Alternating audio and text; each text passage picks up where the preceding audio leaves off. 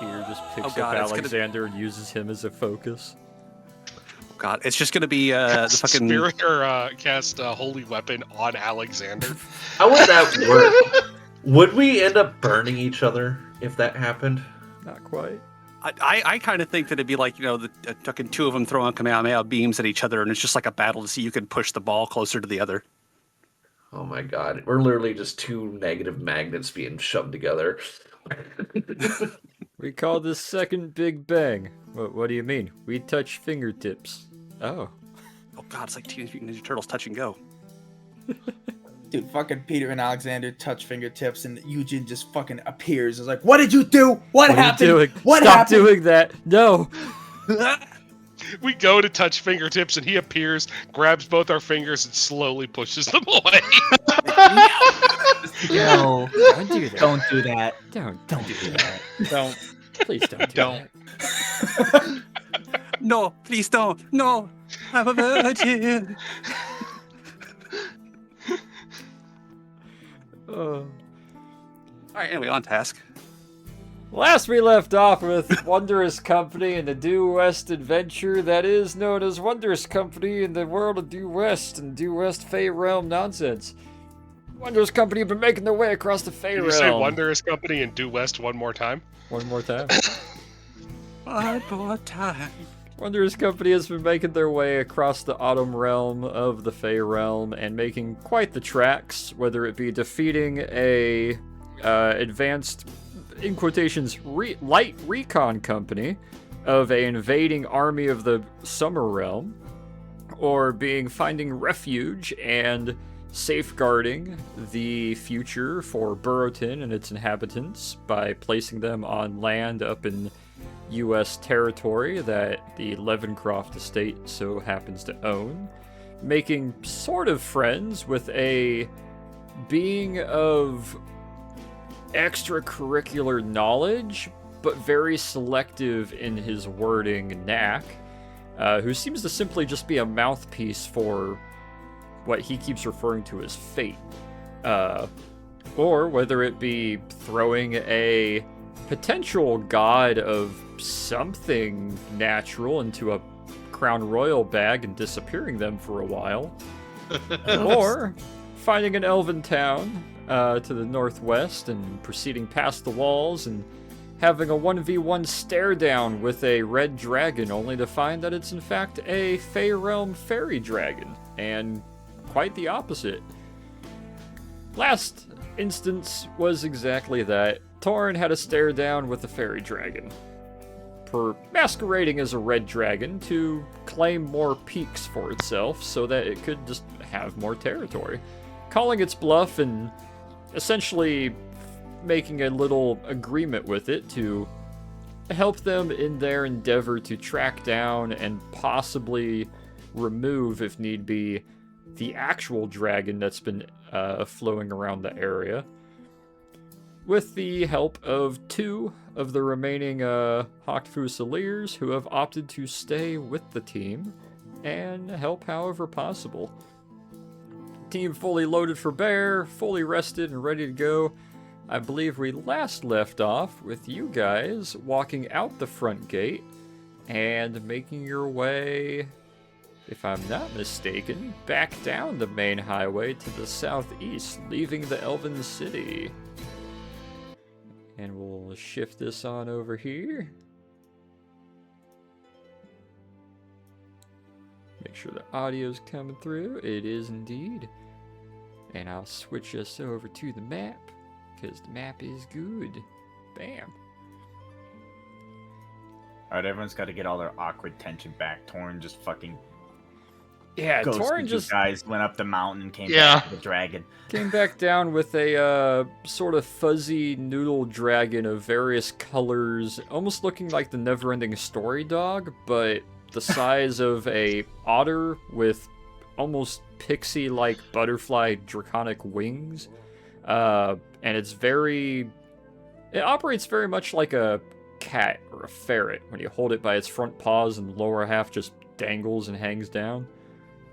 In fact, most of the time when it is just hovering or like floating in place, flapping its wings. It's doing almost exactly that, like it's hanging on a ledge. I believe you guys did have a conversation with him to find his name. While masquerading as Crimson the Red Dragon, it turns out his actual name is Poshpish the Fairy Dragon.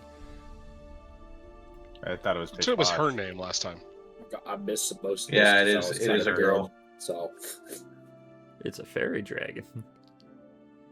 yeah, She I'm not is gonna a lie. fairy dragon. I did miss most of this because I was kind of dead.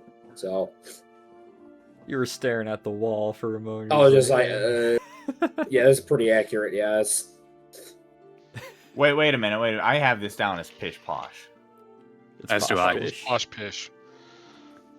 The name is Fish Posh. I'm pretty sure I remember that. It's a fairy dragon. No, it was Posh Pish because I remember explicitly noting that it was reversed from the way you would normally say it and thinking that was a very Fey Realm thing. I also have Posh Pish in my notes. What the fuck? We're split 50-50. It's I because I it have said, it. Let it oh, blend Pish into Posh, Fey my name's Realm Posh due to it. Pish.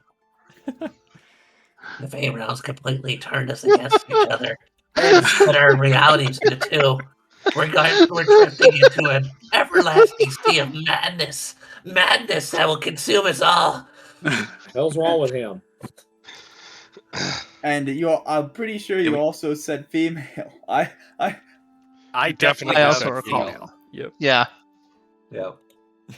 Yeah, female. Real quick, I don't know. I to guess be we can gender change fluid that on too. y'all. I mean, retcon being what it is. No. I'm not changing Why any not? of Why my not notes. both? How dare you assume it's gender? Yeah. Yeah, Oh my exactly. god, how dare. What a fucking bigot. You guys will find fairy dragons are very Malleable, horrible, bad, strange creatures. But for the time being, Poshpish, the female fairy dragon, is pretty enamored with you guys, and I believe Torin, you're just kind of holding them outwards in your hands, kind of trying to explain to the party exactly what was next. I believe you guys were going to decide what you were going to do next, as you had realized Poshpish is in for the at least short haul, having made an agreement to work with you guys to help however they can in removing said necrotic dragon to the north.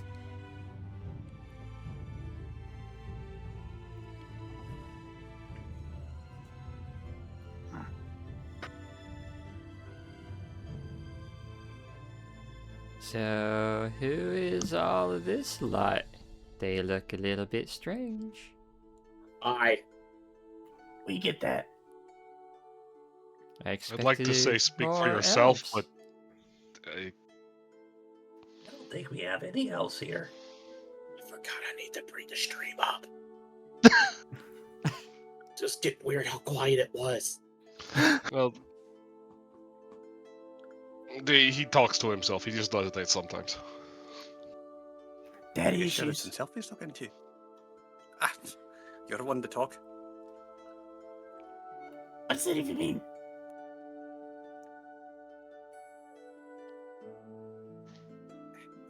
Where's the damn life button? You don't want to fucking work. There we go. Okay. I mean, the cupboards don't have the general family structure at all. Right, so Honestly. you've met Torin, apparently. I Obviously. have. I'm rich. He hikes his thumb at Peter and just waits, assuming that he's gonna, introduce himself. I'm Father Twaikov. Nico Zagros. Alexander. And I'm Hashu. Nice to meet you.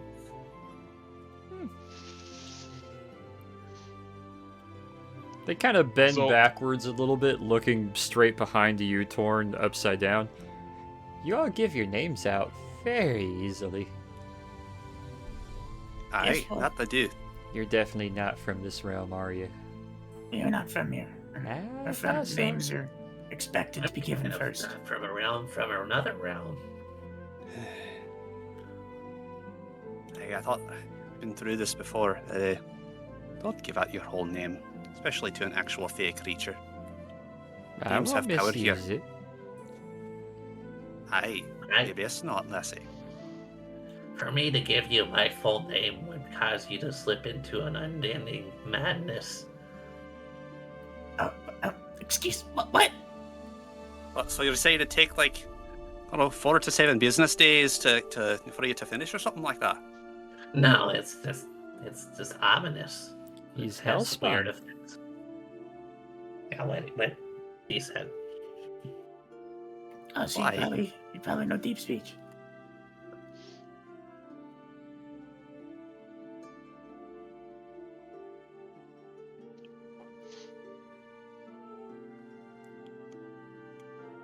Well, I mean, I do.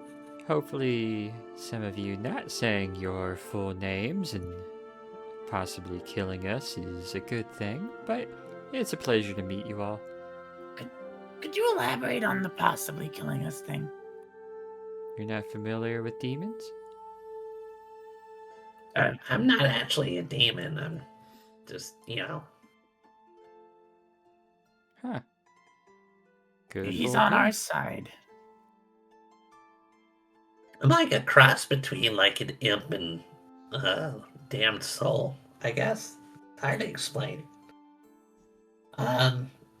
Tiefling? You know what a tiefling is, right? You can see their little beady eyes squint just a tad, and they kind of wriggle their nose for a second. Usually, speaking a tiefling's full name doesn't act the same as a killing spell. It's not quite a killing spell. It's this.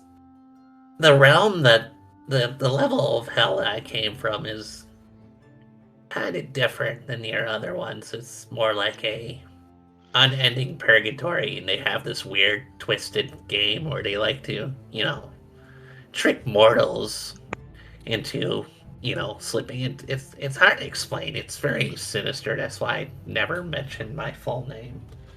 The way you described it, it always makes it sound like it's just the DMV. Yep. I mean, I've heard that one a lot, actually. What's this DMV you're talking about? Hell, so, anyways, I don't even drive, and I agree with that. That better get quoted. Why do you think I don't have a driver's That was license? good. That was good. so this may have been an oversight on my end, but knowledge of and speaking the entirety of your full name would, in theory, send somebody to some sort of purgatory. Basically, from my understanding, I'm not 100% how it works, but my understanding is that if for a mortal to fully know my entire name, even though I'm not a demon, that's just it. I'm just a pawn in their game, if you will. Causes them to lose their sanity to the point that it's practically like a purgatory. And they just do it for kicks. I have no control over it. It's just what they do. That's why I don't mention my full name. Yet there's others, you mention their full name, and they are forced to become your friend. That's There's not how it others, works you in my mention realm. their name, and it's the equivalent of a power word. Has Alex ever mentioned one of our full names before?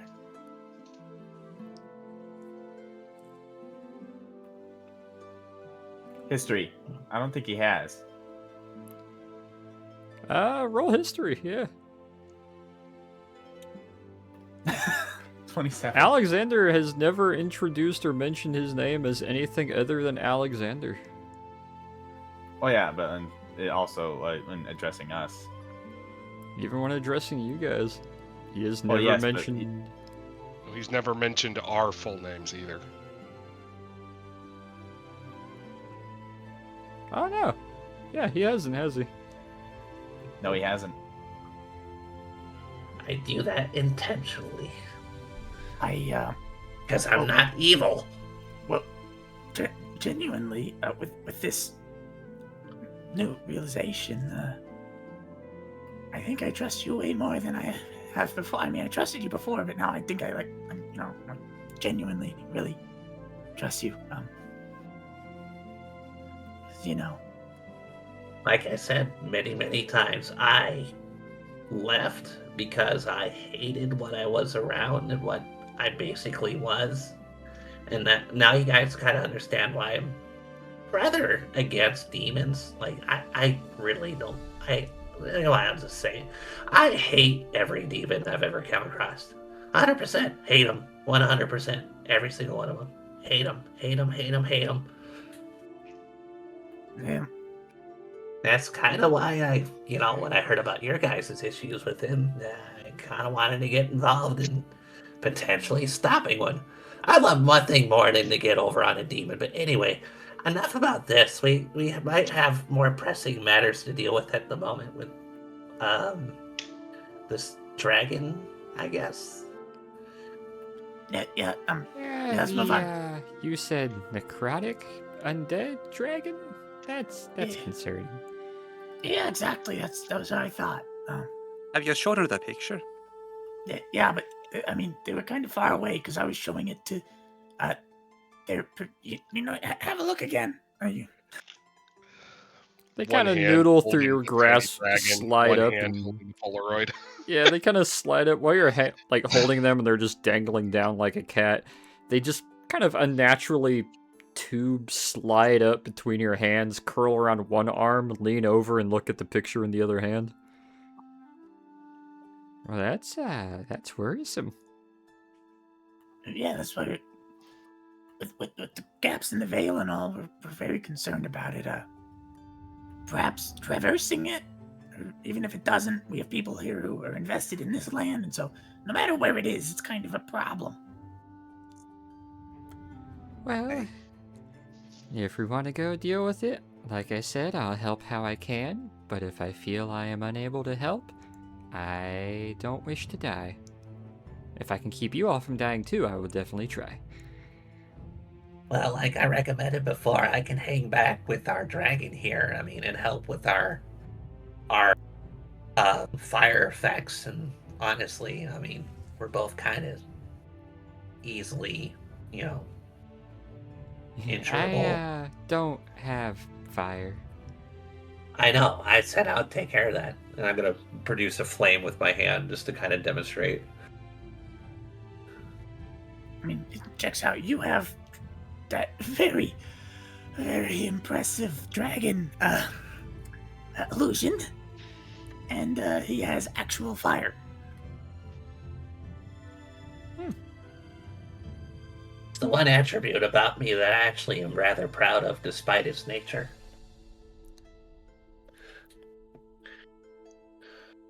The two Fusiliers come walking up the tunnelway from the front gate, having done their kind of roundabout patrol again of the area. Walking forward, just rifles kind of slung over their shoulder, looking at the scene, both of them trying to hide a little bit of their, like, aw, that's super cute, look towards the fairy dragon. Well, hello, buddy. So what's the jig? What's the idea? What are we doing? Miss Melrose, as far as this is Poshpish. Good Zintai? That's the wee squishy little dragon thing here's name. Poshpish. Yes, he's adorable. Aye, Poshpish. Huh. What was it, Poshpish? Crimson with a K? Yes, it was Crimson with a K. Well, that's interesting. Checked out the area. The entire flatland is empty. Nothing's moving but some grass.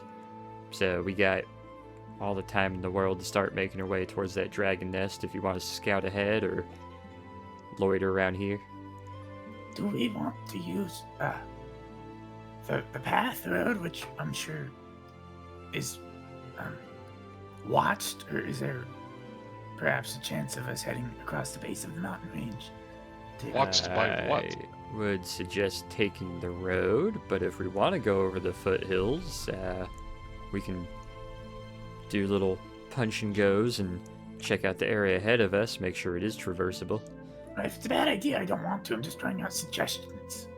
There's What a would the road lot be of, watched by?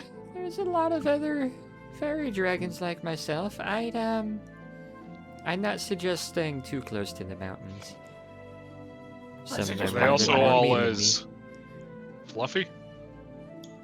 Oh, some more, some less. I mean, there's someone who's fluffier than you. Yes, unfortunately. Wait, so Which resists the urge to look at Alexander. wait, no, No, I'm still gotta roll for struggling. that, buddy. I'm still Alright. struggling to parse this. Are you I'm fucking with you, man. are you dangerous? Are they dangerous? Are you just is it you different types of magic? Did you think I was dangerous? I have learned that a lot of things I don't expect to be dangerous in this land are. So I don't know. That's the fun part. You looked I'm dangerous really as good a at- dragon the size of a barn. And that was the point. My illusions have no bounds. I'm one of the best. The others... I heard illusions have no bounds. Oh, illusions. Different. Oh, illusions. Oh, okay. The others... Sorry, I must have misheard. Whatever type of magic or practice took their fancy. Some like to make the mountains bigger, some like to hollow them out, some like to make it rain sometimes by superheating the air. Okay, so What I'm Very- saying is you'll not know until you meet each one. so So, very Leslie, your specific- suggestion is to follow the road then. That, or I maybe use half of my agreement with you and admittedly a fair bit of magic and bring us straight to where you think the tunnel is.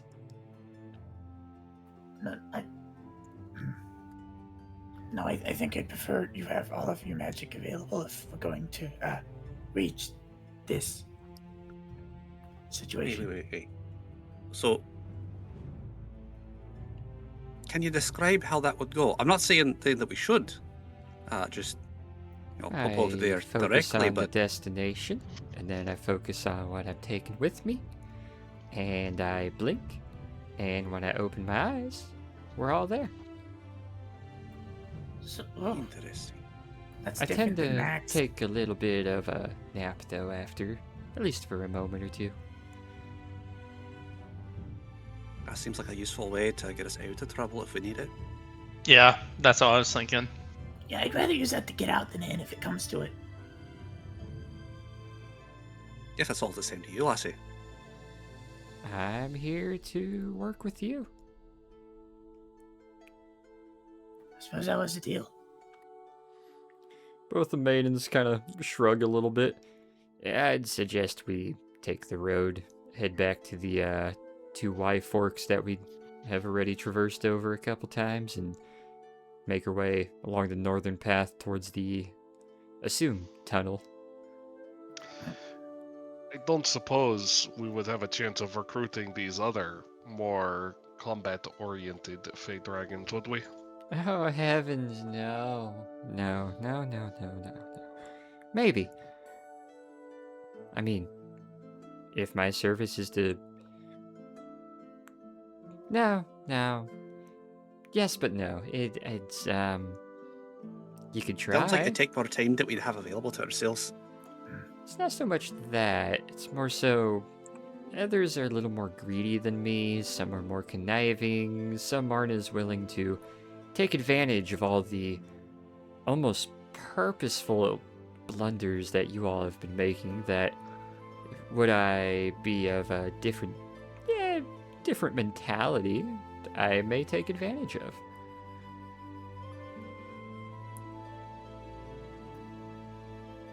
You know, I don't get you. And that's why I'm surprised you made it this far in the Fey realm.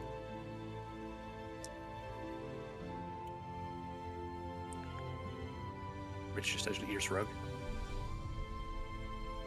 We're very resourceful. I mean, I got through your illusion. How do you explain that?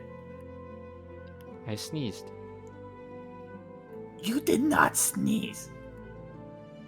And the machine gun goes a long way. I was noticing all these strange tools on you. They're quite Let's noisy. let's get back to moving down the road. Very well. We'll take the road then. They'll slink off of you and kind of ferret style run across the ground, climb up on Rich's shoulder and just kind of perch over his shoulder, hanging down his back. Just reach up and does a little under chin scratch. They let out a little trill and a little smile, their tail kind of wiggling as they just hang down your back like a second ponytail. Absolute goofy smile at this. The two maidens look to each other. The one in the gas mask, fucking, let me double check. Should be Forrest. Yeah. Forrest looks over, gives a very silent nod, turns around, takes a couple running steps forward, and flares out their wings, taking off ahead, going to do little 1 to 2 mile punch and go ahead of you guys. Melrose just shrugs their shoshat over their shoulders, kind of falls in beside you guys. Alrighty then. We'll take the road, and me and Forrest will be switching off on checking out the road ahead of us. So, set the pace, sirs.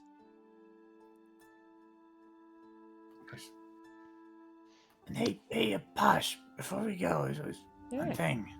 Uh-huh. Remember your deal was with me. He's learning. Nice. So keep it to me. He had a deal. You see him kind of wiggle their tail and just kind of happily dangle. Wait, what? Who did what? She's Oh, just said that, happily you have a deal. smiling and humming. I think I actually missed what you said. Oh. She looked back and she's like, "You got a deal." Ah. Confusion. Okay, yeah. So what exactly, what kind of illusions can you make?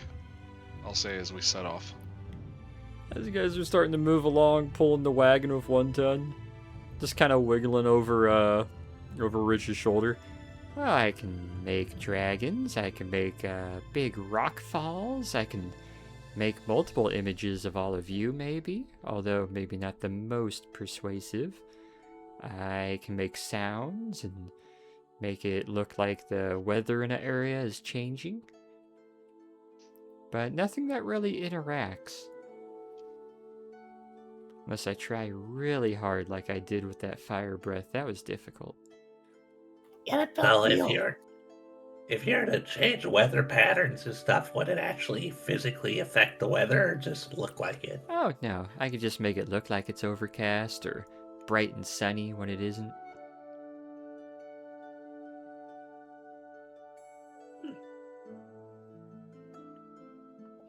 Usually it's limited to 1 or 2 things at a time, though. It's pretty convincing. You guys didn't see it. It was big. It was I didn't think illusion magic of that scale was possible, which is why I was very disconcerted when I realized that it could be illusion magic. Melrose will let out a yelp as she's readying her showshat and actively trying to rack it and jamming it in the process as she's looking ahead. Everybody make a dex save, please. Oh. You know I never pass these. Yeah. Ooh. He says when Nikos does it and he does. Oops, I still had advantage on. My bad. Oops. Yo! No! I'm also saving the Durg. And Hachu. Give me that dex save.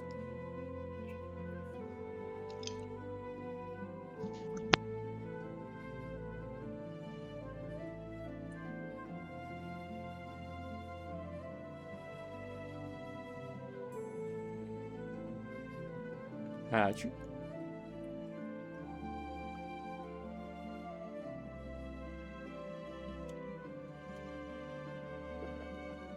They got him. Peter, did we lose him? They got him.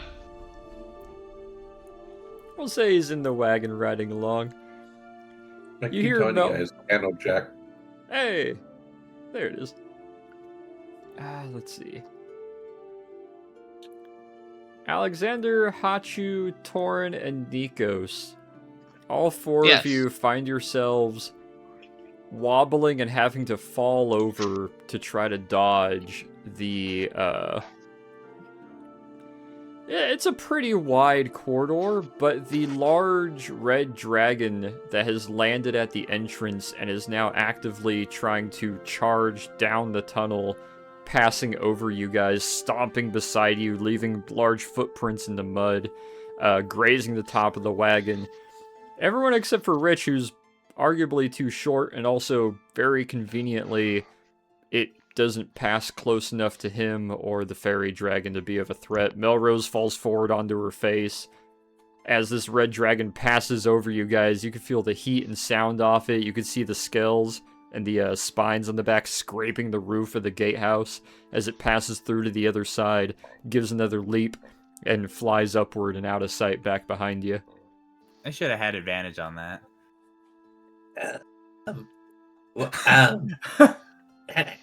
Is Hold on. that convincing? That's what I face down. That's what I face down. That's a pretty good illusion. That's Rich goes to help Melrose up, kind of squints a little at Poshpish. Yeah. Thanks. Starts shaking off the Shao-Shat, trying to get some of the mud out of it. See? You know, you could have given it a little warning. Where's the fun in that?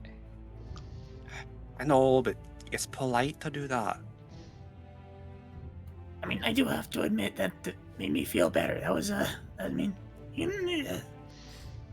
you imagine that with my fireballs? It'd be the most convincing thing ever. There, without a doubt. How would you pair them together? Would you have a red dragon walking along with its face stuck to the ground, or?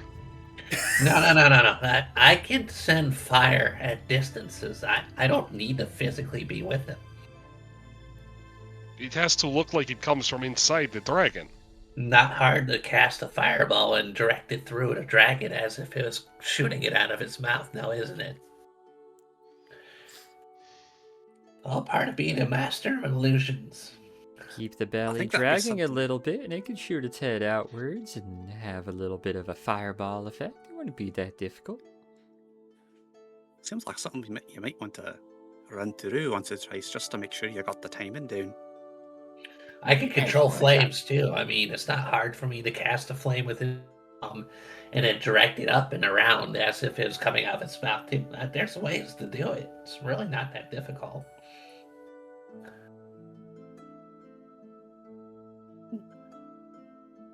Hopefully that convinces you of my abilities.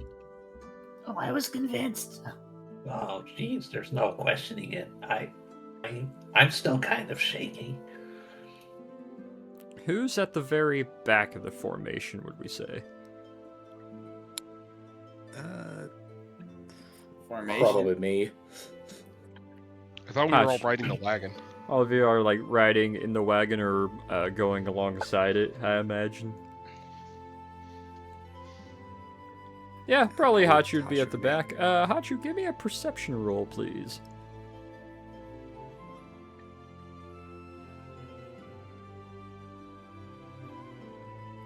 As the wagon starts forward again, pulled by 1 ton, and everyone's starting to continue forward casually, kind of brushing themselves off, shaking off some of the dirt or mud, shaking around the Shao-Shat to get some of the dirt out of it that fell on top of. You kind of snake sense turn your head back behind you, Hachu, and for a moment, some of the scraping along the roof has disappeared, and the large dragon footprints in the stone and soft dirt and whatnot that was pushed around from the dragon image that passed over you guys. All that is gone, but a ceiling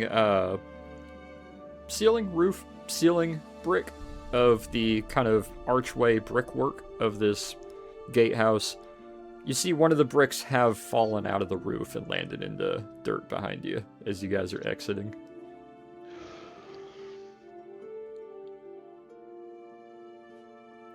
And I'll move the token a little ways away from town as you guys are Not now gonna say anything about that. Are now passing through the big, flowery fields surrounding the town. Hey, so like, there's like dragon tracks behind us. Well, yeah, I mean, Like newer ones. I try to make my dragons pretty appealing and real. I can only make Illusion the of footprints illusion last is so correct. long. Rich is gonna turn and kind of like squint a little bit and see where Hachu is pointing and kind of point that out to Posh Pitch too. Roll a perception, Rich. Okay.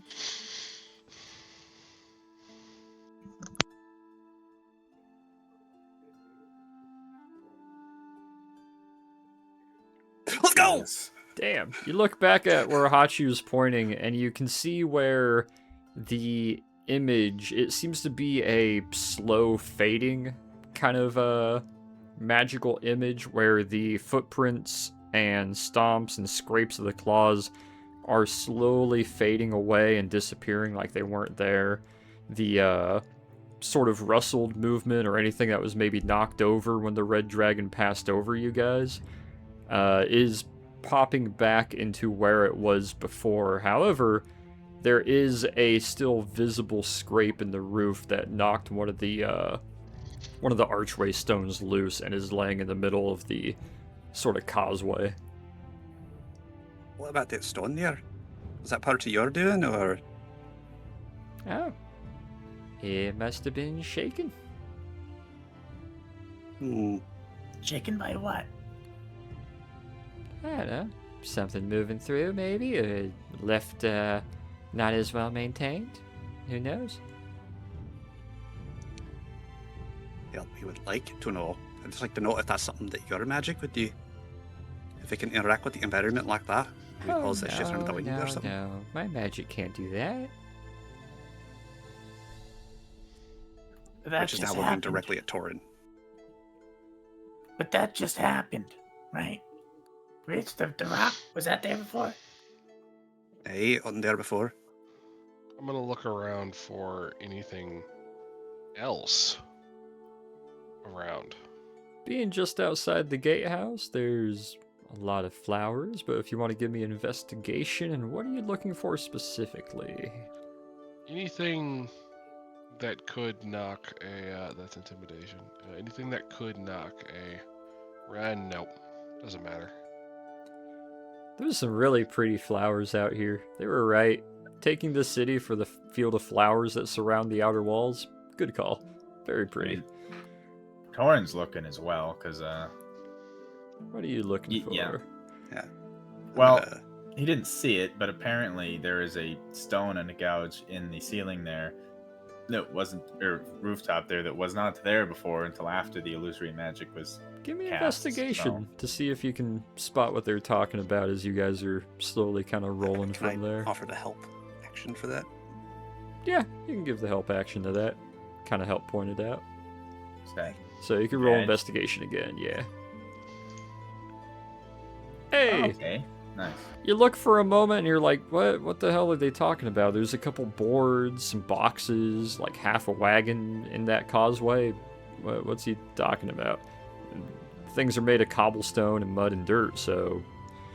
But you follow his hand as he points out, and you can see where there is a about 3 by 5 inch brick among the hundreds, if not thousands, of bricks that make up that archway.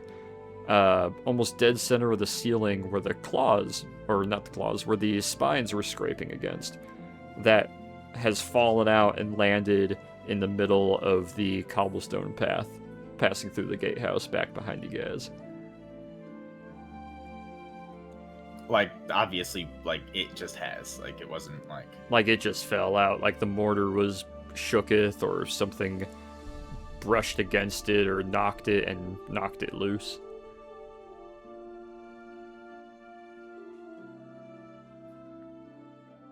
Torrin's just gonna slowly turn and look at, Posh. Why? How'd that fall?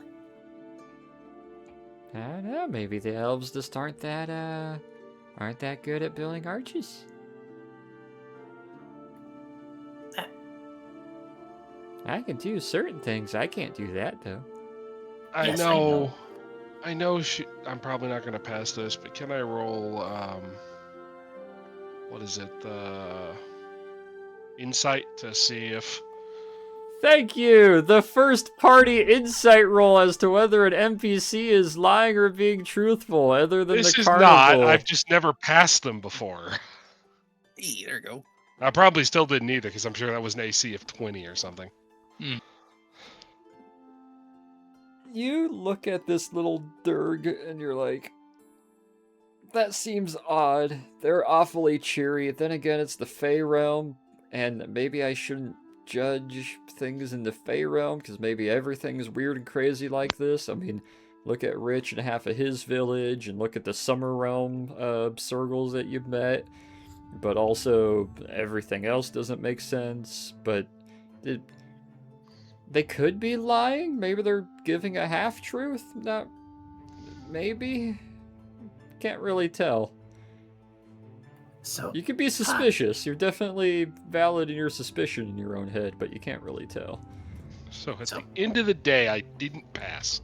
Because No. I can never pass one of these. So, Posh, we've established that your magic can't do that. So, may I ask, what is it are you concealing still? Whatever do you mean? We're just gonna start squinting at Posh now. Oh, not you too. Listen, How about I this? said If I you would tell us, help you. I'll scratch your chin again. what is your definition of help? Well, see what you need at the time, whether you need to, make it look like there's another dragon to fight a dragon, or maybe make it look like there's more of you, or just whatever will give you what's the word for it? A sort of advantage in, this big quest you're going on. So, by your definition of help, you feel that whatever it is that you may or may not be concealing to us at the moment is advantageous for us to not know. I can't give away all my secrets. It's a simple answer. Is it advantageous for us to not know, or is it detrimental? In which case, if it's detrimental, you will not be helping us. Mortals.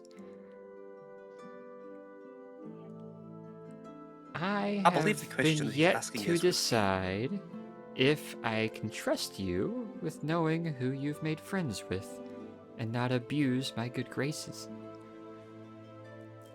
Understood. I'll ask no more of it. I'm coming around, but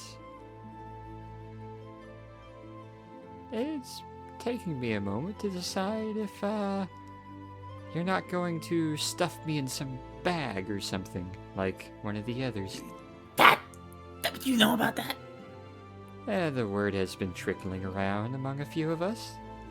Rich raises an eyebrow. That was not. That was entirely unintentional. That was. I didn't know that would happen. It wasn't supposed to happen. It was hilarious. You have no reason to apologize. Probably the best thing to happen to him in a while. Look, no malice was intended there. Okay. We're Anyways, aware. sorry, Rich. I don't think we told you. You see, kind of stuffed a fey god. I was there when it happened. Oh yeah, you were. Aye. Invisible little twit decided he needed to be rude. All I was doing was saying hello. They kicked me in the snoot. Sorry, off the track. So, Pastor, it's perhaps fair to say that our lack of trust is for the time being somewhat mutual, as we don't know each other very well. If I can give all of you a assurance. The Autumn Court can tell that your little band is here for good and is doing good things. However, we haven't quite decided if we want to, throw in with you, or leave you to your devices and give us a more clear picture of what Gaia and the beings from its realm are capable of. And by the looks of it, half of you not actually being from there wholly is giving us a pretty good picture. So you're a representative of the Autumn Court then? One of. Rich Although we stops don't squinting usually at call Posh and ourselves a looks. court. Rich stops looking at Posh and looks at Torin, exasperated. What? Don't we have a message for them? Yeah? Aye. A message? You know the Summer Realm has been invading. Oh, yes. They've been trying to talk to you. We've been deliberating. Did Commander Nike's words get through? Who? Sorry, Nike, the Surgical General. That name doesn't ring a bell. Alright, so it's kind of a lot. I assume we've continued moving by now. Yeah, you guys are still casually walking down the path.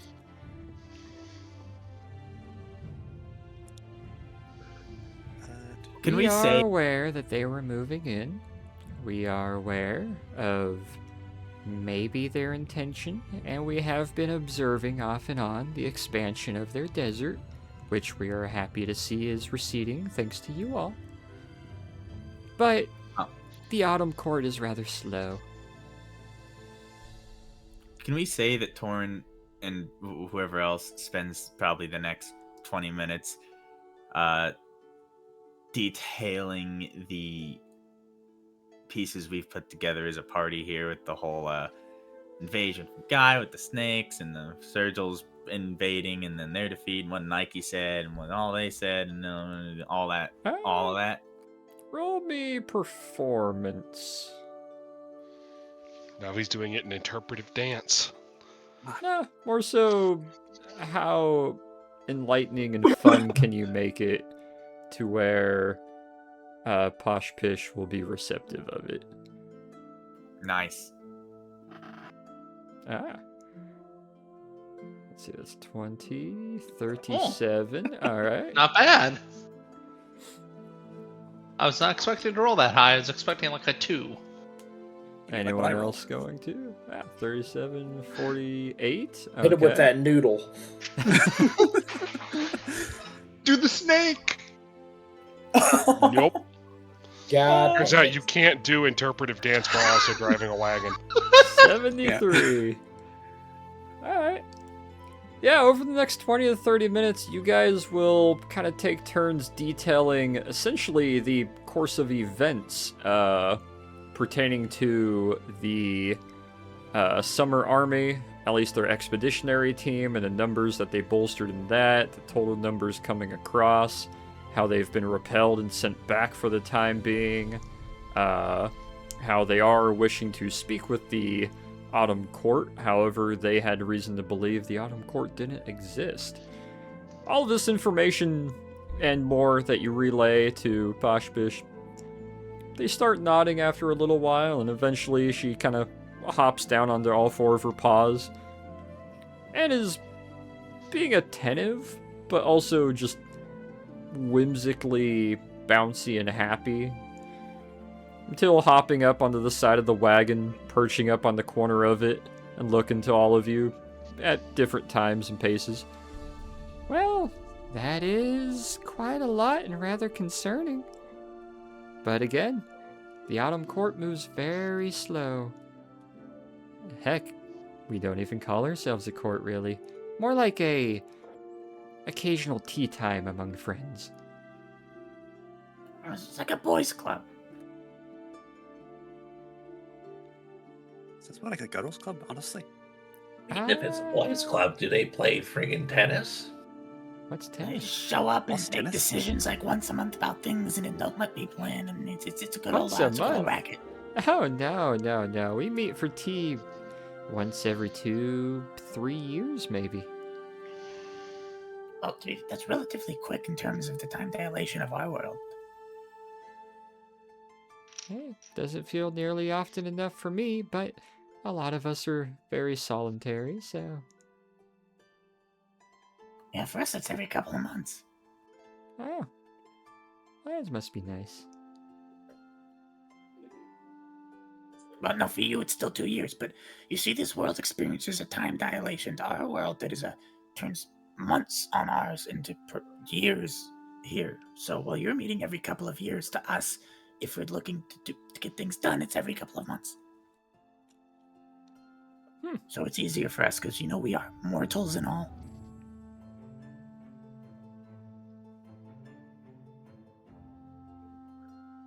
Well...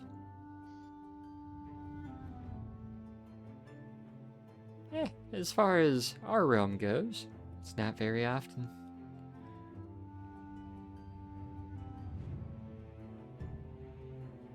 And also, getting any of us to actually decide on anything, it doesn't happen too often.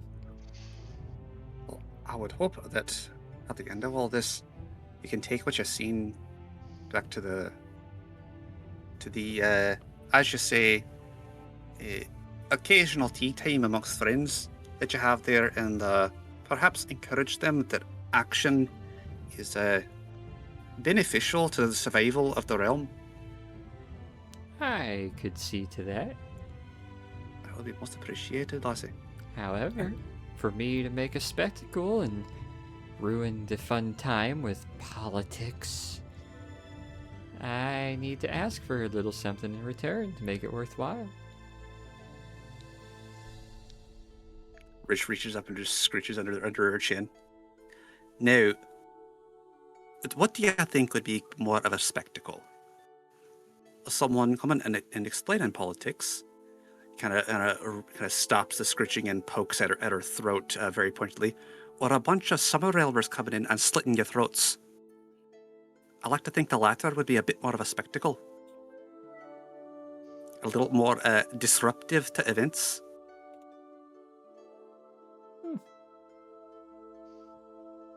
So it's almost like it would be in your best interest to do this. What happens in the Autumn Realm doesn't really concern us or ever reach us or get to us unless we decide to let it or make it our problem. Rich raises an eyebrow. Question. Hmm? So, we have seen the Autumn Realm. I'm under the knowledge that there's a Summer Realm. Presumably, if the logic of this place checks out, there's a realm for every other season. Winter, spring, and fall. What would happen to the symbiosis of this place if you were lacking autumn?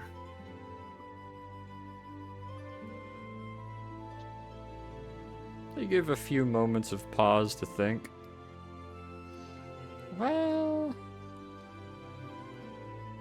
I suppose other realms would take up a bit of the brunt. Some of the gods and deities that reside here and some of the powers that be would start showing slight changes and differences in other realms.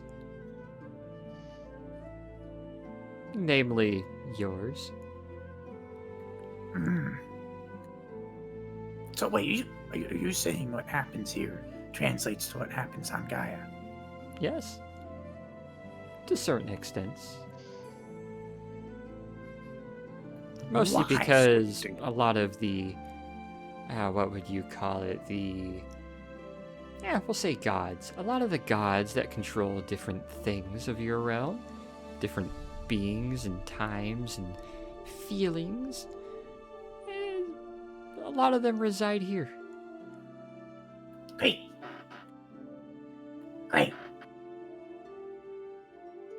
They can So it's go just- elsewhere if they wish to. But it's very nice here, very free.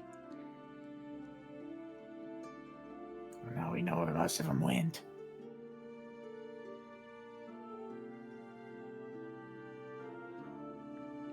The Autumn Realm has always been a little looser. Other realms routinely visit here and come and go. And more often than not, this realm's main purpose is largely what would you call it? If you were to arrive somewhere and decide where you wanted to go, and you had multiple paths, the Autumn Realm serves as sort of a central realm to the other four. Like a causeway of sorts. Do you think it would be a sort of an issue with the dynamic power in the region if the neutral realm was inherently owned by, a very fiercely xenophobic race and hot? This may entertain you, especially you, Mr. Richard. It's been routinely changing hands for millennia. All the different realms routinely try to push in here as just a bit of a show of force. Although it hasn't happened for quite a while. At the end of the day, they take away small chips of it. The Autumn Realm used to be much, much bigger. But little bits of it are taken away by the other realms' courts and armies, bit by bit.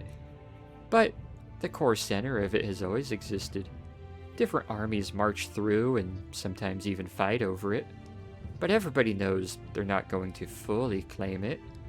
Doesn't mean they won't damage it some in the process. That's why we've taken to not caring too much about it. Because we know at the end of the day, fighting for something that others will just get bored of and will eventually repair itself. Hopefully, maybe.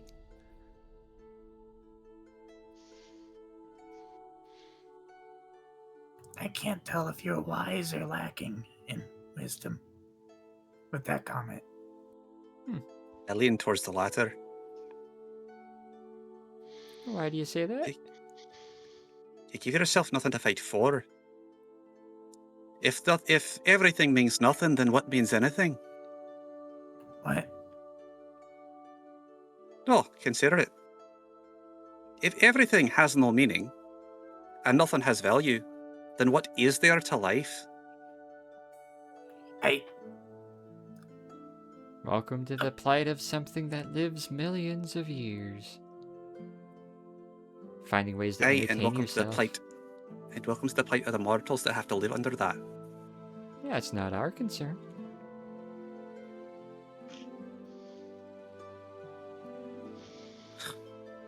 A realm sees very knockout drag out with every other realm apparently just fending for themselves, huh? Well, the Fey realm by itself has always been chaotic and destructive and always trying to vie over each other for what is the best realm. But only until not very long ago were any of the other realms ever even able to enter here. It's how we get strange species and entities and groups that take their otherworldly need of conquest and growth and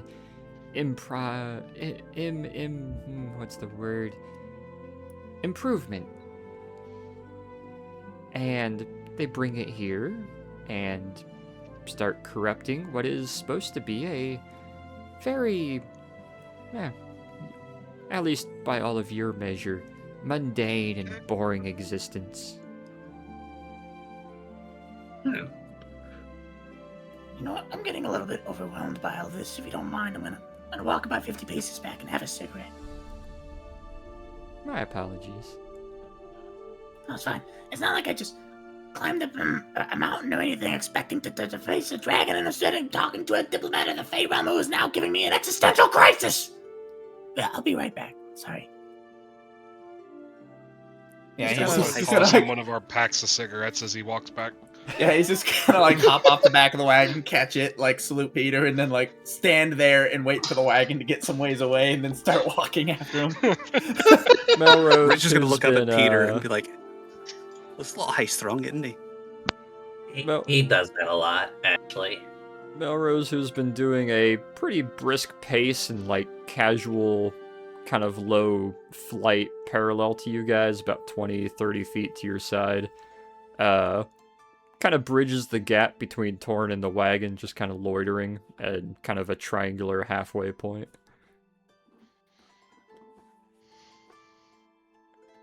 Poshbish just looks around among the rest of you in the wagon. So I asked the question a couple of times now, and you never gave me an answer. What you mean, not too long ago or some time ago, whenever the other realms started attacking, and or invading or some such? Well, the other realms have always been fighting since, well, the beginning. It only started getting... how... Trying to find a way to say it because I don't wish to offend you too much, but I don't suppose there's a way to say it that won't maybe offend I'd you rather say some. blunt things. When the realms find themselves with large quantities of mortals who have more needed desires of improvement and growth, or can be promised things like land or stature, money or power, or just position and recognition, they're willing to be fodder for the masses. After all, the Beastlands used to be very pretty. It's been turned into a warring state, routinely picked up by whatever realm has the most influence to take control of that army. As of late, it seems to be the Summer realm. I see. They only became warlike in the other realms. Our form of conquest way, way long ago came in the form of games, charades, political intrigue, and sometimes tomfoolery and jokes, sometimes just direct assaults, a slap, a punch, sometimes picking up a mountain and throwing it, maybe reversing the flow of rivers. Nothing super harmful that can't be remedied or fixed, at least over time. But when given more and more numbers of mortal beings that can't see further beyond their unfortunately short lifespans, they're able to be taken advantage of. Much like I imagine those who command and control you have done so with you, sending you on a mission to a realm that, frankly, you don't belong in.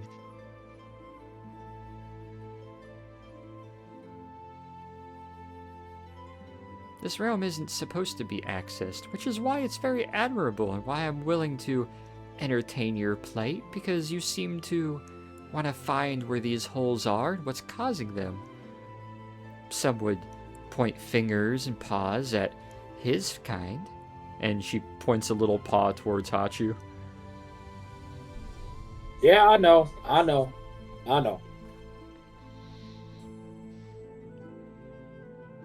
But at the end of the day, a lot of you are already here, and can't exactly just be done away with, so the game of the Fey Realm has just changed a little bit. Instead of playfully destroying mountains or flooding valleys or occasionally having a witty joust of words, it's more so marching armies and seeing who can have a more fantastical army, who can have a more,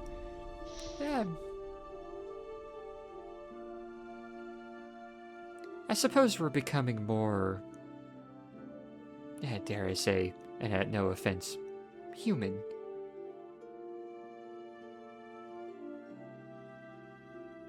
Still has Odd, not answered my considering I question. haven't seen a single other human since coming here.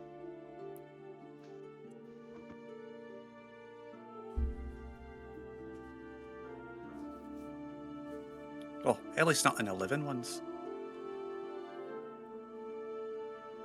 Things that aren't immortal don't tend to last long here. And this is the Autumn Realm. It's pleasant here.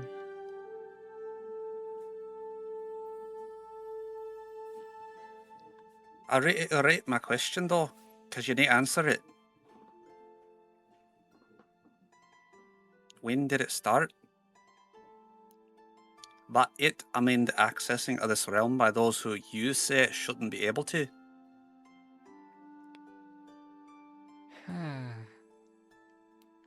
Quite a long time ago. When I was a little bit younger and perkier.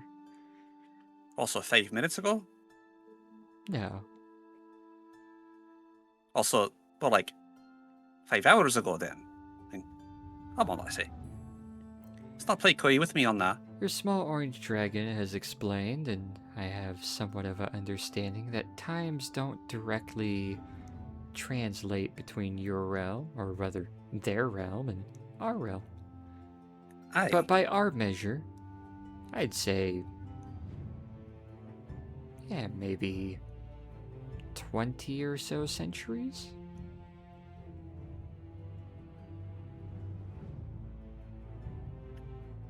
Your dial-up sounds coming from Rich for like a good 10 seconds. It's like 2,000 Trying years. to understand time here doesn't exactly work. So when I say a long time ago, by a phase measure, consider it a decent enough time ago. Not far, but recent enough that anything would relatively remember it. Nothing's really been born anew other than very small creatures and critters and some of the inhabitants.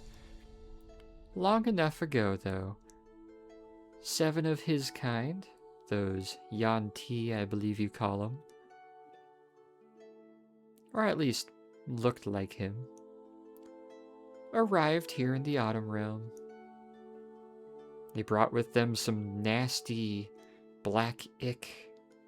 It spread, it destroyed, it corrupted, and it took all 4 realms to combine to combat it. In our struggle to combat it, something happened in your realm that seemed to seal it away and whisk it away, not without leaving some of its tendrils and influence, much like yourself, and other things that had fallen through at the time or been brought through in various circumstance, found itself stuck here, at least until not too long ago. Once again, when these portals began opening and more tears and windows began making themselves apparent and allowing things to now travel to and fro. Whoever those 7 snake-like people were, I'd say they're the ones that started it.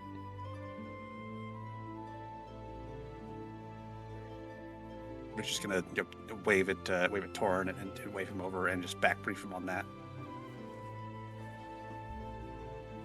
Kind of relying on others to fill in the gaps because he's trying to follow it all and also still trying to do the calculation in the back of his head. Kind of sounds like the timelines add loosely up to when we experienced the Great Sundering.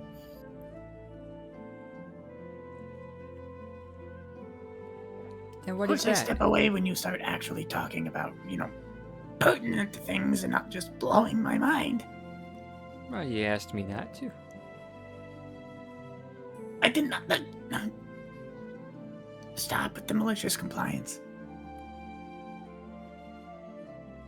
They give Please. sort of a weary smile, but a very slow nod. Very well. So you asked about the Great Sundering. Mm-hmm. It was an event that happened some 40... DM, 50-ish years ago in our time? It'd be 1884. So yeah, 50. Let's see if it's 36. 52. 30, 40, 52. Yep, 52 years. It was an event that happened about 50 or so years ago in our world. There's still a lot of debate up to what caused it, but the leading theory is a bunch of upset Native Americans somewhere in Oklahoma. I But more thought or that less, happened during the Civil War. 1884. You mean 1864? I'm sorry, 1864. 70 years. Okay, Oh. okay. 70, not 50. I was like, wait a minute, 50 doesn't sound right. Yeah, I was 70 also years. You're thinking, right. like, 72. IRL fucking dialogue IRL tones brain back in my head fart. now. Yeah. I was like, wait a minute, is this like a whole nother thing I I didn't was know like, wait, about? No, yeah, it's 64, not 84. My bad. That was my number gaff. Someone needs glasses for reading their own notes. A little bit. Damn.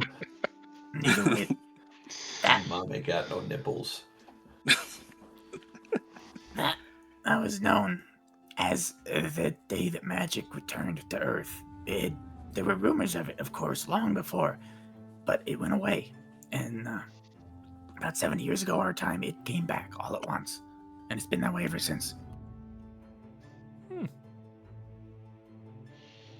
Well, I wasn't old enough fully to understand, but when I was younger, there was stories of our realm and your realm and many other realms having much more sort of free passage, although it was very rarely and seldom acted upon. Eventually, someone decided to fix that and seal up a lot of those bridges and holes and windows that many argue shouldn't have been there to begin with, or were being accessed in other means that weren't intended. But then, as you said, I guess you call it was it the Great Sundering? The Cataclysm? There's many words for it. But, I'm sorry, did you use the word fix? Yeah. There's just... Is there an implication there that Gaia was never meant to have a connection with the other realms, of which I have learned there are many? Some realms exist specifically and exclusively to visit other realms or influence them.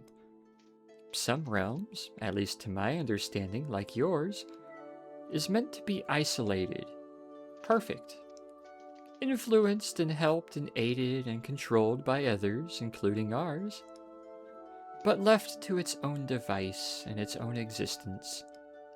Somewhere along the line, early on in your existence, someone or something, likely of a parallel realm, decided to sully that.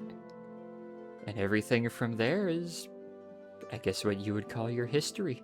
Did you call it lost magic? Yes, previously thought to have just been, of course, rumor, grandiose fairy tales. Given the time period in which it took place, there was no decent documentation of it. But I'm sorry, our world was far from perfect without magic. It has never been perfect. It has always been some form of chaos. But many of us would say it's only been made worse, with other realms now able to directly influence and with you calling upon other realms and dragging in its involvement, or even utilizing powers of other realms. You know, I couldn't argue that. What was meant to be perfect in its own isolated way was sullied. And when that was largely repaired and fixed by whoever's means, I suppose the veil is the best way to state what that fix was, it was torn down and broken again. And everything since then has been, I suppose, your recent history, although it's been going on here for quite a long time. Bringing in other races and types and critters and powers that be, and corrupting what should be incorruptible fey gods and lords, who now have access to untold amounts of easily led on and controllable persons and creatures and elements. Yes, well, I think the time where it can be closed off again is past. We're far better at bookkeeping now. So you're saying this is permanent? I'd be damn surprised if it wasn't.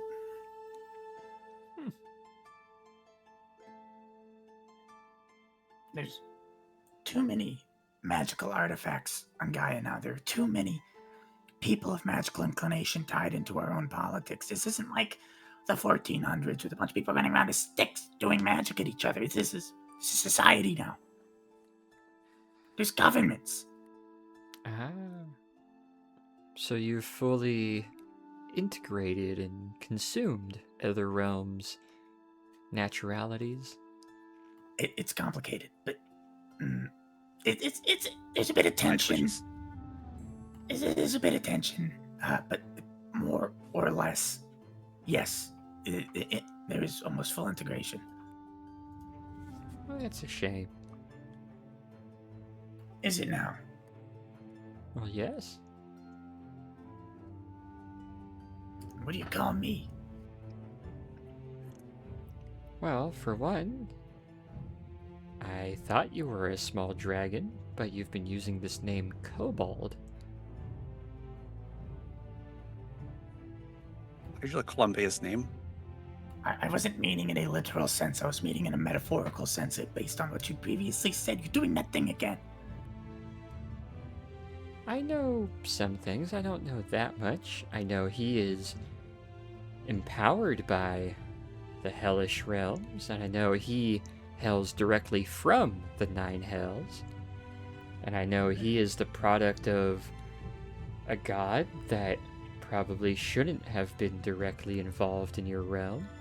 I know he is empowered by a creator god, and I know he isn't domestic to here. Wait a moment here.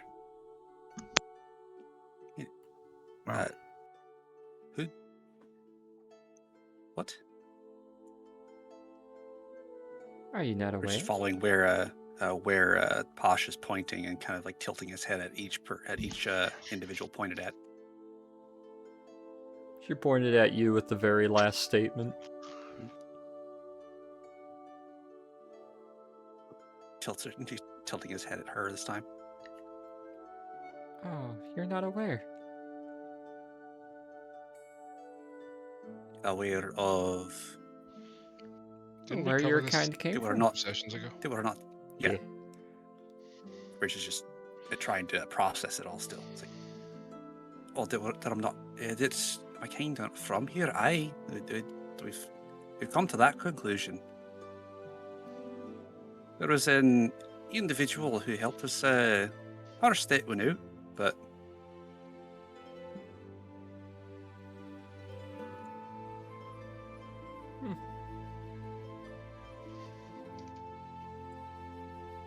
Regardless, the composition of your party here, your little band, while it might seem beneficial and cohesive to your current standards, is all but to others less open and insightful like myself, almost a blasphemous sort of cohesion. After all, some of you are on the exact opposite side of the table, as it were. Then why has it been so effective? And now you see why many realms and many deities take exception. Of course, then. What am I then? Also, wait. What do you mean? You named everyone but me. I'm not sure what you are. Welcome You're to the draconic club. in nature. At least orange, obviously. And orange. More of a mango. Brilliant. Brilliant observation. Thank you. Thank you. No problem. I have not seen your kind here. Like I explained in the cave, and I thought you were a dragon, a proper Gaian dragon. Oh? I am the spawn of dragon. He is Dragonson. No. Out of character, he may be dragonborn. Bum bum bum. No, Bum it's bum different. bum. It's Bum different. bum bum. Bum bum bum. No human fucking happened here. Oh no, it makes sense to why we're constantly waking up in a wagon. Oh my god. Ah, Yes, George, for that you're one. finally awake. Got caught in that Yeah, fake Trying trap, to same cross as the rest the of us. veil, right? Put him down. No, you're not supposed to put me down. Is this for Sonic Boom?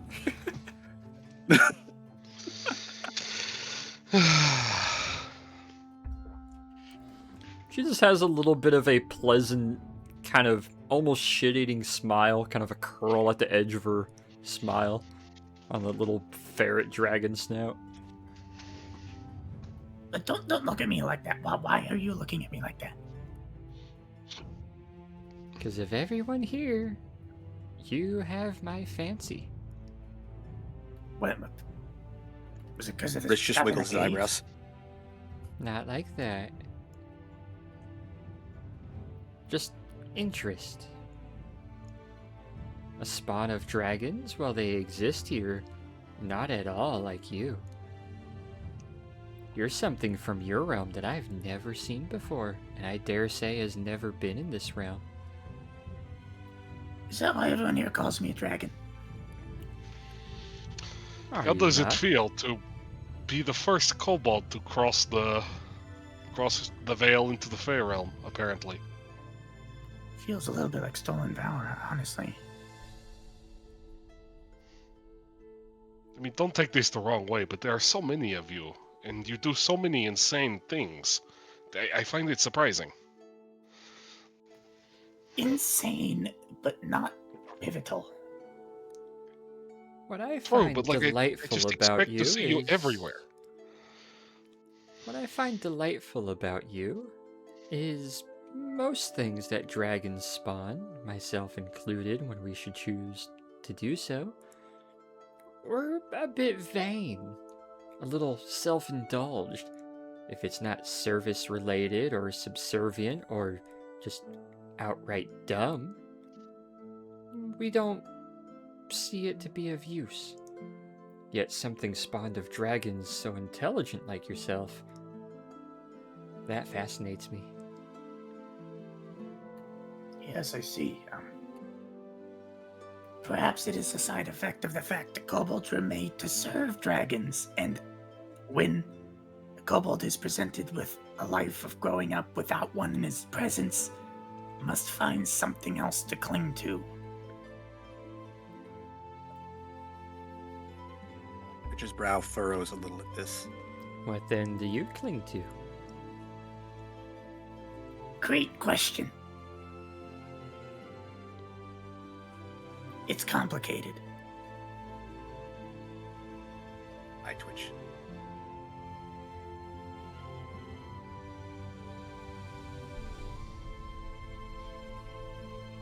Stop looking at me like that.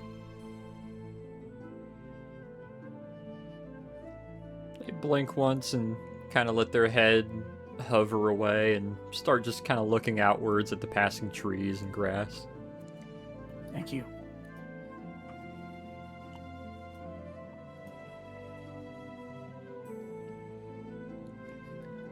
All of you are quite odd. I'll speak for yourself there.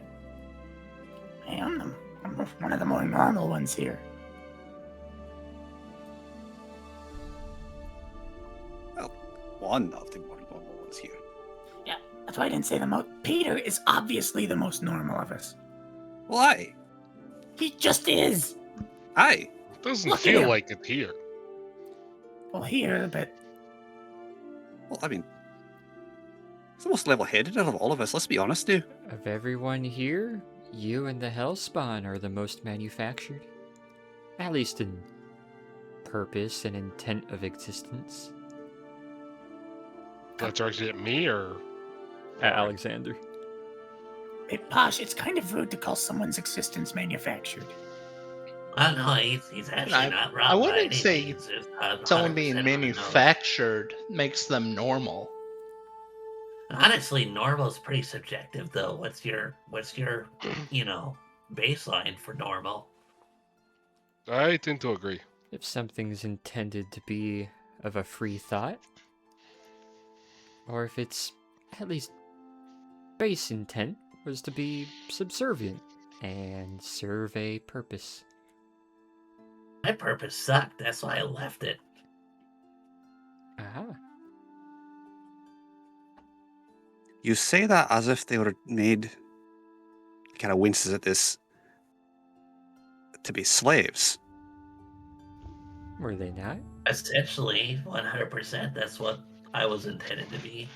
Why is this even up to debate? I'm confused. I mean, same. Like, kobolds are definitely slaves. Still are a lot of times. Rich looks a little perturbed by that.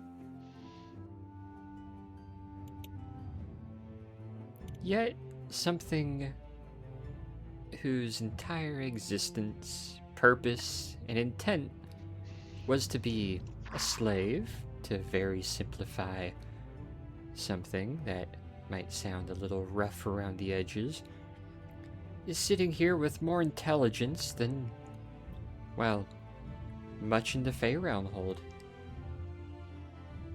Rich squints a little bit. Nature versus nurture. We have books about this back on Gaia. All the more reason why Gaia has been corrupted in our eyes. Oh, we had those books before you guys. But they didn't apply to the spawn of dragons having the intelligence of dragons, or at least the capacity for it. Is that what's so upsetting? Gaia is the great upset. It is the place where what you are, or what you're supposed to be, doesn't necessarily correlate to what you can be. It is the one and only realm that was made with a very obstinate idea that you can be what you want to be. Oh. You fucked up. Wait a minute. And now that influence has trickled into other realms. You made one realm. With free will, one realm. And then you broke the wall down. And now it's getting out. Well, I didn't do that. Not you in the metaphorical sense of whatever the greater powers are. Someone screwed up. Well, who created all this? Don't make me eat those words. There's just a coy little smile for a moment.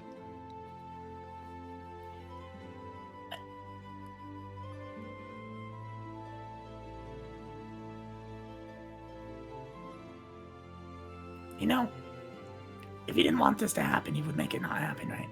Like, You see, many of us wish to return it as it is, but enough time has gone on that every voice and every opinion you ask is an entirely different way of doing it. And getting cohesion and cooperation is very seldom. you left the lid off the petri dish. Petri dish? I don't know what comparison that is, but I'm assuming it's like a lid to a jar. It's a small glass dish that you usually put things in to study and see how they grow and change. Oh. And they're supposed to stay in there. Mm-hmm. Well, if that's the case, Very small things. someone, likely those 7 snake folk or whoever it is you describe, decided to take a sort of hammer to the lid of that dish. A lid that was placed back on it slowly and carefully when we realized just how much it could grow. Torn has been chugging cigarettes this whole time. It's like holding the shaking hand kind of thing. My knowledge of the subject isn't as well as it could be. After all, I only take a glimpsing interest in your realm. After all, there's so much to do here. But somewhere along the line, something decided to make information and knowledge of other realms available. And after that, your free will and your natural inspiration just took over. That damn free will. Everything would just be perfect without it, huh? Well, us immortals and dragons and fae know how to handle and utilize it. Oh, aye, that you do. Yes. Tea He says with parties, zero sarcasm. occasional fun. Sometimes shows of power and force, but never malicious. Oh, aye, just the throwing out mountains around and stuff like that. Nothing that would be grossly disruptive to anything living in anywhere like that. Nothing at all. Only to I mean, our realm. honestly, Rich, I kind of honestly see it. Like, if you've seen the history of Earth, it's a terrible place. Like the Great War was something else. I get it. I do get it. I'm biased. I get it. I understand it. It's complicated. Twitch.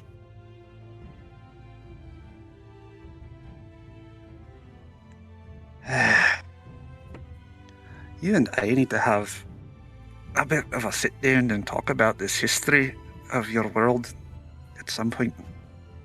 You want a cigarette? Brown in first. It'll probably be easier once we get back and, we can take you to a library or two. Aye, probably. He's gonna reach out and take the cigarette without even looking.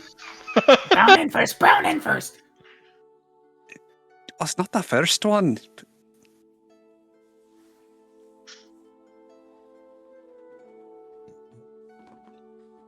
Melrose, kind of flapping her wings casually, will land beside you guys and keep up a brisk pace beside Torn. Kind of shrugs her shoshet higher up on her shoulder and looks at Rich. Should we be getting them hooked on something like that? Hey, I am not the device, please. Okay. I mean, Realize let's be quite frank here. There are worse Confederate- things to be hooked on. the Confederate States has a much lower standard of restrictions and how much get packed into those. You're gonna do them kind of dirty. You let them do that. He's a big bunny. He can do what he wants. No, he is. Look, they had alcohol here for days, and usually he's only a raging alcoholic. What's a few cigarettes? I'm not a raging alcohol. Okay, actually, that's a fair assessment. She raises her brows for a moment, gives a genuine shrug. I suppose so.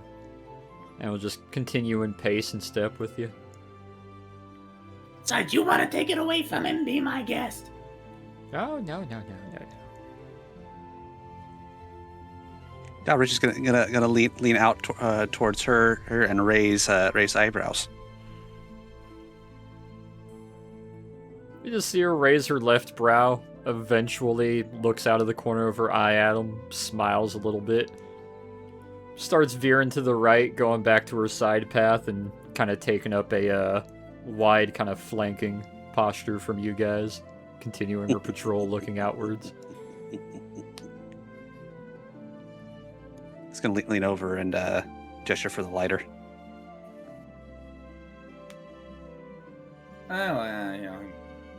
He'll hesitate, think about it, and then toss it over. Give him a cigarette, but not give him a lighter. Roll me He doesn't a need a sleight lighter of when I'm hand. standing right there. Just Oh, yeah. Chew on it, bitch. You got Alexander there too. Roll me a sleight yeah. of hand, Rich. You haven't saw that. Oh, Okay. I thought Oh, that it's was like for me. Oh. Okay. good thing. Well, no. You go That's to okay. underhand it to him, and you just hear the loudest, like, metal on wood, pink, and then a clap down onto the slightly soft, muddy ground as the Zippo just bounces off the side and lands. Huh. It's down there.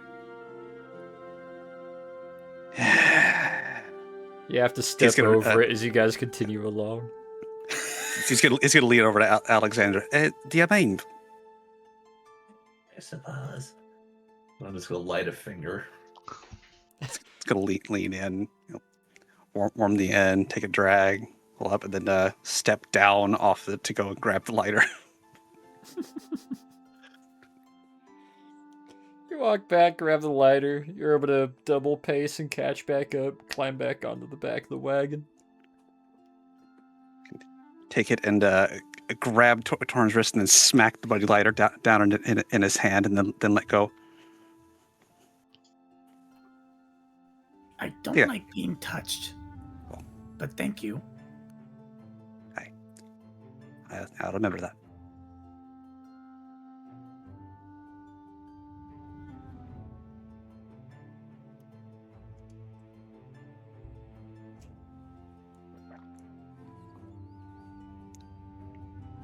Yep.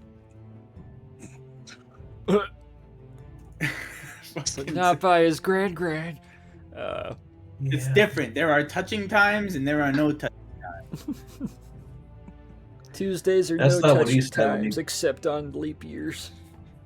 Except when he's grabbing my ears. See, It's okay. touching is fine, but being touched, it's different. See, that seems very, like, rude. Because It is. What's Kinda, that yeah. meme? Breed but no pregnant. It's like touch but no grab. And it's like, what? What do you mean touch but no grab? Huh? No, like it is complicated, and it would take a I fucking twitch. psychologist to actually fucking Oh, yeah. describe the semantics of it. I absolutely love it. I brought it up to one friend, and he was just like, got into the weeds of it. He's like, Dad's okay. So while we're going along, walk me through this thing here. He's going to gesture to the mounted MG. That's a Browning M1917 water-cooled machine gun. That's a mouthful. Well, that's what it is. So, like, how does it work, though? I get the basic premise. If you've explained the whole idea of a bullet and such to me, but like, kind of makes kind of it's like vague. What it gesture. basically does, it takes those bullets and it sends a lot of them at once. And the water to keep it cool from overheating and melting itself. But the pressure of the cartridge detonating is enough to send the weight of the bolt backwards. It essentially uses the recoil of the explosion to load another round. There's a catch in it. It ejects it, and the water's there in order to keep the barrel from overheating because explosions are hot. Right. We might have to go over this again another time, but I think I get most of that. Maybe when we're not at risk of being ambushed by a dragon, he can take it apart and show you. Just a full And fucking. watching it in motion actually helps a lot too. Honestly, the 1917s are really easy breakdown. Like, Yeah, but do you want to have to roll sleight of hand checks to reassemble the thing when we're being attacked by a dragon? No, but that would be fucking hilarious to like 27 that and just be like, oh, dragon. It's all fun and Speaking games of- until that's a nat 1, It's and all fun and games until you shoot the barrel clean across the field. Speaking of, perhaps now would be a good time to get it ready. We are starting to get kind of close to the tunnel. It's Yeah, permit. Yeah, I'll get the last belt loaded up in it. Start with the first 250. That would probably be best. Rich is gonna kind of wave at Melrose and get her attention and Perks Ask- up a little ask her bit about- and comes jaunting over, catching up beside the wagon. Uh-huh. have we Crap. we got anything from Forrest around? She should be coming back here in just a little bit. Aye, we've approached the area at which the dragon has been less sighted, so I think it might be best if we try and stick within eyesight. Our eyesight, for the record. Let me send a message to her. You'll see her reach up to her kind of collarbone and seems to grip something just underneath her jacket. Lowers her head a little bit to speak into it, almost like a walkie-talkie. One of the sending stones. Hey, Forrest. Melrose. What's your current position? Kind of bobs her head a little bit, waiting. Squints for a few moments. You want to say that again? What? oh, Her eyes widen just a little bit, but she still is kind of maintaining that casual pace beside you guys. Well, Forrest has eyes on something, and she's describing it as a big undead dragon. Although it just seems to be loitering in a field.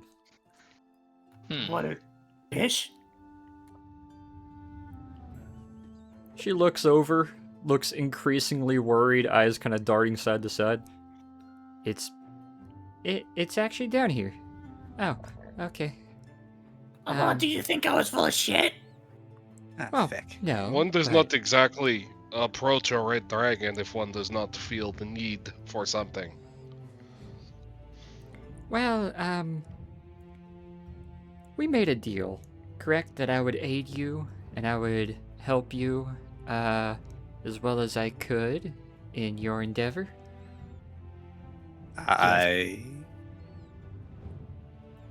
So I'm gonna uphold that side of the deal. I promise it'll be helpful, but I'd rather not actually get involved with this thing. And what of my end of the deal? Well, that's the thing. You never had an end of the deal. You never really promised me anything. Out of character, am I misremembering or? You did, and it was to keep them safe and unharmed. Okay, yeah, okay. Also, is Posh still on Richard's shoulder? Nope, they're kind of hanging out on the side of the wagon, kind of hanging over the side paneling a little bit. Okay, good. Do we have a direction from Forrest? Melrose leans down, speaks into the rock for a few moments, nods once. Judging roughly from our position, she's saying about 3/4 mile ahead, straight north.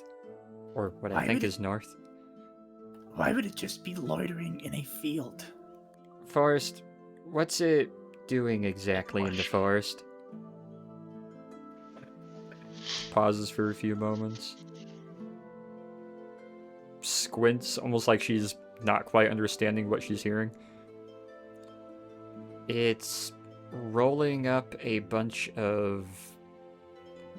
Say that again? The dragon's rolling a spliff. It's just rolling up a whole tobacco field. Rolling a J.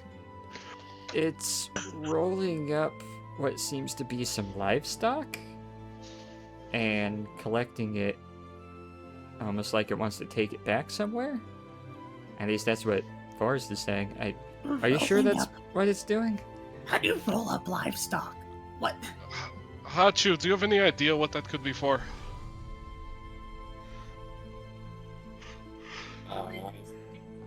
It's made of Hachu. dying meat, isn't it? Roll me Arcana. Let's see. Yeah, let's get a roll for it in particular. Ooh, I'm gonna DM you real quick.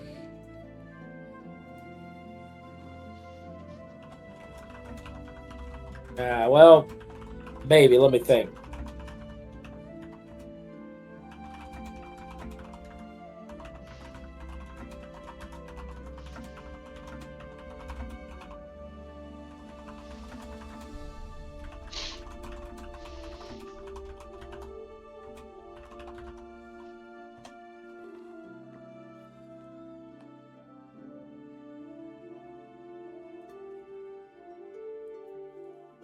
Okay. All right. Well, it's kind of a taboo kind of thing. It's not unheard of, but it's not like it's not a good thing. Some necromantic practices will use tissues and bodies to keep going. So, it's big. So it needs a lot of meat.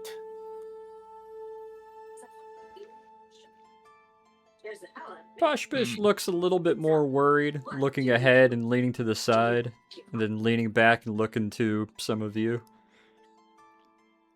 What is it? I'm going to uphold your deal of keeping me protected by allowing me to not be involved directly, but I'll still watch from a distance in case you really do need me, and I'll uphold my deal by helping you. If that is okay with you. Why are you asking permission? Well, I can uphold it now, but I thought it would be in a nicer favor of sorts to ask before doing so. After all, you have been cordial with me. How far away can you cast your illusions from? Maybe 20 or 30 paces. Maybe up to 50 if it's not too complex. Great, so you will be entirely from an observational standpoint. Yes.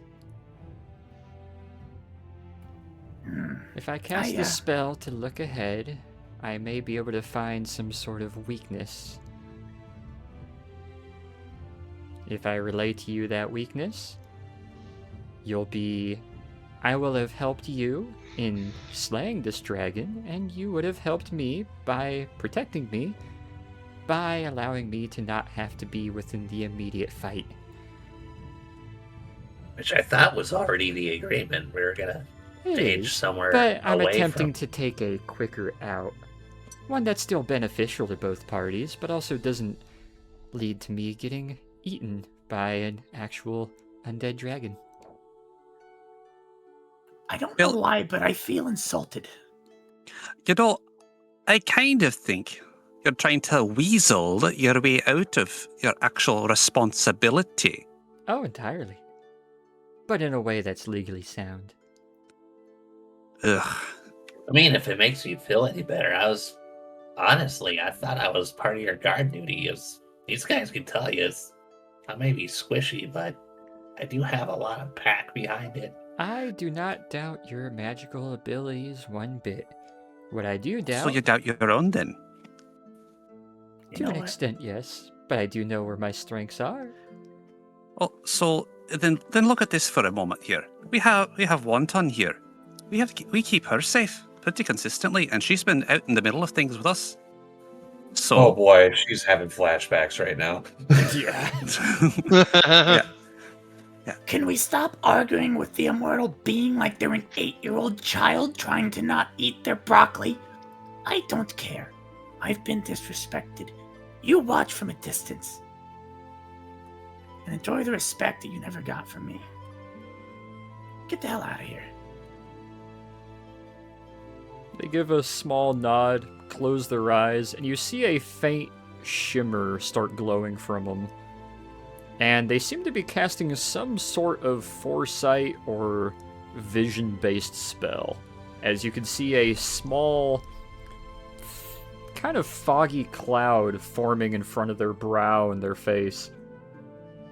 And they twitch a couple times as it fades away and the magic and color fades a little bit. Oh, that one always takes a little while. Well, thinking on the dragon, I know its source. Find his son. Kill his son.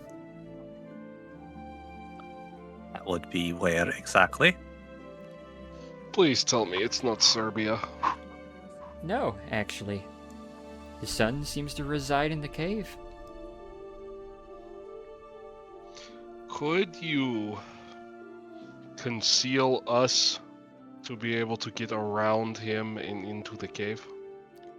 That would require another deal and a lot more danger to my person. I'll If you give wish you a to kill the cigarette. dragon, I'm sorry. If you wish to kill the dragon, kill his son. He exists through his son. And his son resides in the cave that he has made his home.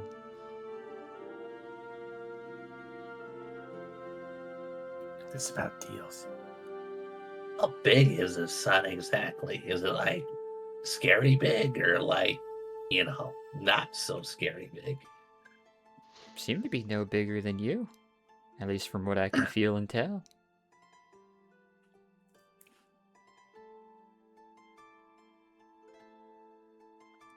Well, Did you perhaps see a way around the this big beastie in front of us? I'll leave that to you, since you're all the field-inspired and battle-capable types, it would seem, while also being somewhat scholarly and intelligent too. A very dangerous combination. I'm sure you'll be able to figure something out. Should you really need me and should I see an opportunity, I will come to aid you. If not, I'll be sure to tell your tale. Yes, I have held leave up it. my side of the deal, and I wish you the best. But out of my own We- preservation, I need to leave. What Do of we my still have end? the Do you camel not- netting? I consider you having upheld your end. You're keeping done me nothing. safe by allowing me to stay out of the impending fight. It is cowardice. I We call had it a whole plan preservation. figured out. I call it cowardice. Call it is what you want. cowardice.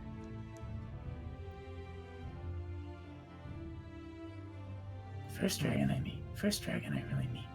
And it's this. Never meet your heroes. I don't If it think makes she you feel counts, to be better. honest. I am a little bit of a lesser dragon. The dragons of your realm are much larger and mightier and a little more self-entitled. Not all. Maybe you could learn a lesson or two from the experiment that is Gaia. Or maybe you won't. Time will tell. For one like her, I seriously doubt it, but at the very least, I would imagine that she would hold up the other side of that with taking word to the Autumn Court. Or, I'm sorry, your occasional tea time with friends. I Like do Tamako's not see even- a small huff, and they lower their head just a tad.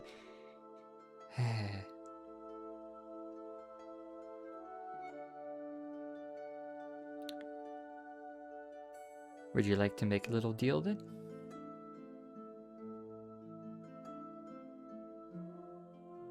Humor me, since apparently one isn't enough. I'm gonna. What's the While all this is proper... happening, I'm gonna grab Melrose and we're gonna start unrolling the camo net to cover us as best as possible. Yeah, she'll be helping with that. I'll lend a hand with that too.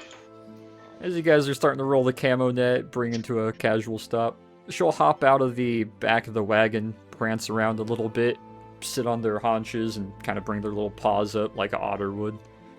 looking particularly to Torn and Rich, but also to the rest of the party. What's the proper title of your group, your organization, the little lot of you? Company. A company?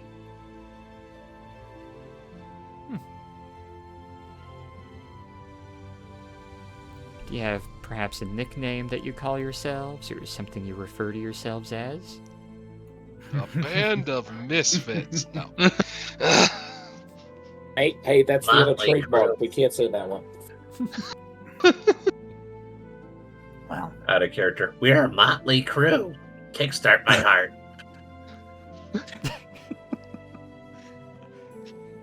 She is looking to you expectantly. There seems to be a somewhat genuine look to her expression.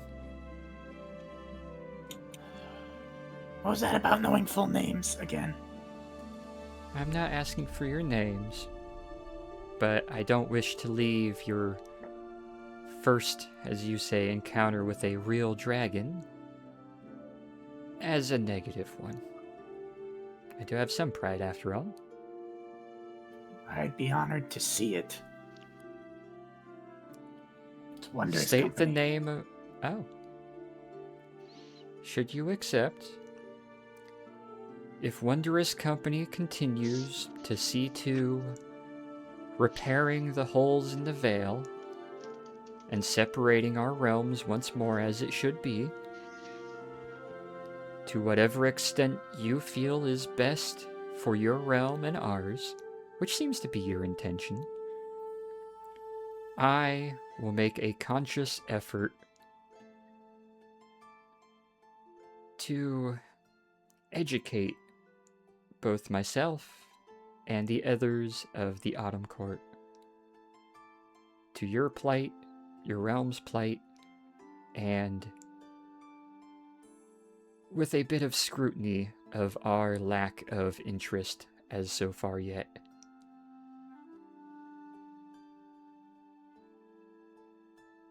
We're just going to look over at Torn and raise a single eyebrow. I'm struggling to see how this deal has any pertinence to what is happening at the moment. It doesn't, but it gives It you something doesn't. to strive for. Well, stop screwing with me. He's gonna turn. He's gonna walk away. Rich is going to squat down. So, let's get the terms of this agreement correct. So long as this company does its best to repair the holes in, what did you call it, the veil? The veil. Then you will do your best to ensure that the Autumn Court and yourself stay apprised of the situation and assist in what manner they can. Yes. Well, I can't guarantee to what extent, and I don't wish to make a measured set for either of us. I do wish for there to be some effort on both ends, particularly of myself.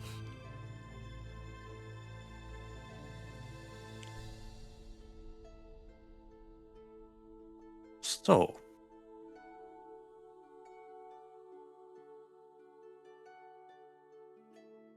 part of that would include making contact with the Summer Court. Should it prove beneficial and needed, it is something that would be looked into. Do you remember I said earlier about slitting throats? If it means repairing the veil and safekeeping the various realms, then it is something that would be done, yes. Aye. And just to reiterate, remember when we said earlier, talking about Commander Nike and his orders? If the holes in the veil are not repaired here, then they will continue to invade and use this place as, I believe he called it, a breeding ground.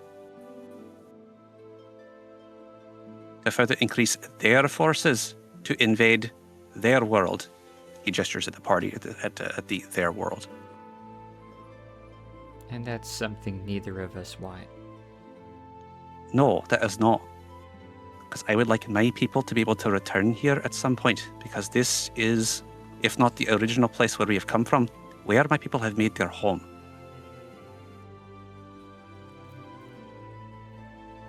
I would imagine you appreciate a home for what it is. I'm realizing I should. I Aye. haven't as much as I may have been expected to with my position. Aye. So, with that being said, would you make this pact with me?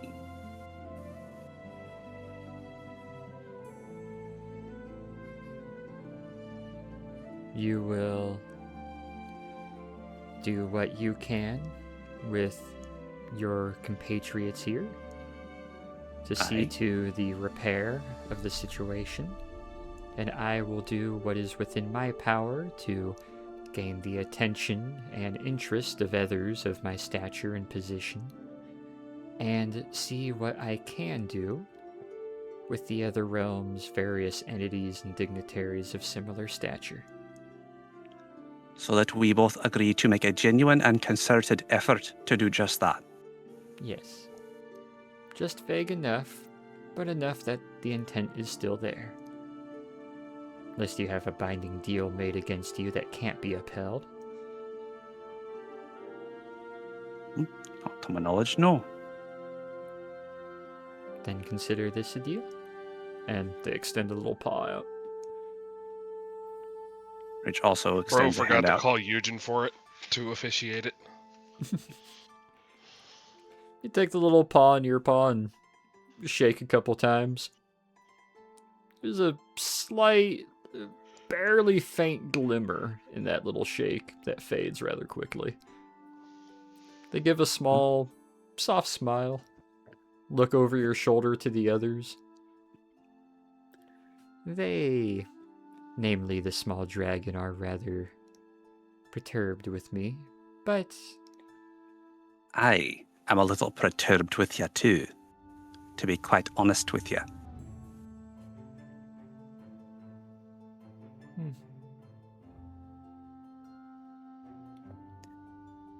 Especially since you seem to be going against the intent of the original agreement that you made with Torin over there. yes, but I'm still fulfilling it. Rich, would you stop talking to the dragon who hides from elves to watch flowers and get the hell over here? We're just going to switch to Sylvan. Be it known that should you renege on your side of this agreement, then I will pluck every bit of fur from your body and stretch your fur along the walls of that city that you seem to enjoy for all of your flowers to see. And with that, he's going to reach down, give it a little scritch behind the ears, a little ruffle, and then go and start helping Torin and the rest of the party. They'll remain standing there for a moment, eventually turn their head, take a few prances away, wings will sprout out, and they start kind of fluttering and snaking off in a way. So did you make a deal?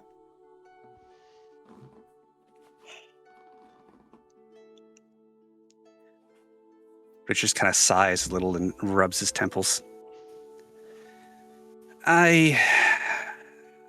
But Well, congrats. It's null.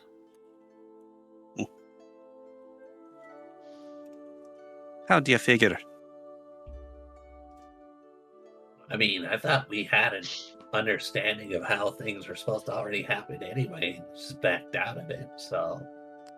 Aye, Remember what Eugen said about you? I do remember that. This wasn't the same, though. It wasn't the same. Kind of loses, then kind of like gestures vaguely in the air. Didn't feel the same. This is more, I don't know, less invasive of a sensation with it. Roll me Arcana, Rich. That's gonna go wonderfully.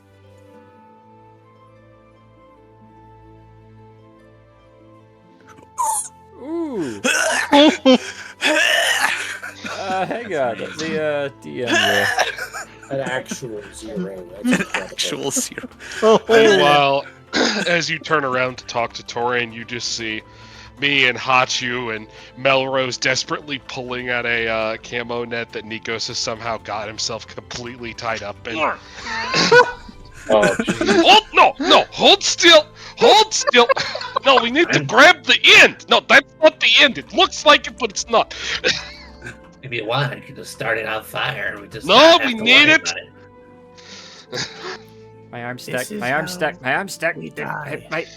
My arm. How did you get your arm stuck? Ah! Don't touch my wings. Get my arm out.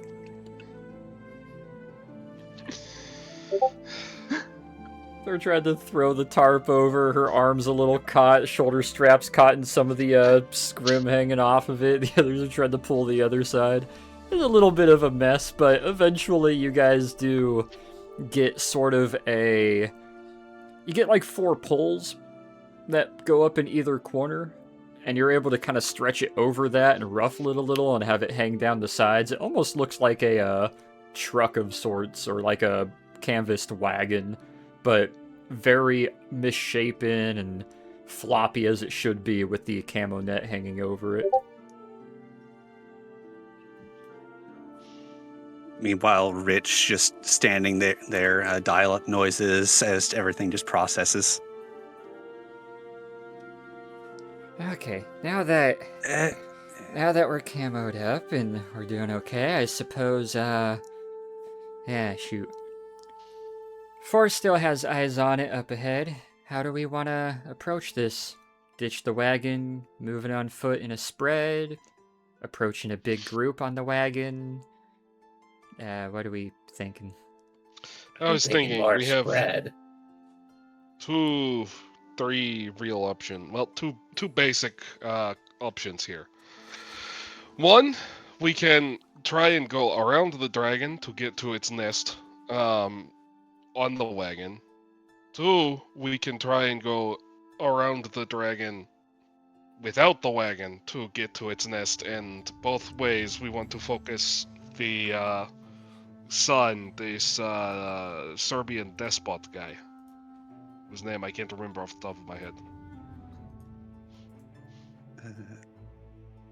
I got it somewhere. We're supposed to kill the sun, the little weasel said? And their son is in a cave. Mm-hmm. I leave the planning to you. My plan has failed.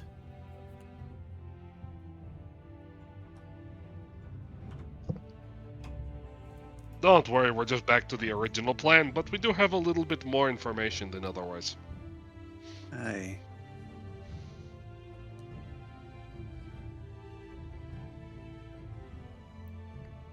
I think I've got it. Like.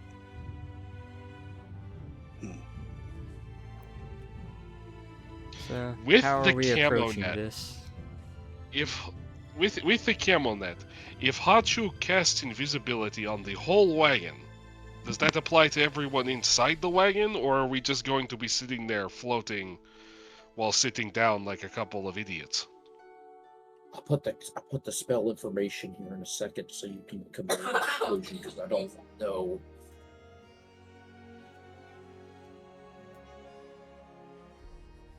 Visibility. A creature you touch becomes invisible till the spell the target is wearing or carrying is invisible as long as on the target's person. The spell ends.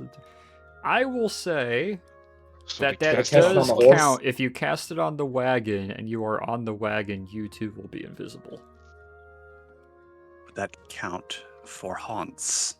I was gonna say we Yes, cast it 'cause on the 1 haunts ton. is attached. Because 1 ton is carrying the wagon, and the wagon is carrying us. Therefore, 1 Yeah. ton is carrying us. I will allow that. Please quote make that. it- Someone quote that. Or to make it more balanced, I can upcast it a little bit if they'll make it make more sense. You can upcast it, or the difficulty to maintain the concentration may be a little bit higher. I'll upcast it to 4. That will cover it, yeah.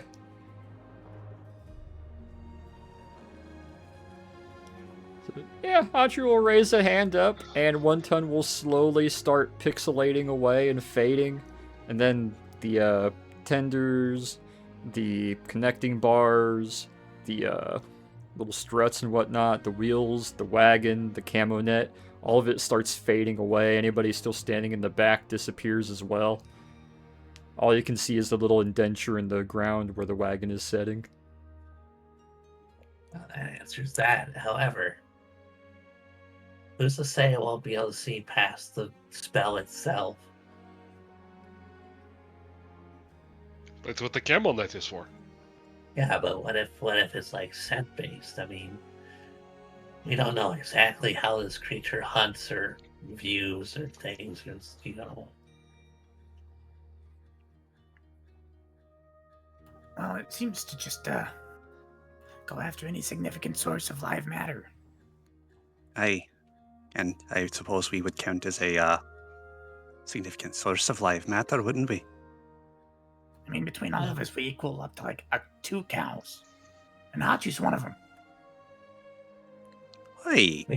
We could try it, but I'm still kind of like on the cautious side of what if it doesn't use its eyes to see us? Aye. We're still not going to try and walk right past it. Oh, of course, but you know.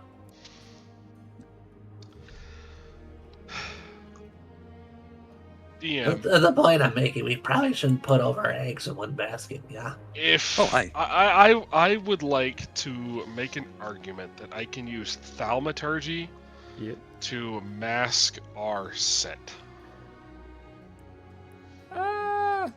Magic deodorant. If in a tight enough area, I will say you can use it.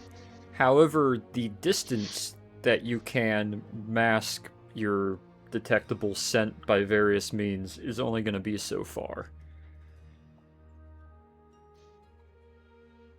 But within the immediate area around you, it will be difficult as long as you are concentrating on that to track your scent because of another artificial scent that you are creating.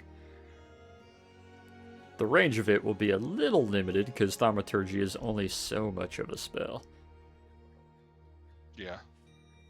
Oh. Melrose, is Forrest in a good position to keep sight of the dead beastie there, and not be seen herself? She'll reach up to the little rock in her collar. Forrest, what's your current position in correlation to the dragon? She's in a tree. She's in a tree about 200 meters away from it. Hey, that's a little close, but she's daring. Rich just kind of looks at everybody else. I think that if she can keep her eyes on it and perhaps give us a warning if it looks like it has detected us or changes activity or something like that, to keep us apprised. She says it is still eating and ripping at a bunch of livestock and kind of rolling in it. Whatever that means. Oh, how lovely.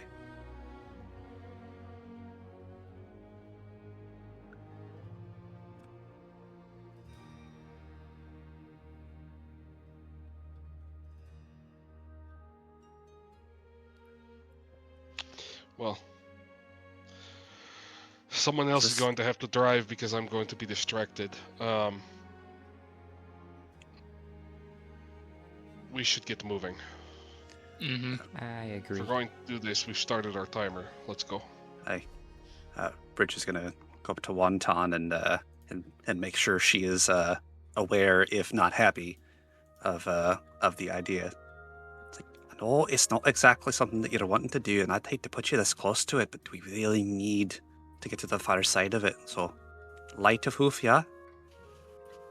To clarify, we are going to try and go around. We're not gonna try and go straight past it. We're gonna, try and keep it on the edge of the horizon as best we can.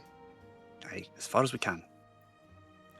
Wonton gives a very hesitant, shaky nod, but But Rich can't see that But because you she's can't already see it. invisible. Because you're invisible and they're invisible. Everyone's invisible. Melrose will climb up into the back of the wagon and disappear as well for the time being. Okay. We'll head forward. With Forrest being our forward observer, we should be able to slip past it and still relatively follow the road.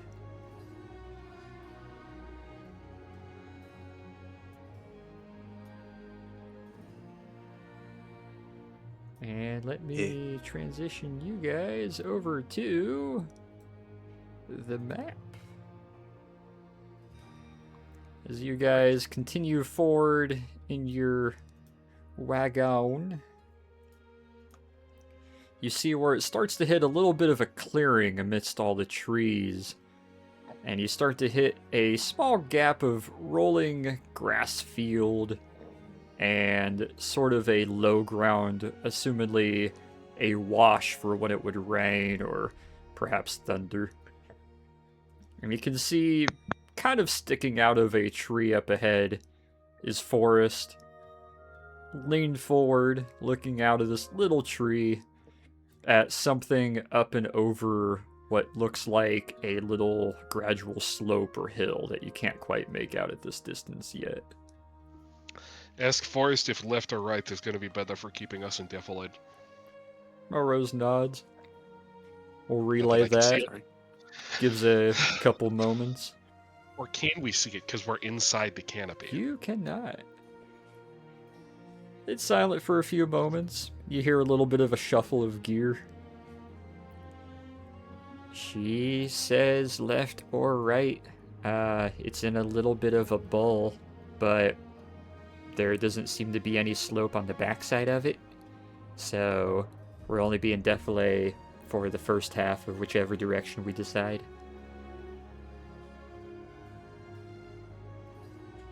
Whoever's feeling lucky, left or right.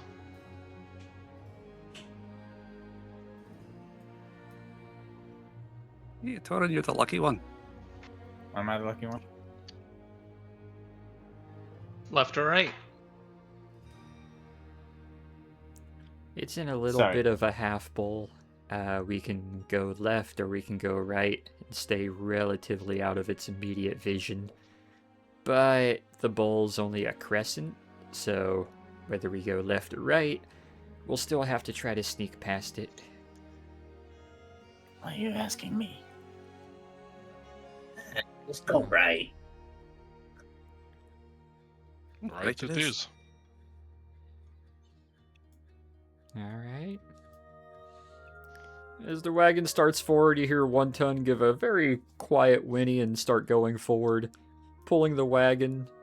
As you guys approach, you can see where these tan spots are kind of raised elevation of about 10-15 feet. Feel free to ping on the map for me the rough path that you guys wish to take.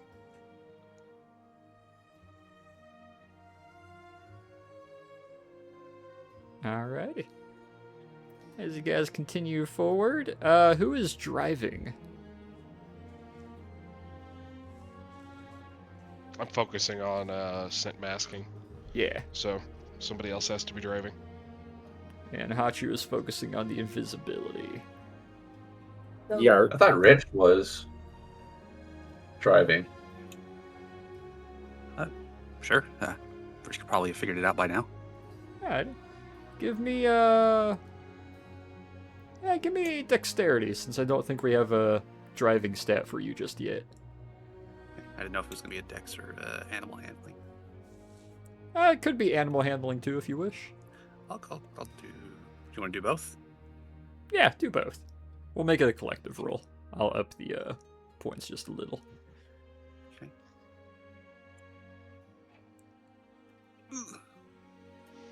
Ooh. Alright. Give me a moment.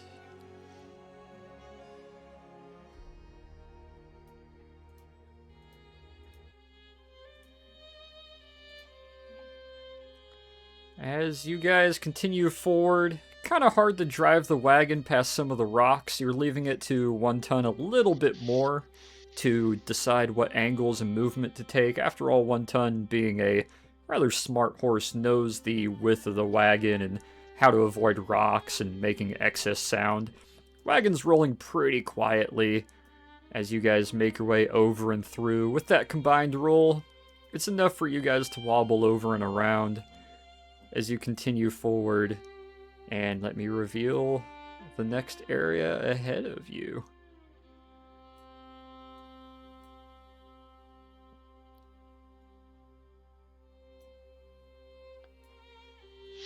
However, you can't quite see over. I saw an animation. Same. Oh, As you guys continue forward, give me another animal handling and dexterity. Balls.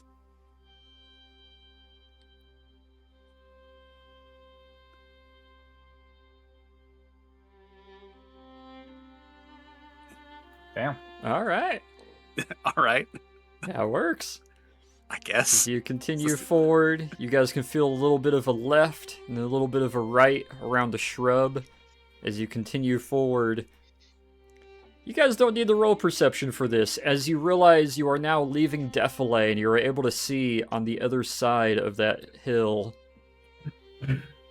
rolling around and crackling with a necromantic greenish blue energy, is a largely ripped apart, bony, dangling just mess of a dragon that is almost 40 to 50% no longer dragon parts or meat or flesh, but what seems to be other animals, creatures, and substances, including the what looks like 2 or 3 maybe water ox that it is currently belly rolling against and seems to be amalgamating some of the bits of bone and flesh from those that it has kind of minced apart.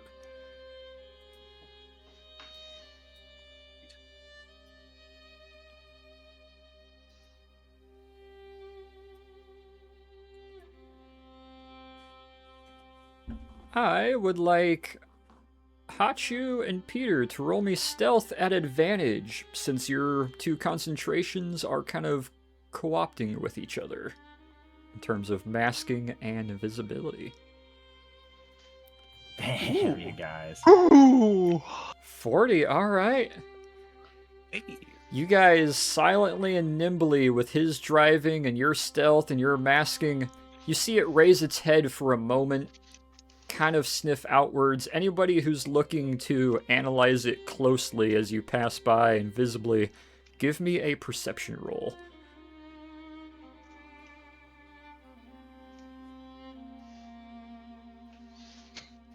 Bam. He goes and Dord. Alright.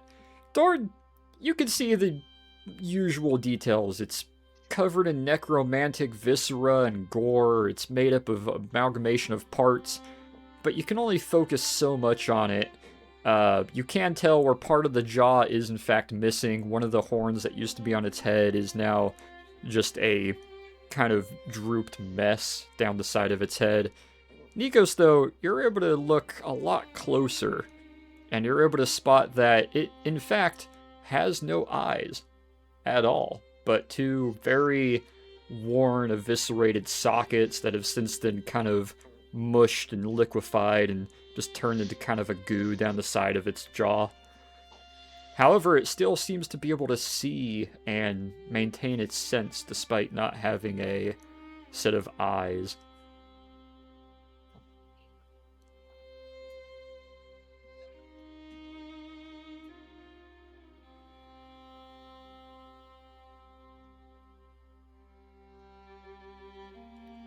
As you guys continue forward, I would like 1 more stealth. Obviously, having covered a lot more terrain than is visible on the map, but I would like a stealth advantage from whoever Saber is and Hachu. Yo, let's go. Ooh! Okay. Oh, I need animal handling and dex rich with advantage. Woo, yes.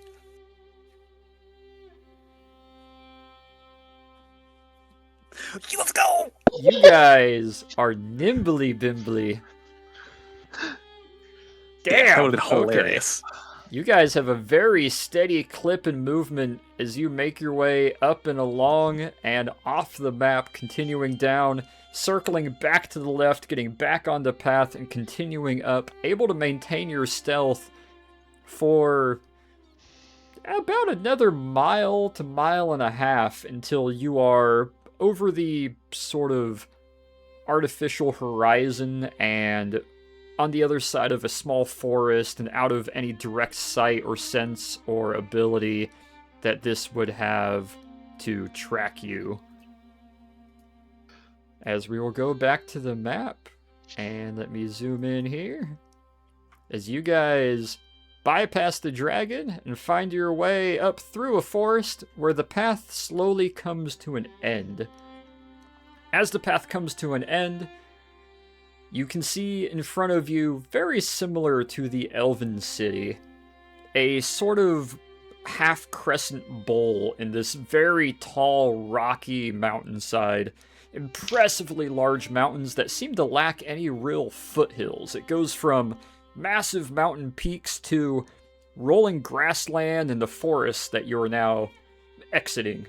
There's not very much space. There's no gradual hills. It is just sharp cliffside and ravines and peaks and plateaus. However, at the base of one of these plateaus nearest to you is a large, just almost criminally artificial entrance. Cut out, a cavern. Very similar to the one that the elves had for their temple or shrine, whatever it may have been. It's rounded off, it seems artificially done, as is evident by some of the large chunks of earth and rock and boulder that have been pushed off to the sides and have since then grown over with dirt and grass and foliage and whatnot. But you can tell where the original rock was blasted or mined out and put off to the sides, kind of flanking it and giving a little bit of a narrow entrance into this maybe about 40 feet tall and about 20 foot wide entrance into a rather dark cave. This one much deeper than the one you saw earlier, Torn. Seems to go a lot deeper in, and in addition, instead of just being sort of that half bowl that doesn't go any deeper than that, it seems to funnel downwards and lead to a second entrance or narrow causeway deeper inside that only gets even darker. Are we still stealth? You guys are still stealth at the moment as you approach what seems to be the end of this path and road that just kind of dissipates and turns into three sort of little walking paths that only go about 10 feet before completely disappearing. You do see one or two old wagon wheels that have been there for who knows how many eons, leaned up against a rock. You see two other old planks that have since then grown over. This seems to be a general end of the road for whatever this cavern or tunnel may have been forever ago. And you can hear in the back of the wagon, although not being able to see it, a little bit of rustling of gear. Alright, Forrest, we are at the tunnel. Are you safely able to maintain eyes on? And should they leave, let us know. Forrest is getting pretty comfy in the tree. She'll be able to give me word if he decides to depart or leave anytime soon. I forgot to breathe. You may want to do that. I took a look and Rich. saw that dragon didn't have any eyes. You're right. Oh, great. Oh, how lovely. Good eyes, Nico. You, not it. So that just proved Sure by could therapy bet. that it's using some other way to track its prey. Well, it is magic. Rich, not that anybody can see, is just sprawled out like total limp noodle over the driver's seat.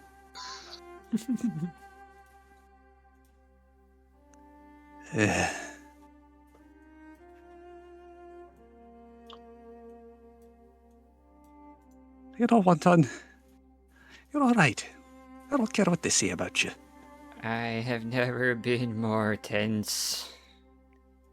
Can we find a place to park her in this wagon that's out of the way? Just if Dragon comes home, we don't want to just leave the wagon sitting in the front door.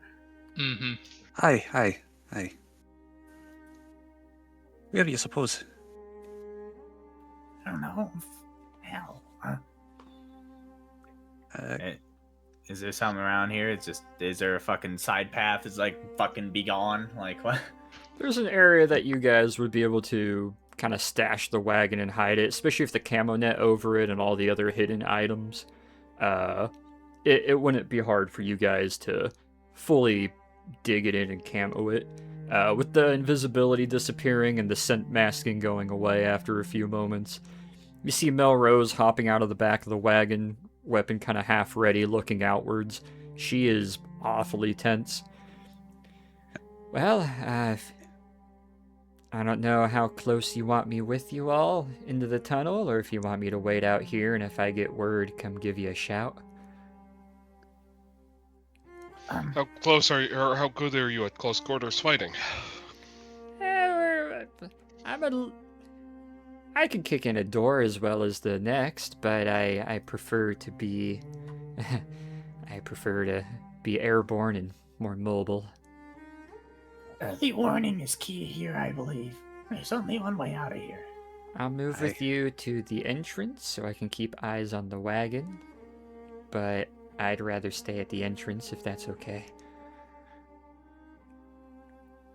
I think that very I least can might be yell for the best. pretty damn loud if you need me to. Or I'll just fire some shots into the ceiling. You'll definitely hear that. The dragon's coming. Yep. Forrest will let me know, and then I'll be able to let you know pretty quickly. I have a feeling that as soon as we start dealing with get all in here, that big beastie will start coming here pretty quickly. That's very possible. Either way, I'm taking this. And Torin's gonna unclip these 1917 and start slinging belts over his shoulder. Alrighty. Grab the 1950, you got one belt hanging over your shoulder, the other belt slumped over your left arm. Well, or there's one 1917. belt left. By the way, with gang, in the time we spent in the Fey realm, we have a little over 300 rounds left. Woo. Hell yeah. Ooh. Nice. Granted, we We've gave actually been 250. conserving ammo pretty well if you think about it. Yeah, well, we gave 250 to the Hawks, but we have shot over 500 of it. Can we run a sleight of hand check to stitch the last two belts into one? I will say... Saber. Torn, roll me... It's got a 250 in it. Torn, roll me a very easy sleight of hand. That's one purple, by the way. I was about to say, sure that's not going to be a... Yeah. If you should choose to, Double Torn, proc. you can connect both belts for an extra long belt, but at that length, you might want to, carry an ammo tin beside you or have an A-gunner. I mean, he's got a fresh 250 in it. There's a 30 and a fucking 35 left. Both of those So you're just we're going to breaking slump those. over your shoulder. He's just gonna run it with the 250. Good. That So tracks. we're breaking it down and carrying it in.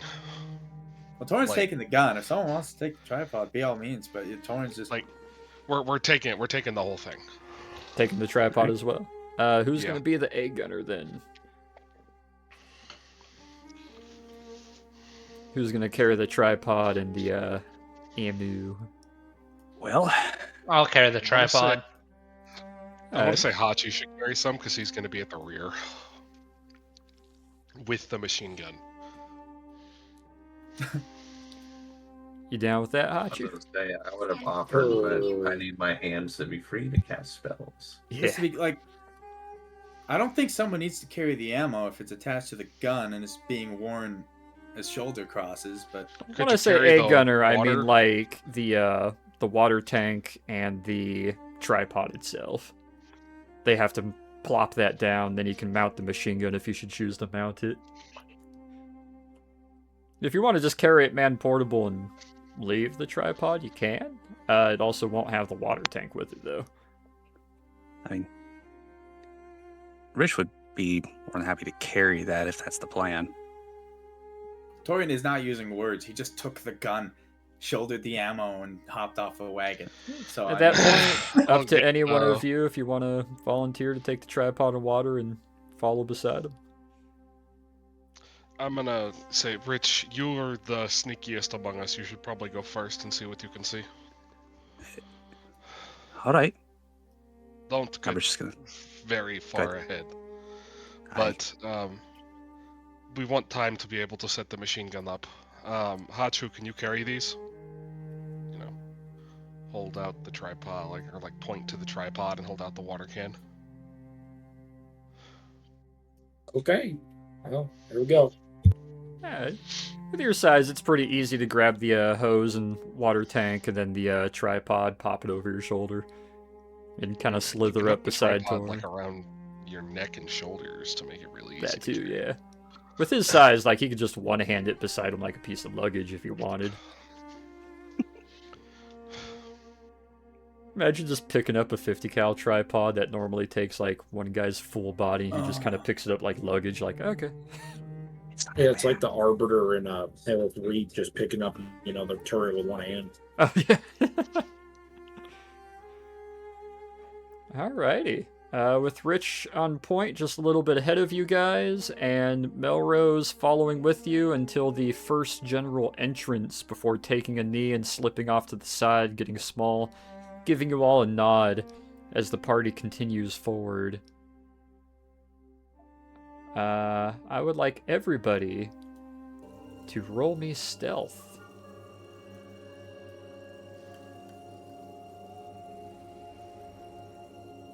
Shit. This is I my still have first advantage on. You want to take the 9 or have me turn it off? We'll take the 9.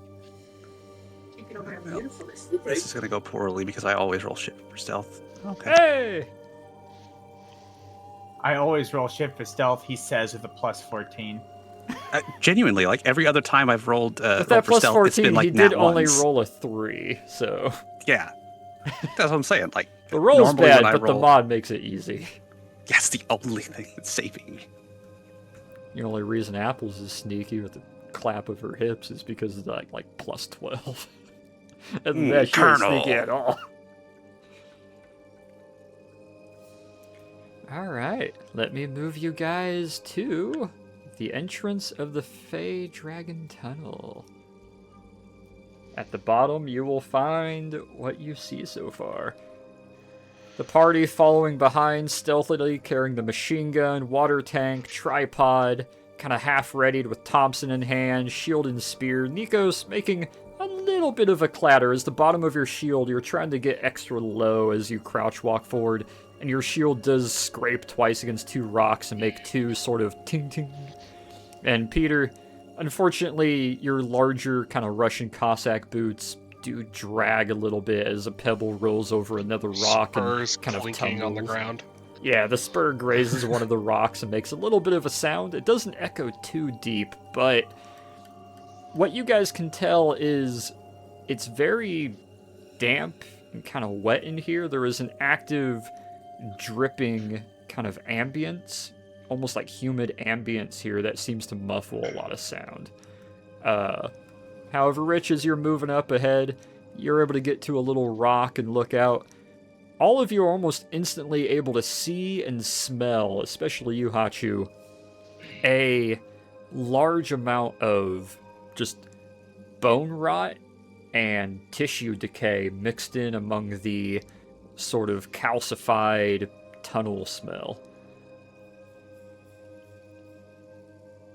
It is rather dark, though, so anybody that doesn't have dark vision, you are having to squint for any of your perception checks, which I believe with this current party comp, that only person that applies to is Peter. Jesus Christ. Remind me to get night vision goggles. I would like ghost stone goggles, please. Thank you.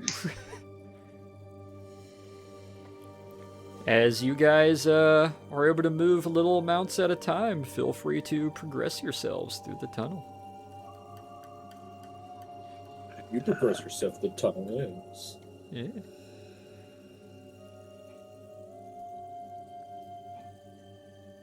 Well, this place is lovely.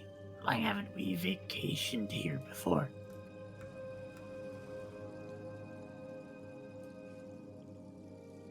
Oh no, this beast's being frozen.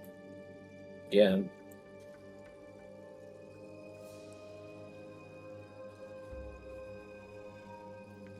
Rich using the what seems to be large elephant mumakil like skeletal frame as sort of a obscuring as you walk past each of the ribs and step over the head. Yep. Go here. Rich, I would like a perception roll from you, please. Oh, delightful. Hearing based? Nope, sight based. Okay. There is a abnormally large skull that you start to pass by, and you look at it, and you feel like you've seen something like that before. Roll me history. Scheisse. Okay. Hey, with that -1, it's still not bad. Yay.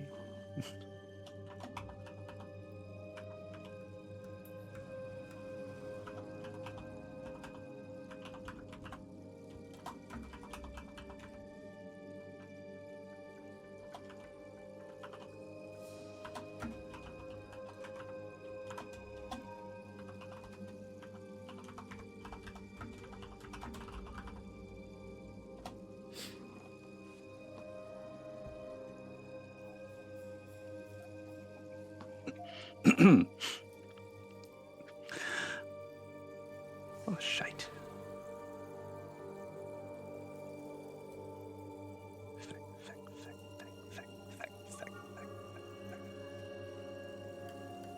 As the rest of you are continuing forward, you can faintly see Rich's small form, namely just his ears that kind of stick out against the backdrop as he advances forward.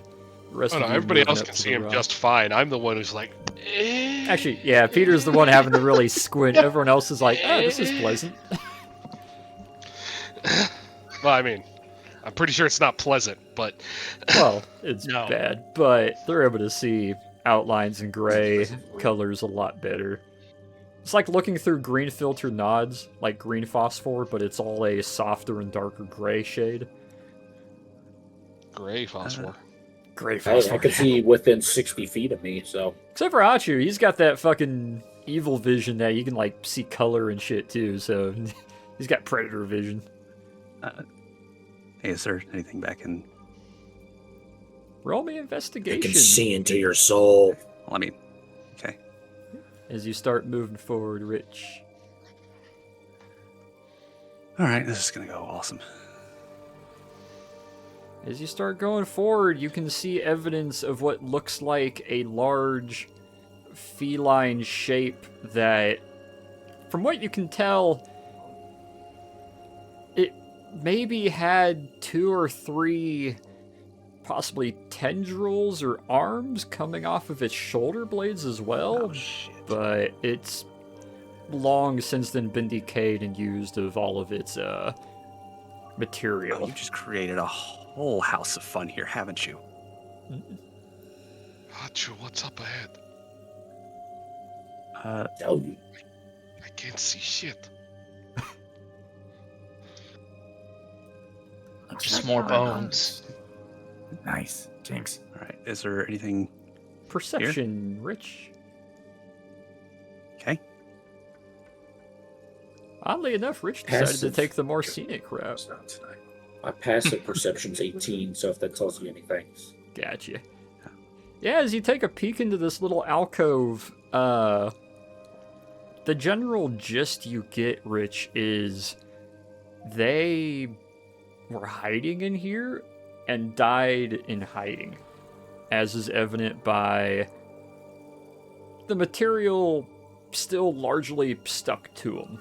However, with that perception roll, 2 of them seem to have a kind of grayish tan uniform and clothing to them that is long, tattered, and gone. However, 2 of them do have what looks like those bangy, loud rifle sticks, either against their shoulder or laying in their lap. The third one, however, seems to be wearing a very rattled but kind of bluish gown almost.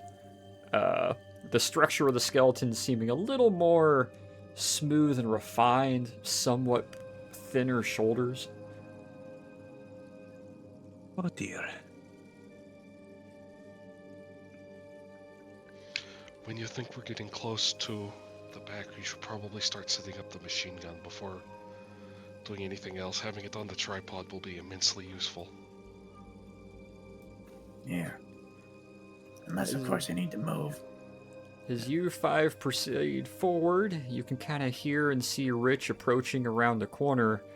I would like you 5 to give me a perception roll. Peter at disadvantage. Fuck your fucking darkness. We're skipping. Nice. Ooh! Even though I can see, I rolled an out 1. You are so enamored by Rich coming around the corner stealthily. You're just like, wow, he is sneaky. Hachu, Torin, Alexander, all of you are able to kind of look to the three of you look to the top left, where you can see about a 15-foot ledge that seems to go off to another area. The smell from there is almost metallic, more than the rest of the area, where that seems to be more of rot and bone. Peter, yeah, you can kind of see a ledge, but it just seems like more ledge.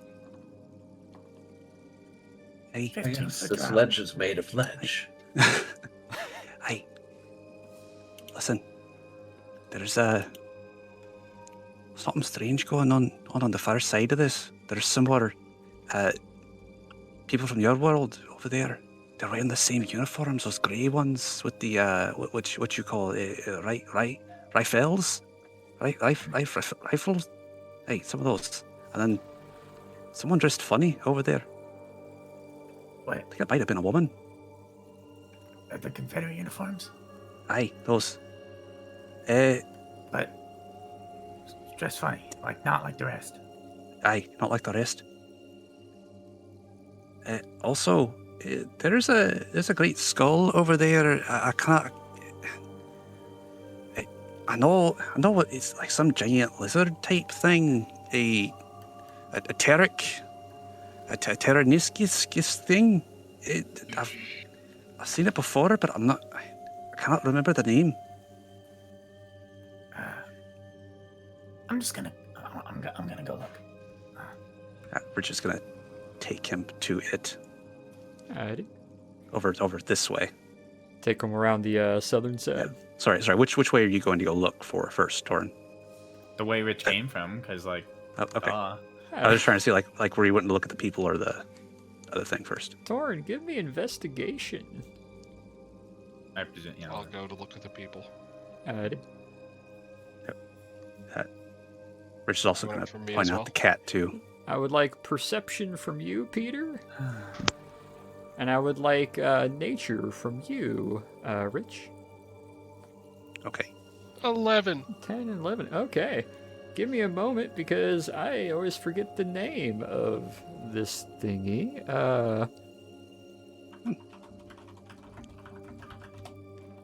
I had the name and then I forgot it. Ah, that's it. Okay.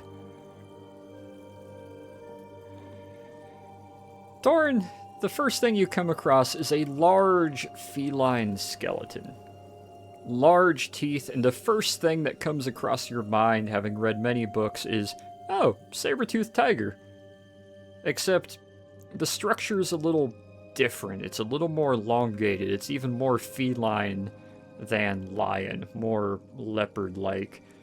And you can realize and see where there is two used to be visible parts of muscle and body that extended off either shoulder, and you come to realize this is an entire skeleton of what seems to be a displacer beast, a large leopard that was said to be magical and would often be able to create images as a distraction when it hunted its prey.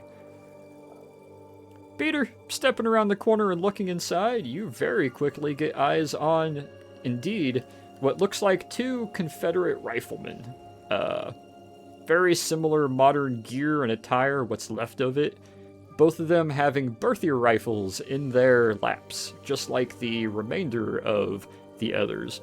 As far as identity, insignia, rank, and identification, there's not enough really left for you to actually discern even what squad or unit they were with, but you can probably assume they were part of the 334th that somehow made their way here.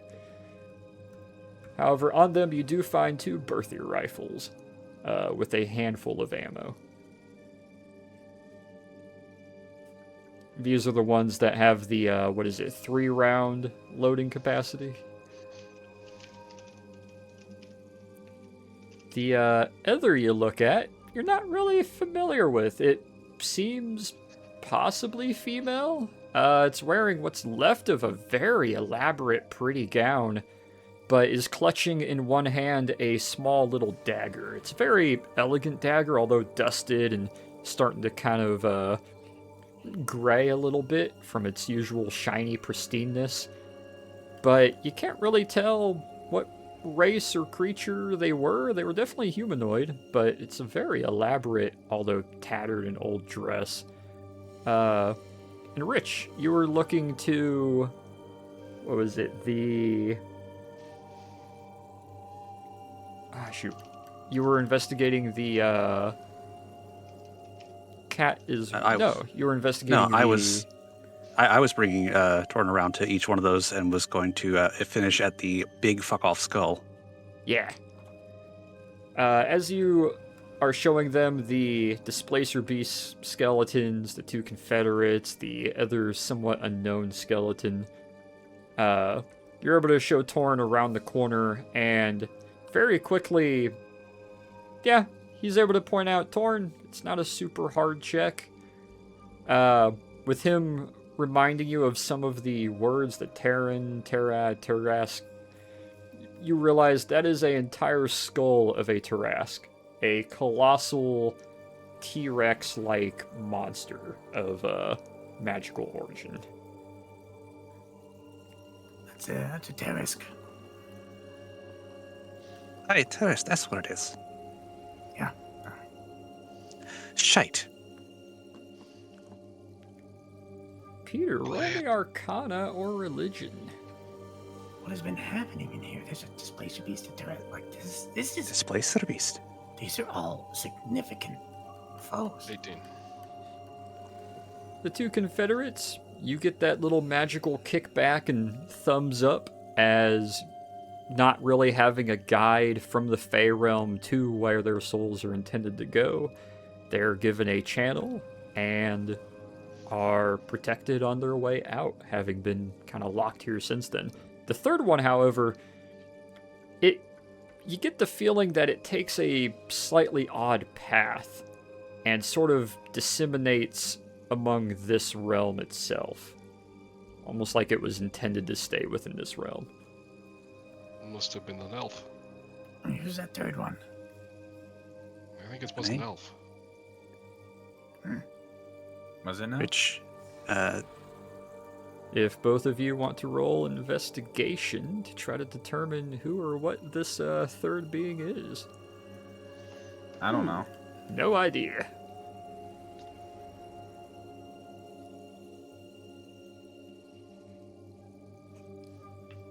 Damn.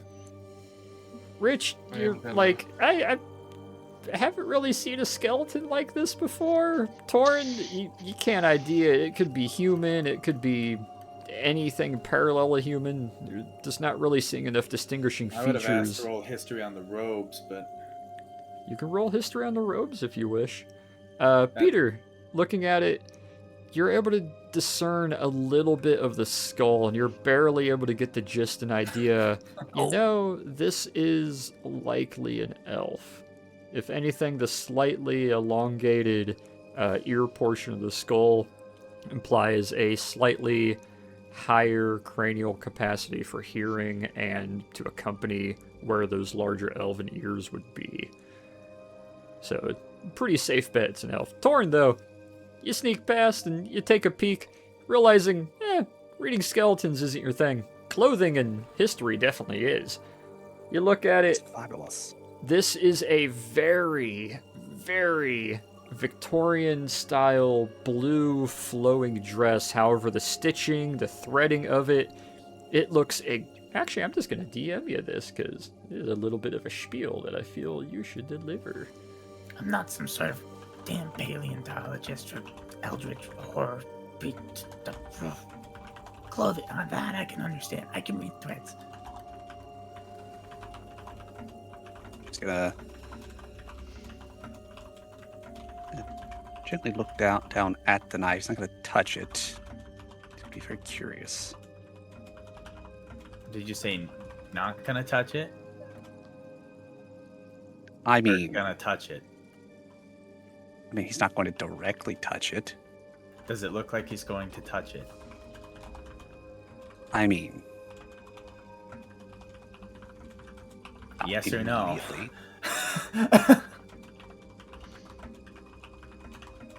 Considering Peter's in the way, no, he can't reach it, but he's kind of like bending down and kind of squinting in that direction.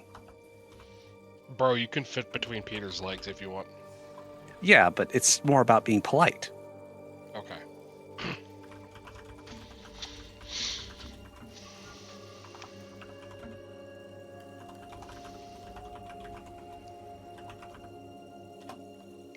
Hey, Father, what should I make of that? Holy shit. You're talking about the dagger, right? Yeah. I don't know. I was going to look at it before Torin stuck his face in between me and it. Oh, he's like poking around the side. He's not just gonna get in front of you. Yeah, he's kind of leaning beside you and looking at it, doing the thing he does in combat. Let It's so him. funnier image when he ducks between his legs. So this is a bit peculiar. This is mid-Victorian, French-inspired, although it's not made from silk or it's not made from anything that I can. It's just a foreign. It's bizarre fabric. But if I were to date it to Earth, 1860s. Made in the 1860s, but styled after 1400s French gown. Yeah, it doesn't make sense.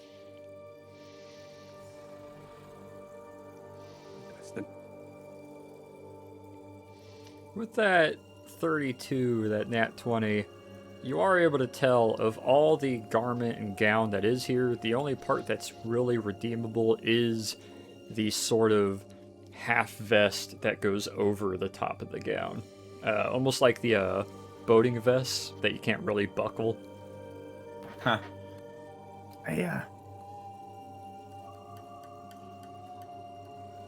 I'm conflicted here because I want to have a closer look at that vest. It's intact for some reason when everything else isn't. It's perhaps magically imbued, or What about Yes, the that's the dagger? case. what about the dagger? Who'd like to pick up and look at the dagger? Richwood. Alrighty. He's going to reach down and pause and look at Torin pointedly. Yeah, He's going to continue reaching for the dagger. yeah. He's going to pick up the dagger. Roll me sleight of hand. Peter's squinting, trying to see what the fuck is going on.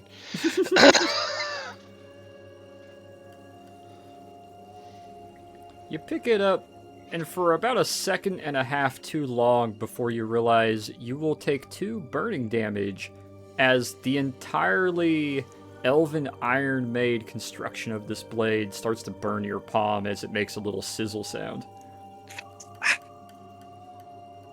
Sorry, It's what was gonna- that? It's going to flip it over. Continue to hold it and hold it out to Peter. I'll grab it from him. Take a look at it. You grab it, it's very cold to the touch. It is a very, very intricate, smooth, overly forged and perfected iron. But there is a little bit of remnant that came off the bottom of his palm and kind of sizzles and fades away from the hilt as you're holding it in your hand. Do you smell that? Aye. I think it's iron. Well, that's something, all right. That's way too fine to be iron. Is it? I mean, Some kind of... Make iron fine as you want. It's just about the forging process. Heal yourself from those 2 damage. Lay on hands. Lay on hands. Yeah. Okay. The meantime, with that one's like, oh, so now that we've determined that that's a thing, he's going to gesture at the vest gently. You know, considering you got your hands full and all. what? He says while holding the machine gun over his shoulder. Yeah, Rich is going to very, very gingerly prod at the vest and kind of like angle himself so Torin can see. You know, since he's holding that machine gun rather than trying to take the gun from him, because he seems rather possessive of such things. Wouldn't know why.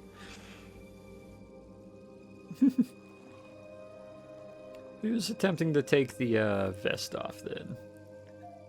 Not really attempting to take it off, more just like manipulate it so Torin can see it and get better looks at it. But if Torin gives him the go-ahead, he will try and, you know, slowly take it off, and that would be Rich then.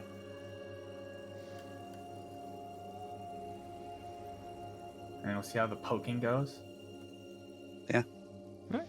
Give me a sleight of hand. Oh, God. Hey.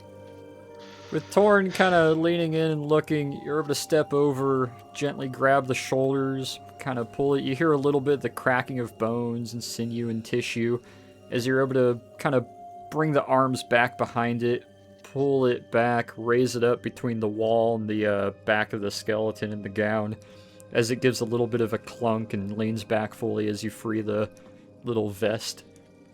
It's very similar to Torin's vest, but lacking any buttons. It's one of those ones that you just put on over the top of anything, and it just kind of hangs there around the midriff. Very low profile, just purely for style. It's got a grayish blue kind of color and texture to it, a little bit of a woven design. However, the fabric is something else. Do you mind if I take a closer look at that? Aye. He's going to continue to hold it in both hands and get a little closer to Torin. I think that we could probably take this, bundle it up, and take a look at it later. We're not a couple of pressing things to do. But The investigation, Torin. Then we're gonna bounce on over to the other team and their investigation. Jesus. Damn. oh, Okay. all right. Well, so much for being going to give the help action.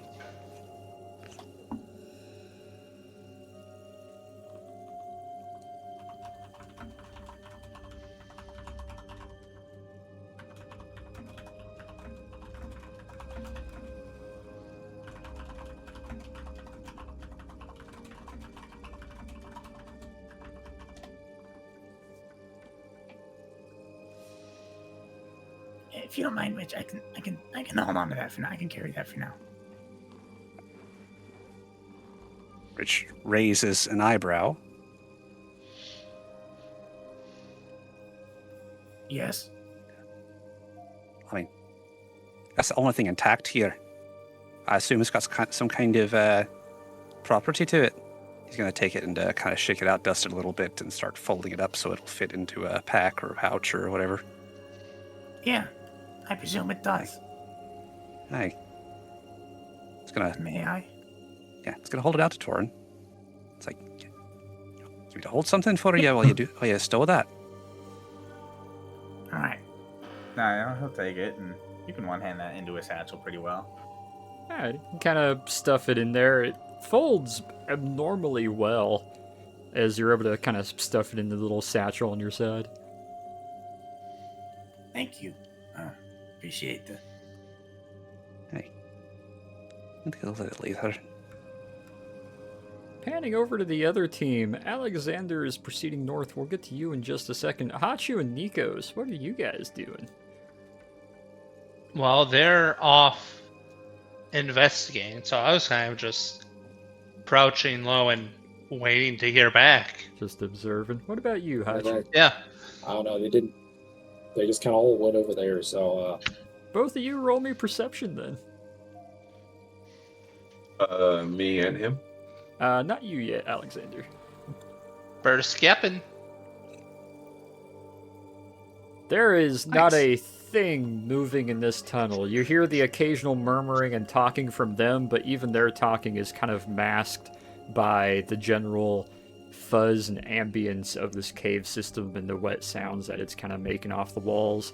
However, Hachu, you can taste sound and sight, and your snake senses are wildly different.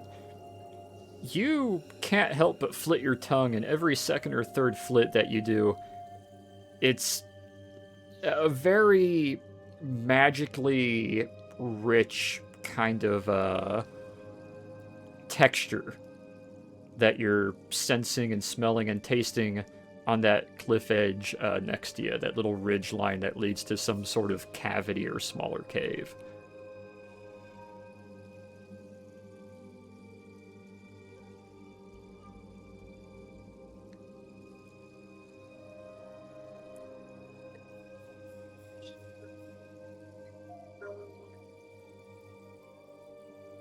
Alexander, I'd like an Doesn't feel right here. investigation.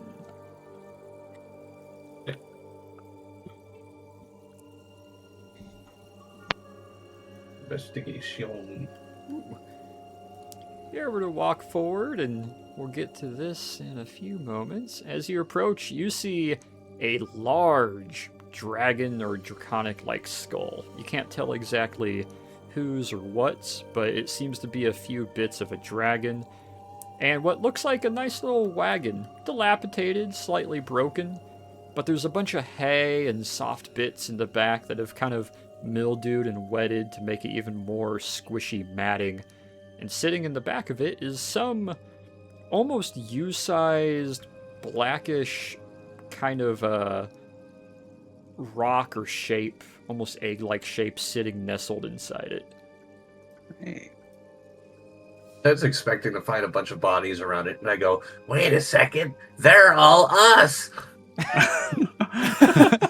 Oh, shit, I was actually kind of expecting that too, not gonna lie.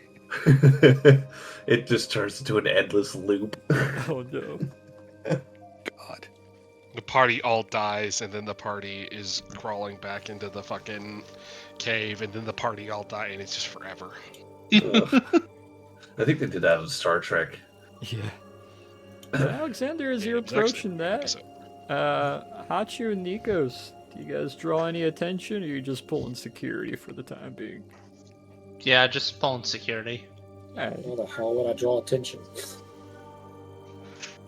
Alright.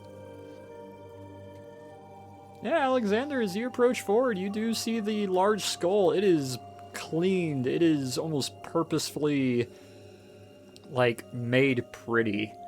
Like, it's been intricately looked at and made sure to be just nice. The wagon kind of dilapidated, but you can sense a sort of presence in the back of that wagon. And as you approach, roll me Arcana, Alexander.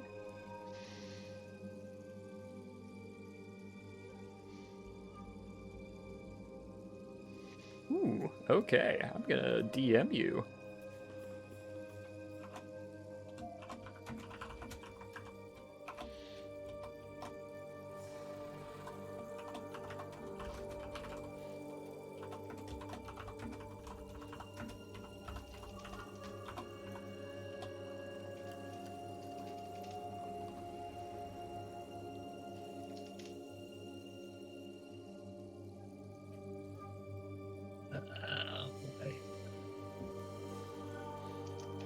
He's gonna look around to see if he can figure out where that voice is coming from. Roll me investigation.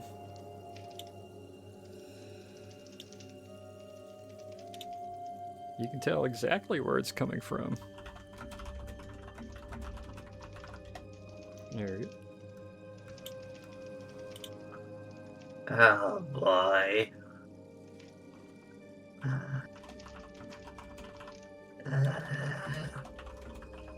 He's gonna look around nervously, seeing if he has anyone close enough that would see him kind of wave them over. Security team. Your perceptions are high enough. You both can see Alexander kind of crouching in place, looking back and waving his hand in a circle. Then I'll come over. What is it? He's not gonna say anything. He's gonna point to the cart.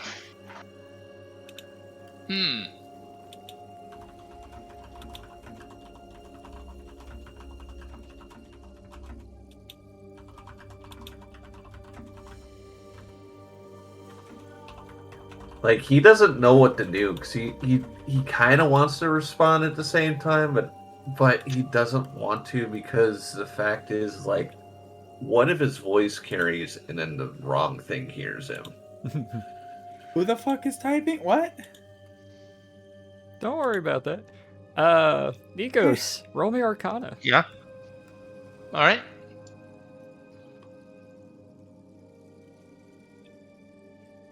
Let's go. Jesus. As you approach Love to see it. Nikos, yeah, you hear the gray ambience of the cave.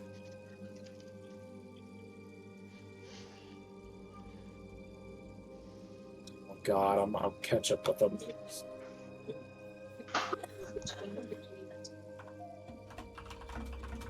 Hopefully you can roll better Arcana than I can.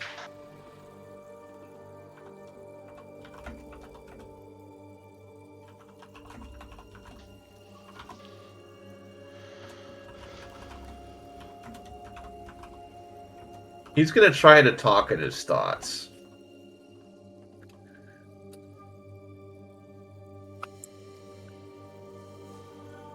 Hachu, roll me Arcana. I already did, unless you want me to again. Oh, here I did. Ooh, okay. I should be concerned by that noise.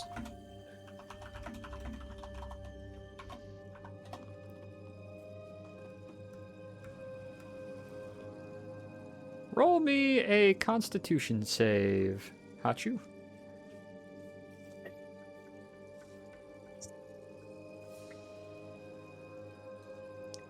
You feel your brain get racked by some sort of piercing sort of energy on the left side of your head, trying to invade your brain, and you have to grunt through it, put a hand to the side of your head, and you manage to stave it off, but not without a little bit of a headache.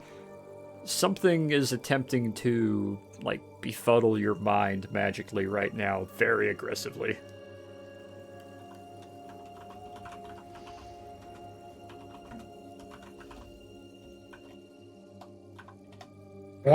There, what's that? You I'm gonna wave off Hachu and be like, hey, go back. Go back. Like that.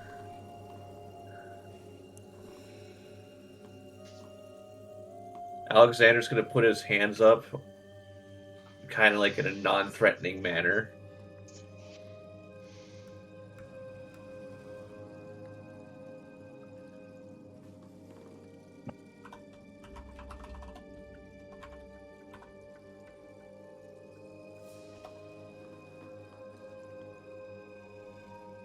I would like all 6 of you to roll me perception. It is hearing-based perception. Delicious. Hey. Damn, you guys, okay. Oh, Alexander's Yeah, a little but more I focused at what's already- going on in front of him, yeah. I already have an idea what's going on, though. I'm gonna just literally tell people to scatter anyway. Alexander, just I will told give you like about a second or two worth of what you want to say to everyone in the cave before I describe the next scene. Scatter, I think he's calling for his dad. Oh, Who's shite. calling for what? Oh boy. I'll explain later. No, now is the time to be explaining! You I hear found the son! you hear from the front of the cavern. Incoming! Ta ta ta ta ta ta ta ta ta ta. Incoming! As you hear some of the rounds hit the rooftop of the cave. Hachu, come over here, set up the tripod! Torrid! I think this is the thing where we need to move. How would you guys like to place yourself? You will have a somewhat recognizable point of time, essentially a movement and action worth of and placing yourselves. Where do you want to be placed? What do you want to be doing? What kind of posture or weapon do you want to have ready? How would you guys each like to place yourself? Feel free to position and give a rough idea. I'm gonna say we set up the machine gun right here. I'm gonna use stone shape to create a half wall for it, just below the machine gun barrel. Okay.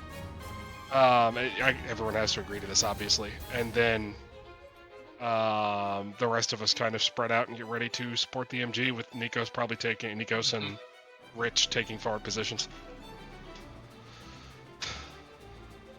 Yeah, probably getting like. What do you say, Torin? Torin's gonna go along with everything. You get, You know, in this particular situation, I feel like we're kind of back into a corner, and maybe we need to think about moving. There's more cavern. Just saying. I mean. We'll see how you say when you get that double advantage on the machine gun. What?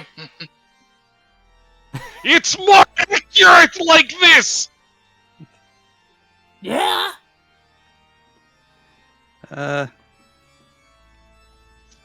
Yeah. You're gonna place yourself kind of up against the rock there, kind of in hiding? Yeah, I think I'm gonna be... Actually... Stack up with Nikos? Yeah, I'm gonna stack up with Nikos and have the pike. Standing by I to would stand like to by. remind you guys to try and stay within 60 feet of me. Yeah. Check. Alexander, what are you up to by the Got it. wagon there? Is the little dragon big enough for me to pick up? It's the same size as you, however, if you want to measure the weight, roll me strength.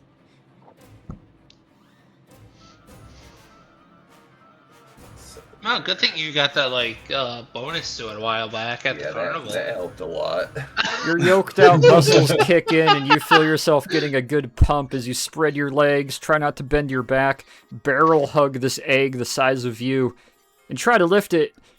Despite its size, it is a dense motherfucker. You're looking at about 250 pounds as you have to set it back down and be like, huh. Hachu, you should probably move out of the direct line of fire unless you want to mind the machine gun belt. Is that the egg? Guys, yeah, I got the egg here. Help me with it.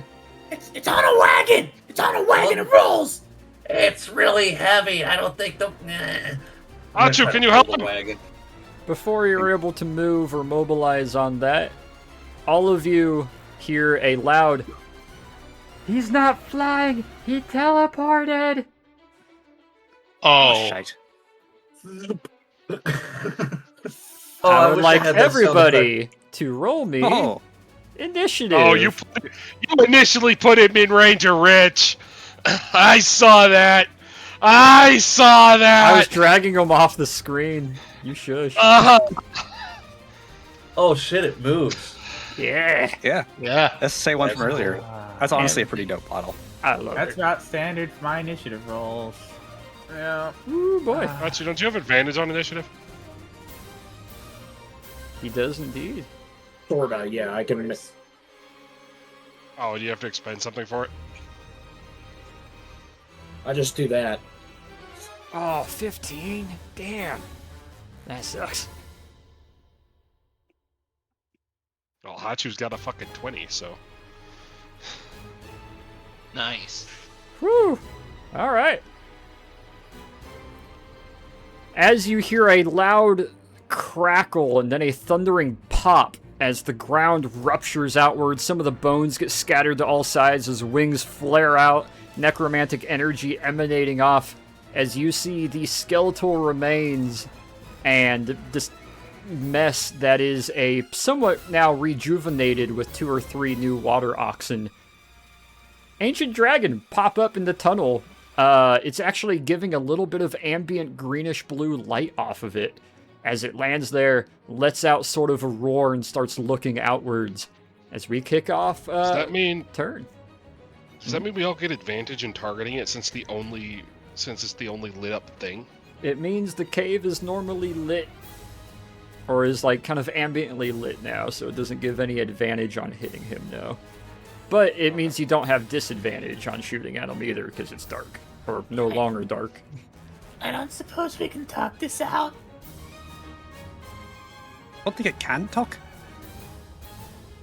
The somewhat flopping and unhinged jaw that's barely dangling and only being pulled together to open and close by like 2 overused tendons at either corner kind of implies it doesn't really have too much cognitive thought anymore. How would you like to kick this off, Rich? Well, would like to first yell and ask and see if Alexander is okay because he heard him calling for help, and then Dragon teleported in because Alexander says that he's okay. It doesn't, it's fine. Then he's going to stay where he's at. If not, then he'll change tack. What do you call back then to Alexander? Hey, Birdie Man, you good back there? You need a hand? Well, I got the egg of the dragon thing. It's heavy. He's gonna look at Nikos. Didn't you say I needed to kill that egg to kill the dragon? I think so. Don't kill it. Don't kill it. Don't. Why not? It's hard to explain. Listen, You need to explain. I've been in this situation before. There isn't time. Trust him. Okay. Do we? Feck. Everybody says everything's fucking complicated. He's gonna rage. Alright. Rich goes into a rage. Get your barbarian stats toggled. Yep. Poor Rich's trigger word is complicated. He's been having a fucking aneurysm this entire time over it. You just add that. Well, hey, here's a nice big target you can take all that anger out on. Yep. Let me. As you go into your rage, what would you like to do?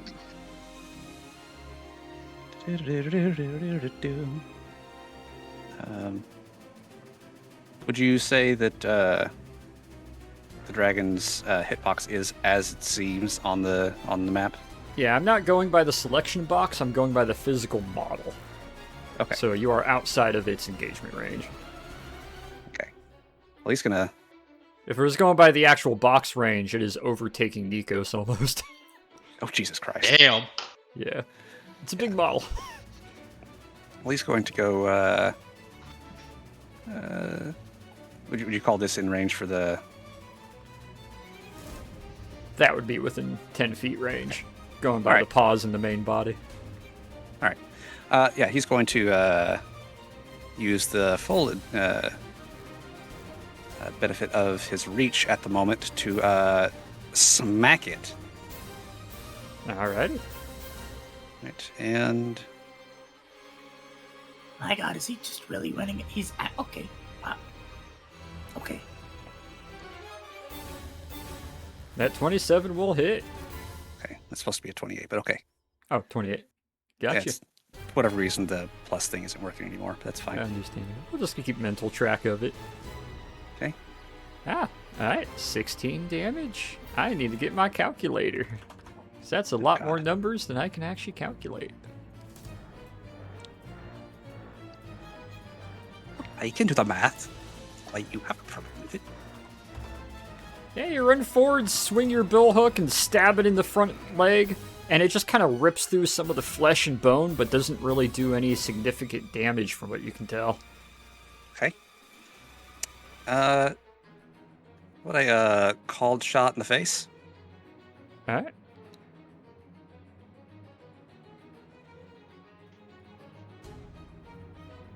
Called shot for a face hit. Oof. That will miss as you try to give an upward swing and it pulls its head away in time. All right.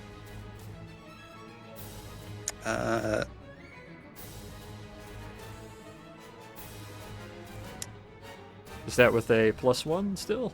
Yep, that's a 23. That will hit. All right. I am also going to burn a key point to make it a stunning strike. Okay. 15.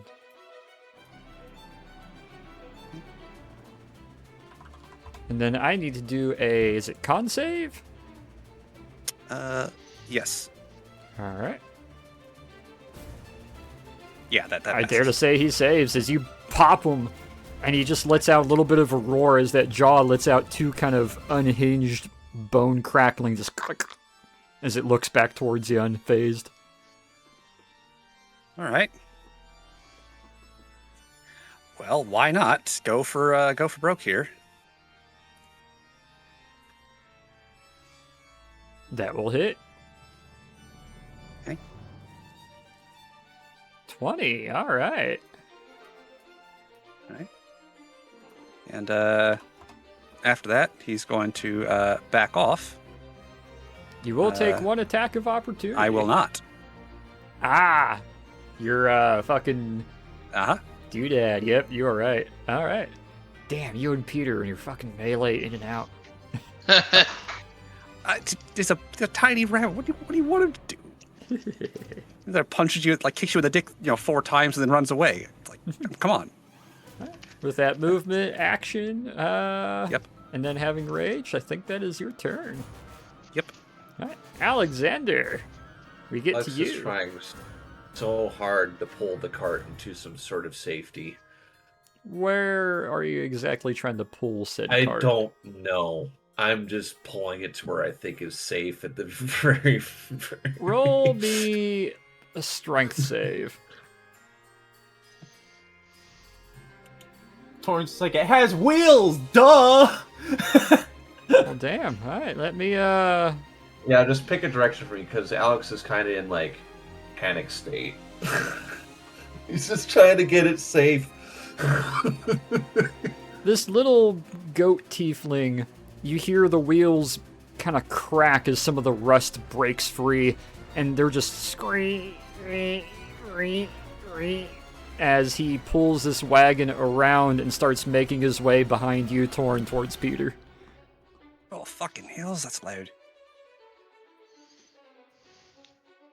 And I believe that will be your turn, Alexander, unless you got a bonus action you want to use. No, that should do it. That's my priority.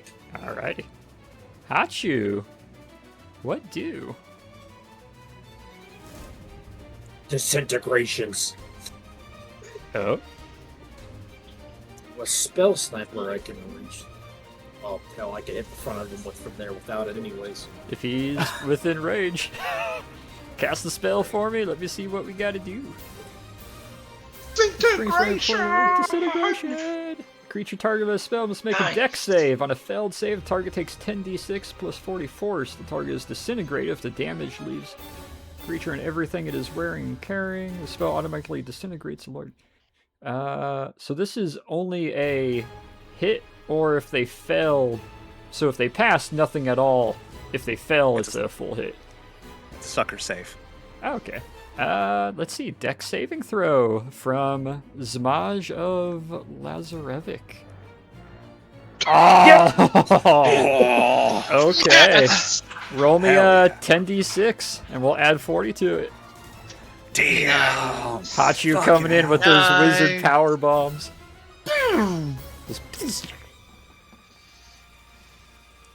Fucking Rich up there, just beating fucking as he can to distract it. 10d6 Hachu back there plus charging up a 40. Kamehameha beam. So that is 73. Okay. Minus 73. Not Nice. you got any Yo. more of those? I wish. That's And you it. see That's all you Hachi have? lowers his finger and pulls a finger railgun, letting his thumb down as just necrotic energy shoots out, hits it, and a good chunk of its chest and throat just kind of rots and falls off from the bone, almost like really well-cooked ribs. And it just kind of snarls at that. The tendon of its jaw, one of the tendons break, and his jaw unhinges a little bit more as it growls outwards. Anything else, Hachi? Yeah, well, let's not go hit him, but you know what? I'm gonna shoot him. Alright. Send it. You pull out your little 1903 hammerless, the same thing Apples carries, and kind of holding her pinky outwards. Pew! Fire a shot, and it just passes kind of over it and misses. Can pinky out for fanciness. Well, also because he's got fingers the size of 2 of our fingers, so like holding a pocket hammerless is like he's got a finger and a half, and his pinky sticks out when he shoots The it. pinky He's doesn't fancy. fit on the grip. Yeah, he's fancy when he shoots it. Any movement, Hachi? I'll be fine, like here, maybe. Alrighty. Nikos. All right. Let's get in there and make sure that I know. Nikos doing what he do there's- best. Yep. Approaches up on the front. A 1. That That will probably be doesn't hit, I blocked imagine. as it will move its paw to the side and deflect it.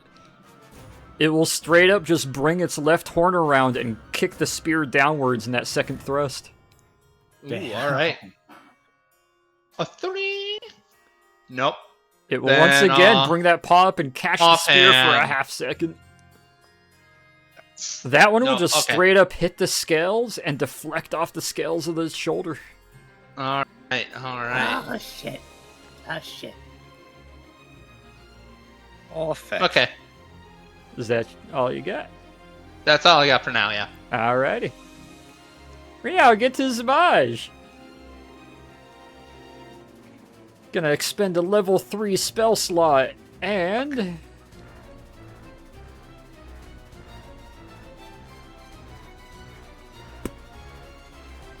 Great. you hear a Jordan, that ripple appears right on as top it of us. disappears. I blinked. Where'd it go? Where'd it go? 5, 10, 15, 20, Oh, that's not 25, good. 30, 35, 40. Right here. It's going right here. It's going right there. Question, DM: is this a movement or is this a teleport? It is a movement. Can I roll perception to hear its direction of travel? If you could hear things on other planes, sure. Okay. That's a no. Yep, that answers that question. It's temporal.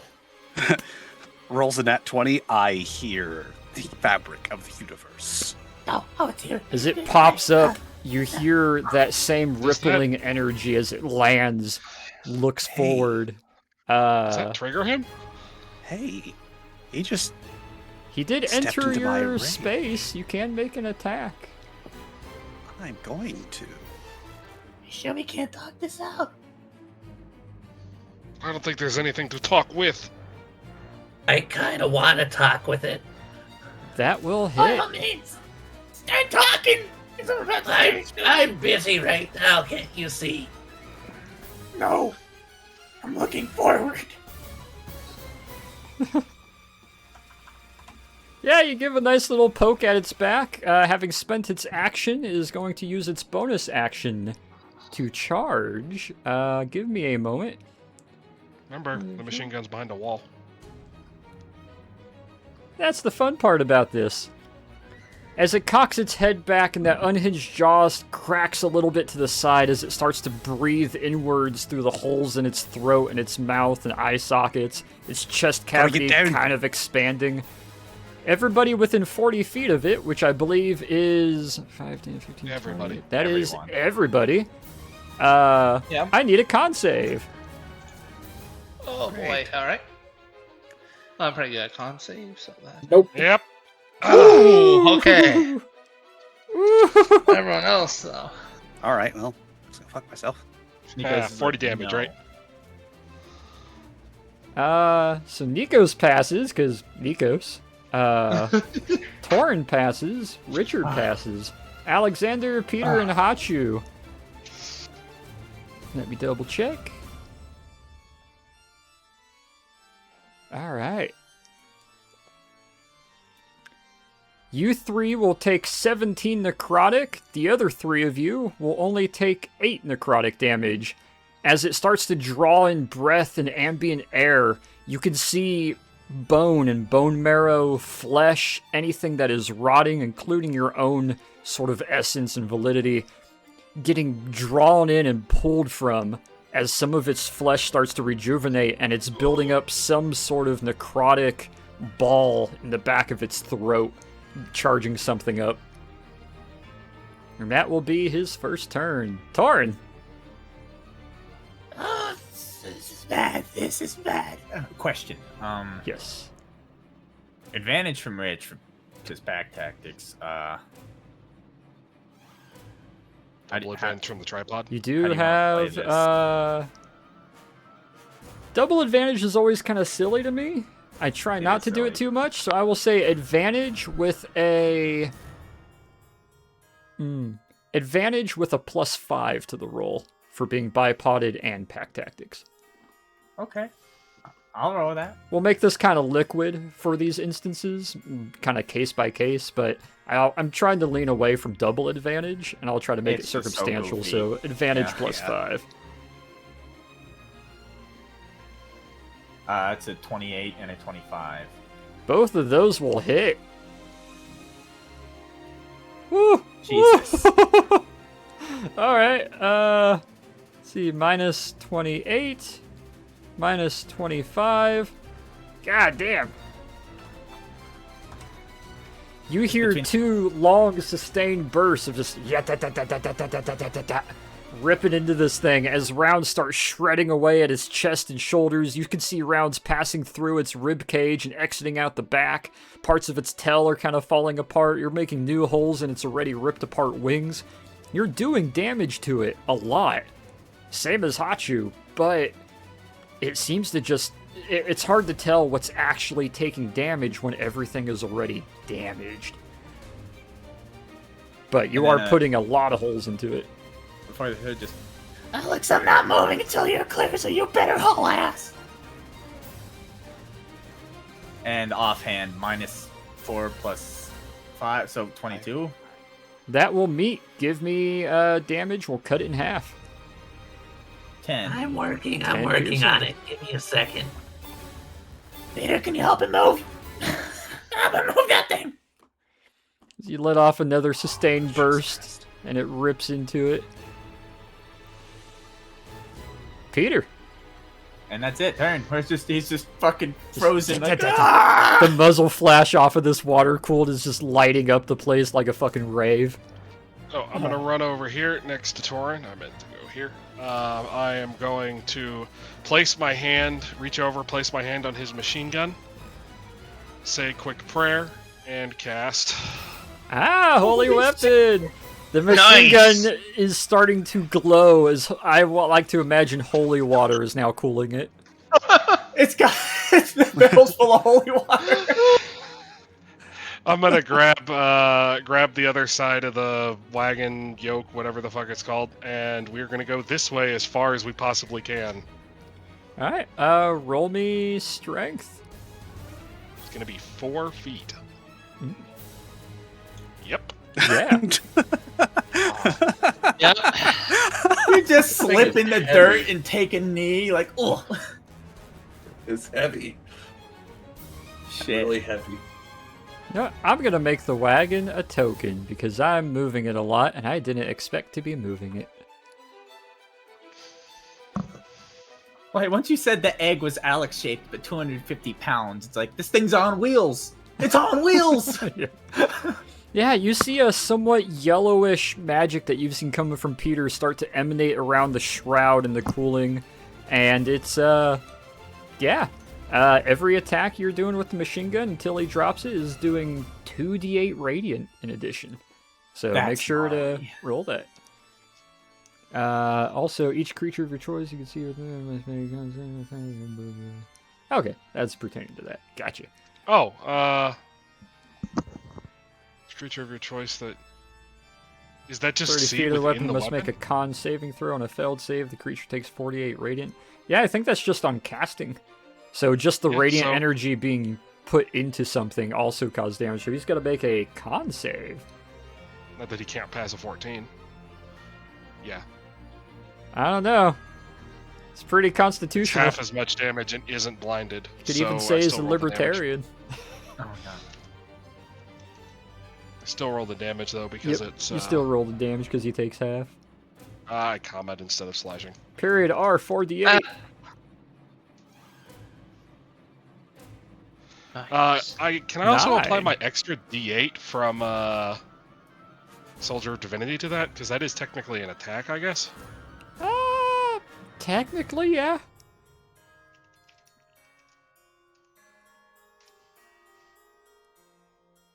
So 10 radiant. Okay. 11. Oh, doubled. So it's 20. Anyway, Yep. because I fucking do double damage to undead. You are correct, sir. So that 18 is down to 9, but doubled, so 18, and that 2, what was it, 2 plus 8, so 10, so that'd be 20, 29? No, 38. Damn. Very good. Peter's coming in clutch here as you see the radiant energy start filling the machine gun, and it writhes back, and some of it starts to melt off, and it's starting to really not like that radiant holy energy popping around it. As we now get to top of the turn order, Rich. All right. Well, yeah, Rich is going to hit him with the billhook. All right. It's not exactly a good place for us to be at the moment. Okay. And I'm going to make that a stunning strike. Ooh, okay.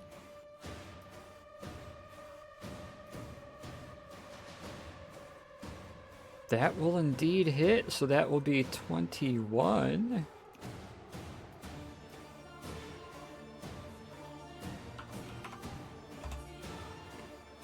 And he has to make a con save, correct? Or is it a dex save? I always forget the stunning strike. I believe it's I'll double check. Let me scroll back and see. Let me look at it real quick. So I always forget It the is stunning con. strike. It is con. Okay. Damn. I know, right? 23. Yeah, no, that passes. Fuck. All right. You strike him and he just kind of takes it. Like a bitch. Anyway,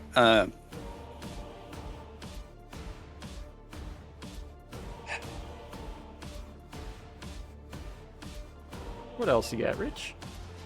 all right. Well, I'm gonna hit him again. I really want his attention. I know I really don't, but I really want his attention. All right. I'm trying to think of how There's a best to- glowing machine gun shooting him in the face. I don't know if you're gonna get it. That's what I'm saying. Like, I really want his attention. You gotta start getting those slurs out, man.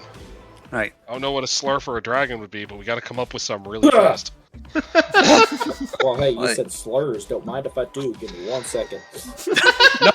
No, they need to say the slurs. We need to. Hachi just draws all the fucking aggro.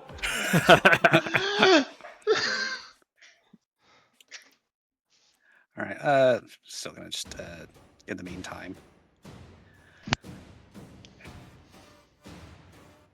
Yeah, great stinking bastard! You look back here. Never mind what they're doing over there, you great lug. Roll me whatever skill you feel best does that. I'd say maybe intimidation. Ooh, Intimidation or performance. Oh, I know what I should have done. Next turn. All right. Yeah, let's do intimidation. And can I argue advantage because raging? Yeah. Okay. Ooh, okay. Nice. You'll definitely get his attention with that strike. That's what, 29 to hit? Give you damage. I did. It's 26. Sorry. All right. That's you're right. intimidation, that's not the damage. Yep, don't mind me. There you go. I just can't 14. read. All right. Is he turning around? As you strike him, he whips his tail around. Called shot to the face. All right. Yep, just as he's turning around, just position. Smack him in the face. That will hit. Barely, but it'll hit. Yep. I am aiming specifically for the eyes, if possible. Okay. I know he doesn't have them, but you know, it's the principle of the matter.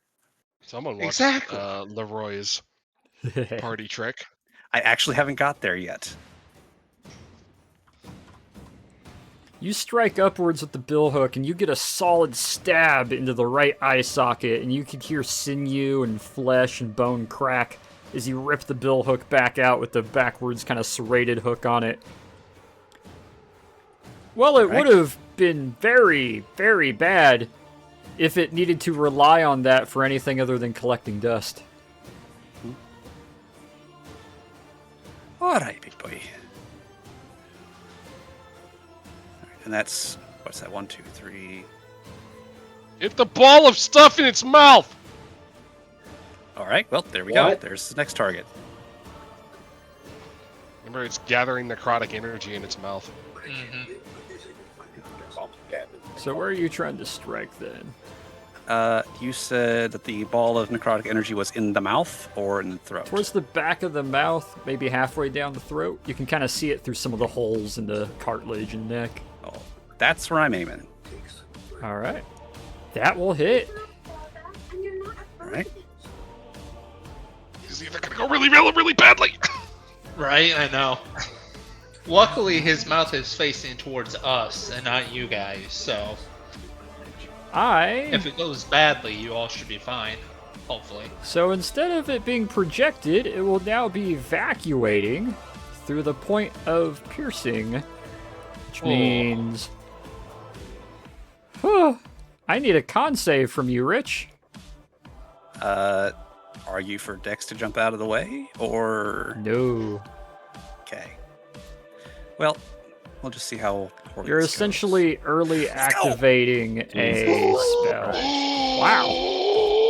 As you stab upwards into this pocket, you can hear a rupture as the necrotic energy in the spell that it's starting to build up bursts and will come flushing out from the point where you stab through. It seems like it was intended to come out of its mouth, but instead, it's like you poked a balloon and it is all just evacuating over you specifically. Passing the con save, you'll take half damage. Even with a nat 20?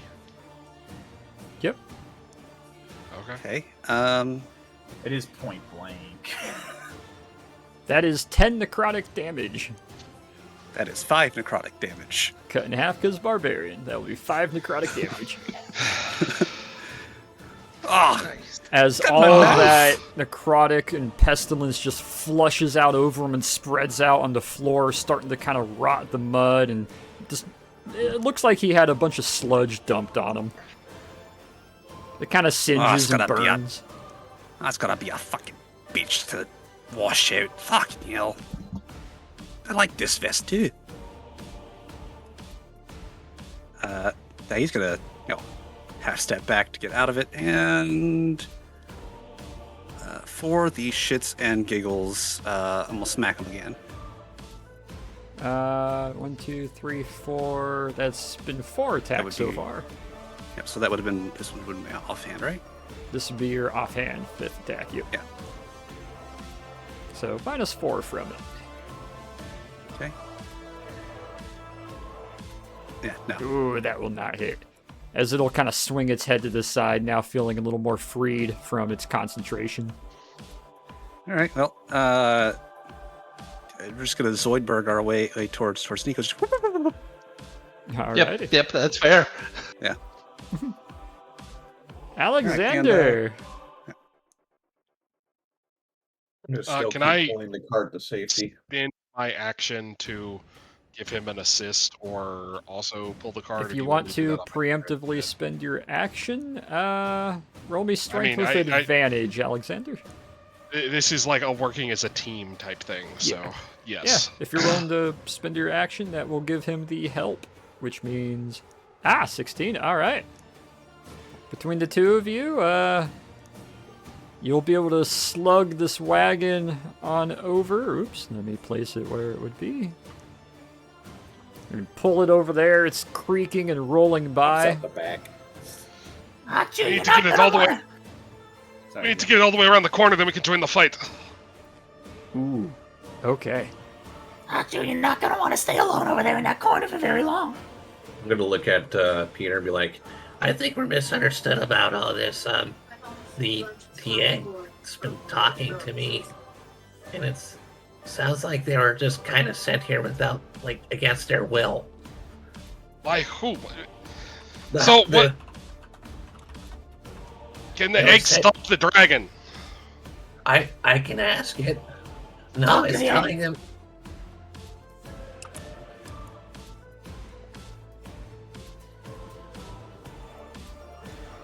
Oh. Did his audio break? It No, might- I'm Got good. him. Oh, there it no, is. I'm here. Oh, No, I'm typing. I got Oh. distracted with typing. Talk to the egg, talk to the egg, talk to the egg.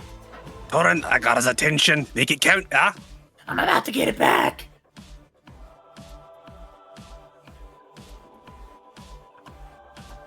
They were sent here by the auntie. Oh, stay away. Wait, they? Hey, there's 2 of them.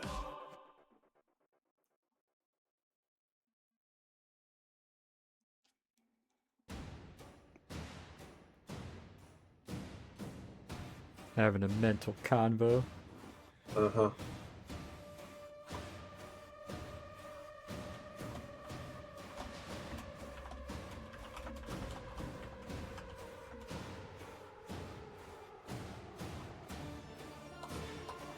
What the is anyone else getting weird visual glitches for this particular spot on the map?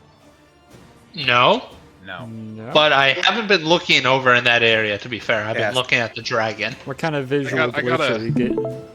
You gotta see this.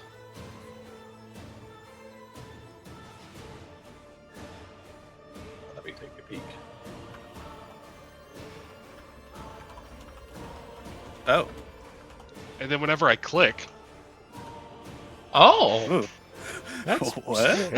no, that is not Never seen that happening. before. Yeah, Neither that's have I. weird. Oh wow. Nice. Yeah, it's like it scrolls to the left, It's like Oh. scroll to the right. hi. It's probably because of Sorry. the movement of the wings. Maybe it's no, it was actually doing it when we first came in here. I just didn't comment on it. It was actually only doing it to the rightmost line. So it's slowly expanding across the screen. Oh, Right. it's time for a refresh. Yeah, I think that's a refresh.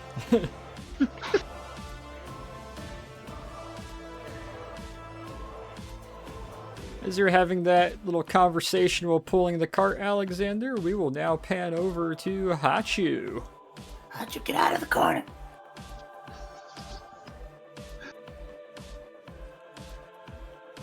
Because when we run like hell, I don't want you to be the last one stuck in that corner.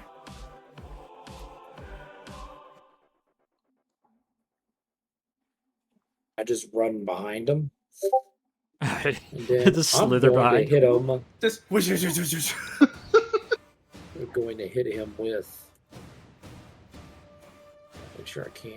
Well, I can, but It's not gonna help me that part, so don't just do that.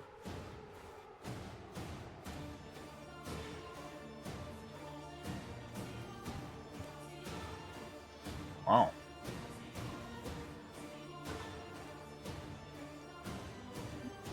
Peter, 19 on a 40, 10. Damn. Yes? do you have any resurrection spells on you? Yes? Not I- true yeah. resurrection. Not true resurrection. I can only resurrect someone within about a week. Why? I have an idea that might work. What is it? We need to bring them both back to life and they'll stop attacking us. They're both dead? Yes.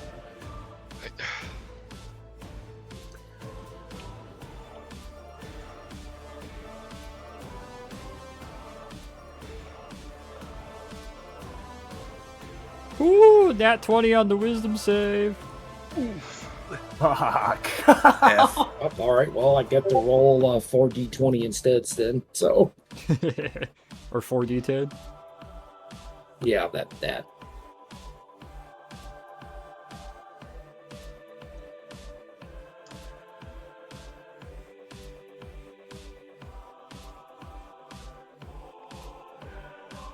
Ooh. Alright, so Oh, we'll I take need to half of that, right? Music back here. I forgot that. I closed it. No, he's the wisdom saving throw is just so he won't get the fear, Oh, okay. Gotcha. but he takes the damage instead of making the fear. Gotcha. Let me edit his health. Oh, All that's right. good. Yeah, you see some more necrotic energy kind of pull and rip away at him, but he seems to kind of shake it off. This guy is a sponge of damage ability.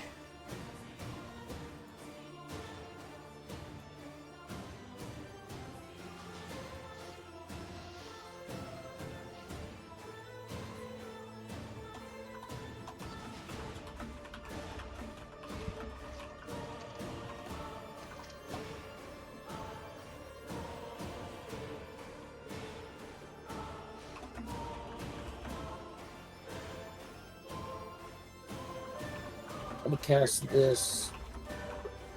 Oh wait, oh hang on, never mind. No, I won't. That's gonna damage them if it's. Oh wait, never mind. Read that wrong. There. I don't cast that, so I'll get bonus damage. Ah, Spirit Shroud. Which float around you for the spirits are intangible and vulnerable. Any attack you make deals 1d8 extra damage when you hit a creature within 10 feet. Within 10 feet. He is not quite within 10 feet. But Yes, I know. It's for yeah, next time you hit him, that. if you're within 10, that will do good. Yeah, alright.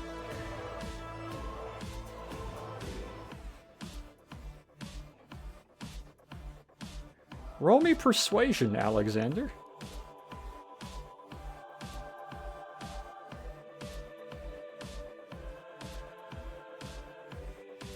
I still had. Oops. Oops. It turned Al, advantage. can I help action on that or no? Unfortunately, no. This is a mental convo he's having. Roll it again for me, but without the advantage. Yep, I already got it off. Ooh. Of course. Why do I have crappy rolls? Is the way. Hmm. Yeah, they're all crap. Yeah. Not terrible. Alright.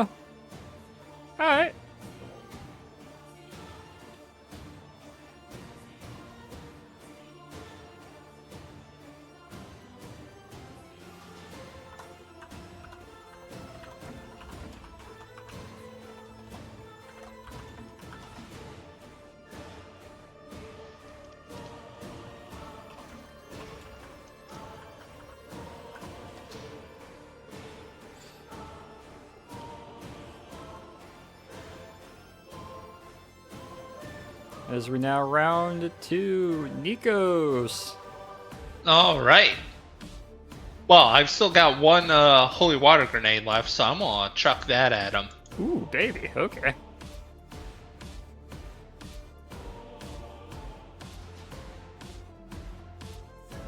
Oof. Give me that throw. Yes, and what? You literally or- are putting.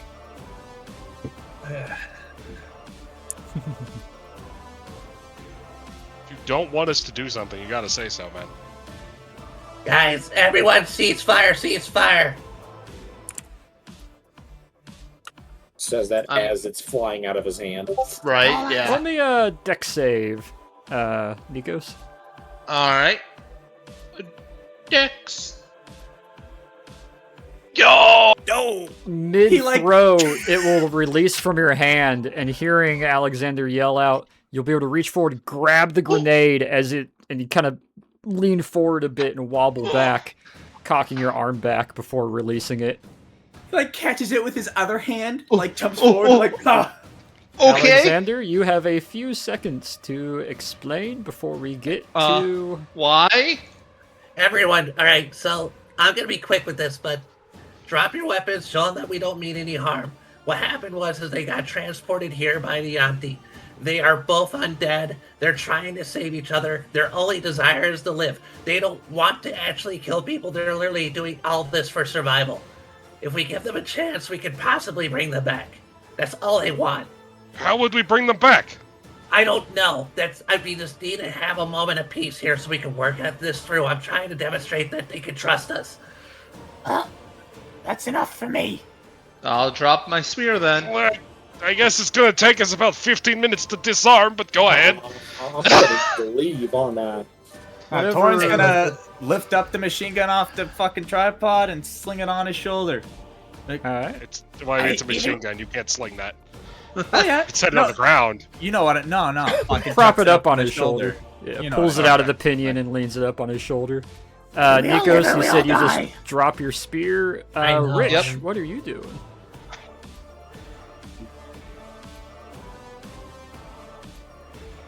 Rich? Rich is going to be the last one to put down his weapon. Alright, you drop the bill hook down kind of casually, Yeah, I take it. He's gonna lay the bill hook down. Alright. Hachu, what display are you doing? Holstering pistol. I'm just like being.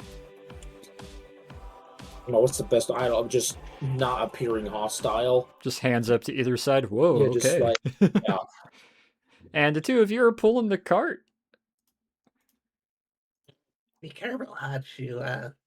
The Yanti sent them here, so they might be hostile towards you. I'll try to explain. Who is the auntie? The Yanti. It's the snakes. Oh, the snake people. Yantees. Yes. Sorry, I'm really stressed right now. Sorry, just not keep doing good. Just keep going. Just keep going. We're Combat No one's will dying. pause right now. As you see the large necrotic dragon sniff a few times, look at Rich and Nikos, swing its head back and look. You hear the cracking of bones and body and mesh. As it looks back towards you four, looks to the egg, and you don't really have to roll insight. There is a genuine concerned look on what is left of its movable face towards the wagon and the egg. Almost like a, distraught mom or something would have. how'd you get out of the way? Maybe just scooch a little. Just scooch a bit. It's... All right. Now that I'm not Come worried back about over here suppressing to my this voice, this hole, so you're out of the way. I'm gonna talk to you audibly now.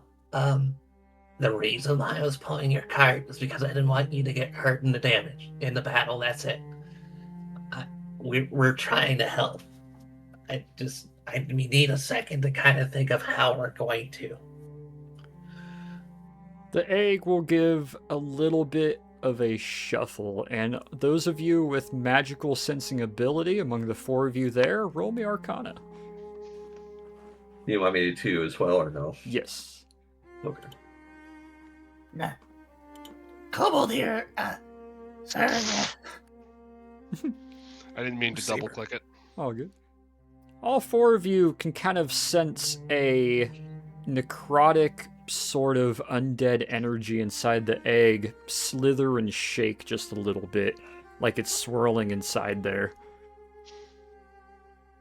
And you hear a bit of a muffled groan and sort of a gravelly, kind of throaty voice and some scratching on the inside of the shell.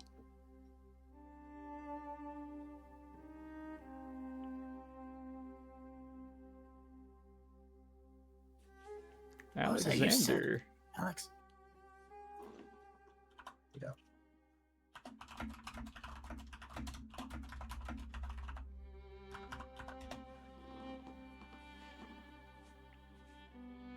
How do I do that?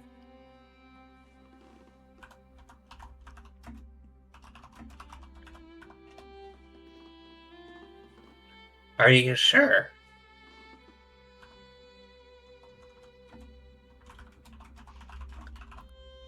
What's happening? I think we'll find out in a minute. Yes. Okay. Yes, you can. He's gonna hop up and then, as gently as he can, kind of knock the shell because he doesn't want to like break it too hard, but enough to help him to crack it open enough for it to get out on its own. So you knock against it. It is thick. It is dense. It almost seems like it is made of obsidian. Oh, jeez. He's gonna look around for something he can use as like a mallet or something. I'll Still hand be him gentle my about You it. need a hand. Let me do this. I have to do I'm this. I'm handing you the bayonet and the Oh. sheath. Yes. Oh, Okay. that'll do.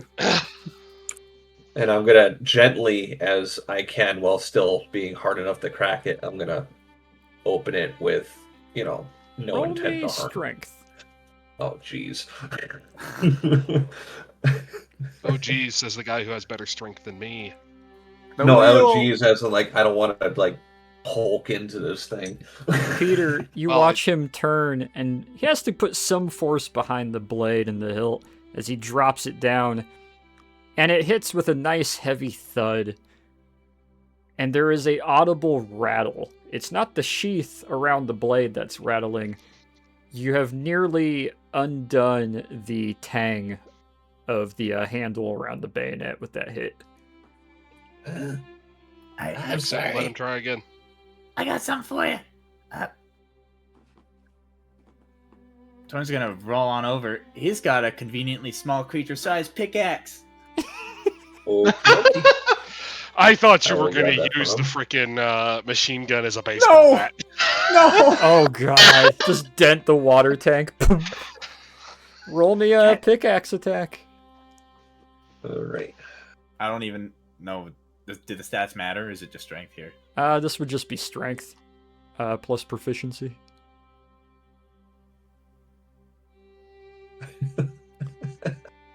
The pickaxe hits, ping, grazes off and embeds in the hay beside it. It actually slightly chipped at the tip of the pickaxe. Each time he hits it, he apologizes. Sorry. Each time it takes damage, I'll fix it. No, just keep working at it. Yeah, I'm just gonna. Sorry. You know it's repairable, right? I know. It's just. Yeah. You will It's a way impact against it again, and you hear a somewhat unfortunate rattle as the handle around the base tang of that connectable bayonet comes loose. I thought he switched to the pickaxe. Oh, are you still Yeah. using Torn's pickaxe? We were using a pickaxe, yeah. Oh, okay, you took the pickaxe and swung.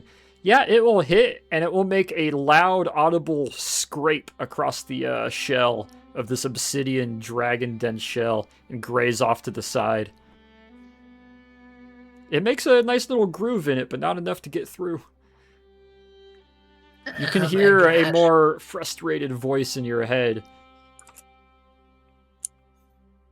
It seems to be demanding you do this quicker. Okay. I'm gonna get the help action if that's okay. You can. Yeah. If you want it. Give him Alan, would you advantage like a to little his help there, any strength. man? I'll help him up. Big guy, easy. Look down here. The dragon looks Yeah, down it is. towards you, looks back towards the egg, very worried. They're doing their best, okay? All right, just- gonna try again with his help. Advantage. Yep. Oh, I do with advantage. You swing again, and it hits and glances off to the side and almost hits you in the shin. Yeah, that's all right. Good lord, these rolls suck. The pickaxe, the tip of it actually gets blunted as you hear 2 or 3 shards go flying outwards, hitting the obsidian shell. Do we have something heavier? That won't While smash he's looking the egg. away, I'll put my hand on the pickaxe and mend it, so it's back to good Alright. order. You bend the pickaxe back to health. That one will hit and kind of blunt and graze off to the side, leaving a little groove. Alex, I know you want to do this, but is there any other way I can help? Hold on.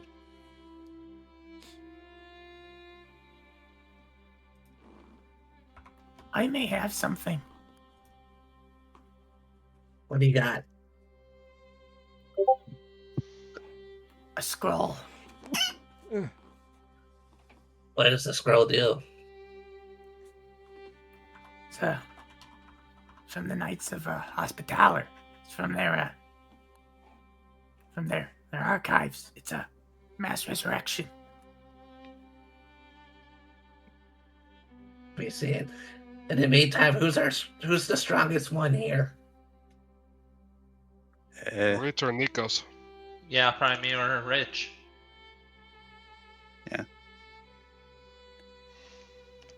Rich, do you want to try it? I'll give it a go. I'm pretty tiny. He says Yep. he trusts us. Just try not to hurt him. All Roll right. me strength. Do See if you you want can me to beat roll the AC of the shell. Do Or you want roll me me to an strength, attack. or Yeah, because I was going to say I'd rather do a an attack, yeah. Oh, yeah. See if you can beat the Alright. AC. and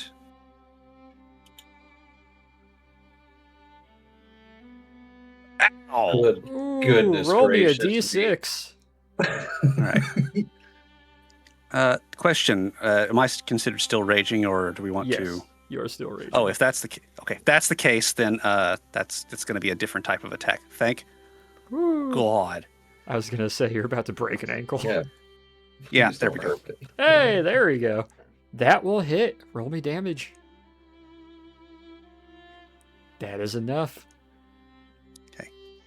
I'm gonna put a symbol over it as he brings a roundhouse kick down. It clacks onto the side of it. You can feel and visibly see the reverberations through all of his leg bones and the stress. It hurts you as much as it does to the shell, as you will take 15 bludgeoning to your leg. However, the shell will dent in, crack a little bit, and will split into 3 large chunks. For an image of what everyone sees, the softer fluids and the yolk and these sort of protective layers inside a shell have long since dried and turned to a brown kind of mildewy rot on the inside of the shell. There's no more fluid, there's no more umbilical.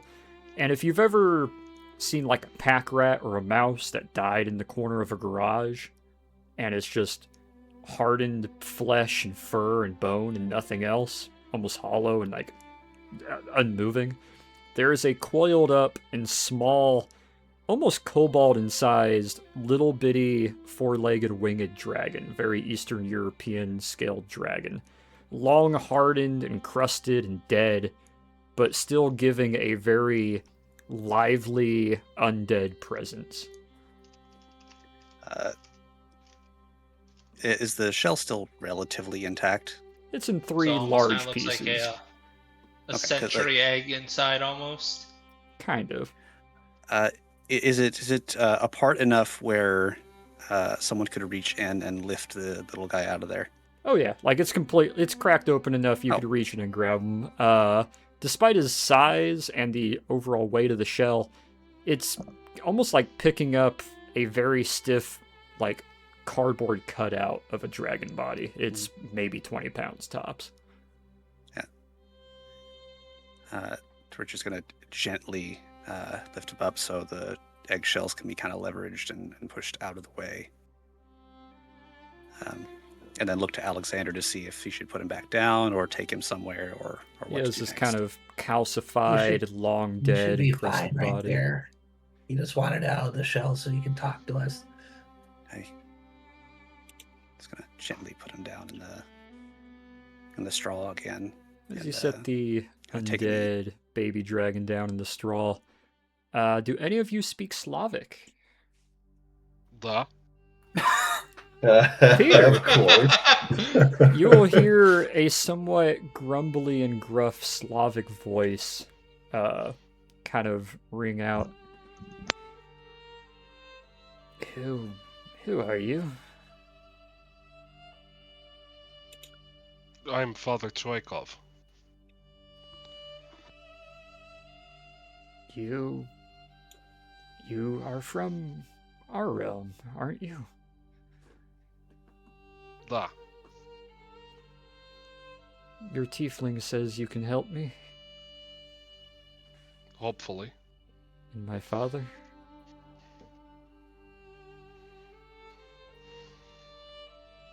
You see the large undead dragon kind of posture over Torn a little bit, looking very defensive, almost kind of robotic. Torin pulling out the scroll, I take it. Well, he funded that as an idea. Oh, I figured you'd take it out to show it. Torin, what's the scroll? I took it from the library of the Knights of Hospitaller. Remember the one we used in Boston? This is... I had it appraised by someone in Vienna. It's told me it was mass resurrection. It's all I know. Is mass resurrection gonna work, DM? Won't know unless you try. I can't think of a more applicable try. I mean, I absolutely agree. I don't know what it is. I feel so compelled that we need to try something for these two. well, Can I I'm a kobold. can I burn my spell slot, like all my spell slots in one go to boost the scroll? Is that something I can do? If you feel it is necessary, you can channel your available magic into it, if you feel it's needed.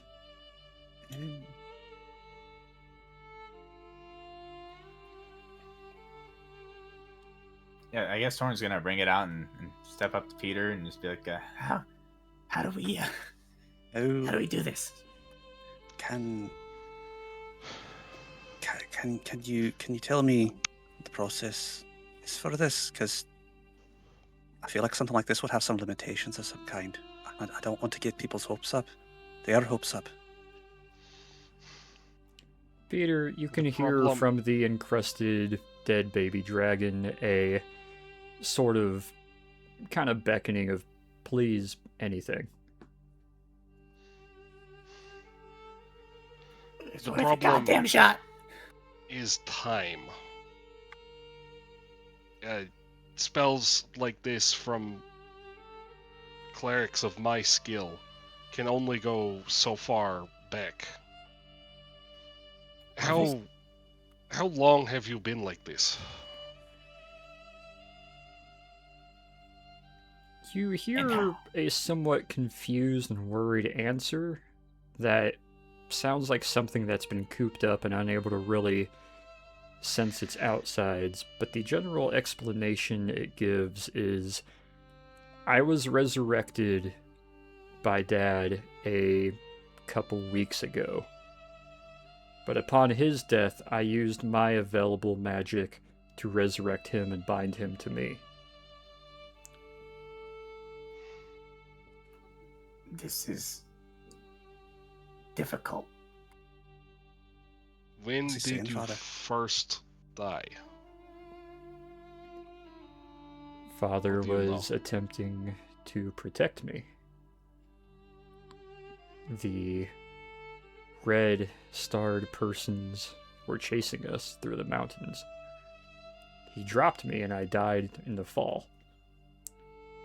He escaped. Red starred? Humans like you. He dropped me down a mountainside and I died during that tumble. I found myself waking up again, albeit unable to move, but conscious. Father was badly injured and hurt, and died while protecting me. I used what last magic I had to almost resurrect him into what he is now. I'll sketch out the Soviet star and ask him, was it this star? With a Or hammer and sickle inside, yes. Peter, that wasn't too long ago in our world. It shouldn't have been too long ago here either. I mean, at the maximum. Alright, both of you, let's come together. You'll feel a little bit of a magical kind of message ring out, and you will hear the thundering steps of a much more fatherly seeming protective dragon now walk up and lumber kind of over the top of you. Over here. And we'll get the little one, and everyone else should stand back. I'll give it all I got. Here. I do have magic now, if you remember. I suppose anybody but Hachu and Alexander might be helpful. No offense to you two. It's not exactly your skill set. Hachu, Rich, you should probably back up. Roll Stay me- away from any holy magic stuff. Roll me Arcana, Torn, as you break the seal on the second scroll. I'm breaking the seal. Yep, roll me Arcana then. I'm saying a prayer and I'm breaking the seal. Gotcha. Fuck. Well, I would argue here's the cool that thing it about is a it. group effort here. The AC required for this is only a 3. As Apples explained, these were originator, like, OG Hospitaller scrolls. The raw magical output and blueprints and startup and boot process for these were entirely instilled in themselves. It will not cost you any additional magic. Torin is still trying to dump, based on what Peter said, all the fucking magic he can think he has into this. You guys will not need to, as you will feel a level 9 spell, those of you who can detect magic, ring out. Remove the second scroll from your inventory, Torn.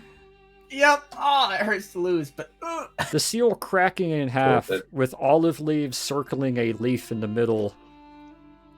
Everything within 200 feet of the area, grass, bones, bodies. Oh shit. Oh, we're resurrecting everything. Shiza. I don't have the models, but as the flash rings out, all of you feel a bit of rejuvenation as all of you will replenish to full health and recover all spell slots. That's fine. We got a dragon on our side now, though. You will also feel It's a place priest. and watch in front of you. And let me see if I got something a bit different here.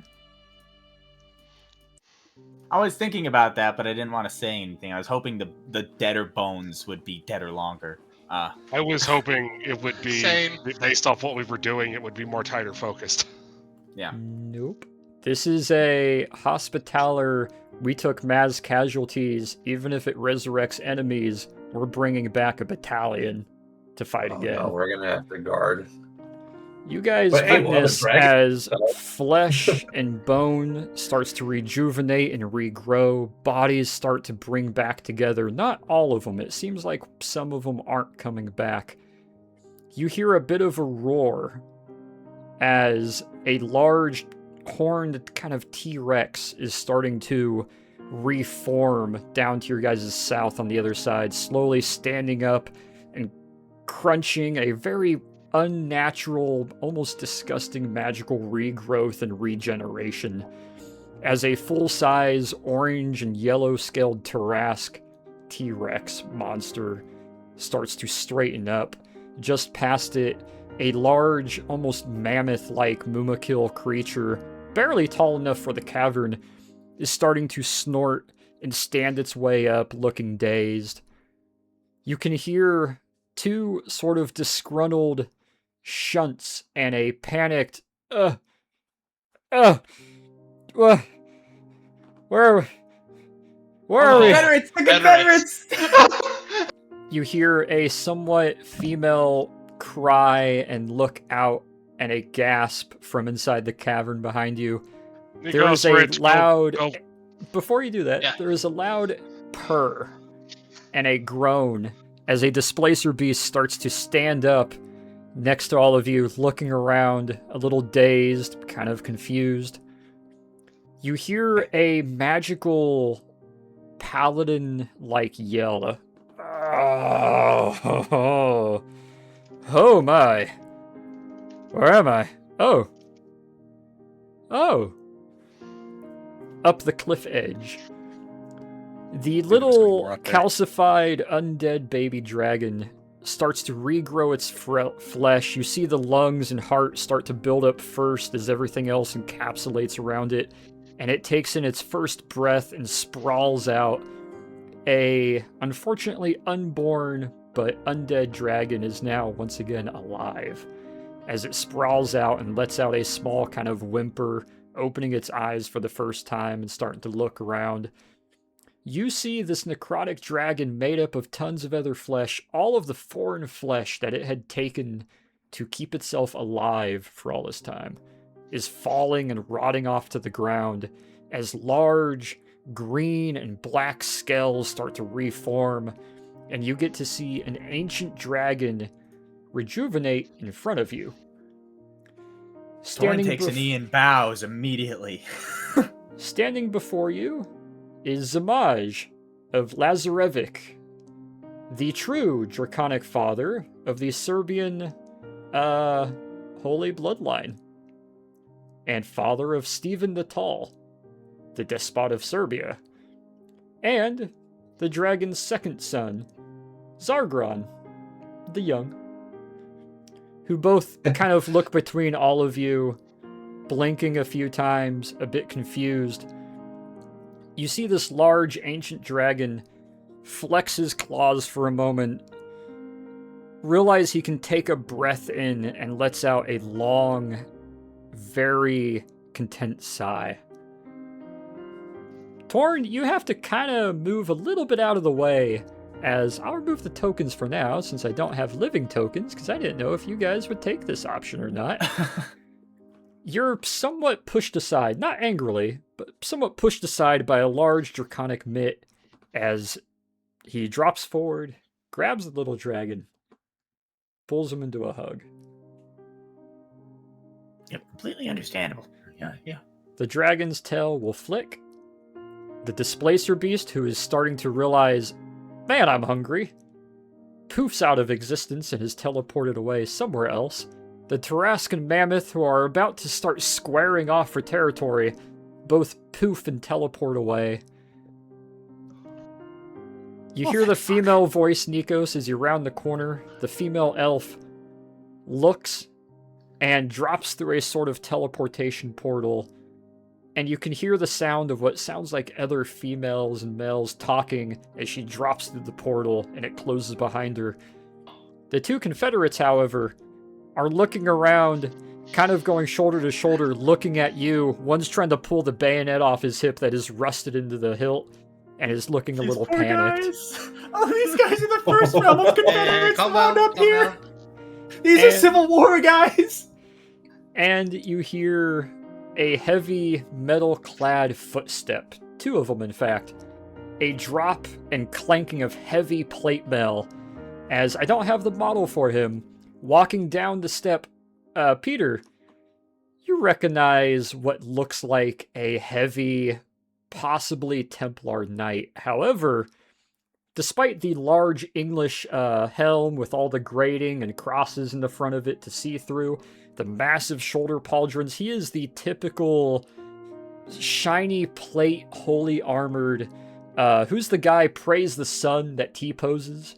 Solaire. Solaire. Oh my He is God. your stereotypical Solaire-style paladin with a great sword on his hip. However, on his chest and hanging around his neck is a amulet. Roll me history, Peter.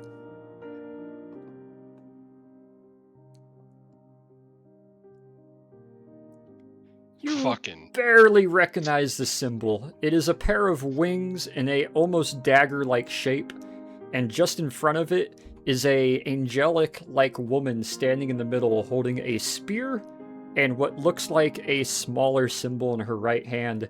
You recognize this to be the same symbol on both his chest and his amulet around his neck that was also on Apple's order. With the dragons hugging, and for the first time possibly seeing a ancient dragon and a baby dragon kind of cry, and seeing a paladin standing there looking a little bewildered, but so overly confident and belligerent he doesn't really care, looking to you, Peter, and two Civil War privates, very confused, wondering, wow, we just made it to our afterlife and now we are back here. What the hell? Technically, they did have to come back voluntarily, though. They did. Just saying. Yeah, they were sitting there playing cards and smoking like, what the fuck? Bro! Bro! Being devout Baptist Christians, they don't go straight to heaven. They go to the waiting place. There's no rule that you can't be yanked back from the Baptist, waiting that's Catholic. place. That's Well, not Baptist. They It's might be Catholic. Catholic, but, you know. No, they It's kind the of same layer waiting over room, each other. motherfucker. It's the same waiting room. Sort of, kind of. There's Yeah, different it's just subtexts Baptist- and different faiths, but They all go to the same waiting room, Ba- and then they go to the different parts of the building. Baptists have don't met do Baptists purgatory, so I have met Baptists do purgatory, though. Yeah. Really? Baptists are so. Yep. Baptists Never. are so. they're very disunited. mixed. Yeah. I've also Okay. met people who claim to be Baptist who were Nestorians, so. Yeah. you know, well, okay, it's- there is that. You guys would different see mixes. Alexander for the first time ever have some sort of emotion on his normally emotionless face. Well, I mean, wouldn't say normally emotionless, but just something about his eyes just seemed very, very different. Aren't you wearing a gas mask? No. No. Okay. Hey, Alexander. Yeah. Thank you. You did good. You're welcome. Claims. You hear at the entrance two sets of flapping wings landing and some heavy boots running in, the racking of bolts. What's going on? We're good. We're good. It's all hold- good. hold- It's all hold. good. Hold on. The Melrose, two it's hawks okay. come to a pause, look, ready to square off. Gas mask is actually off and is readying her Shalshat. Melrose is readying her Shalshat, and they're looking kind of hurried.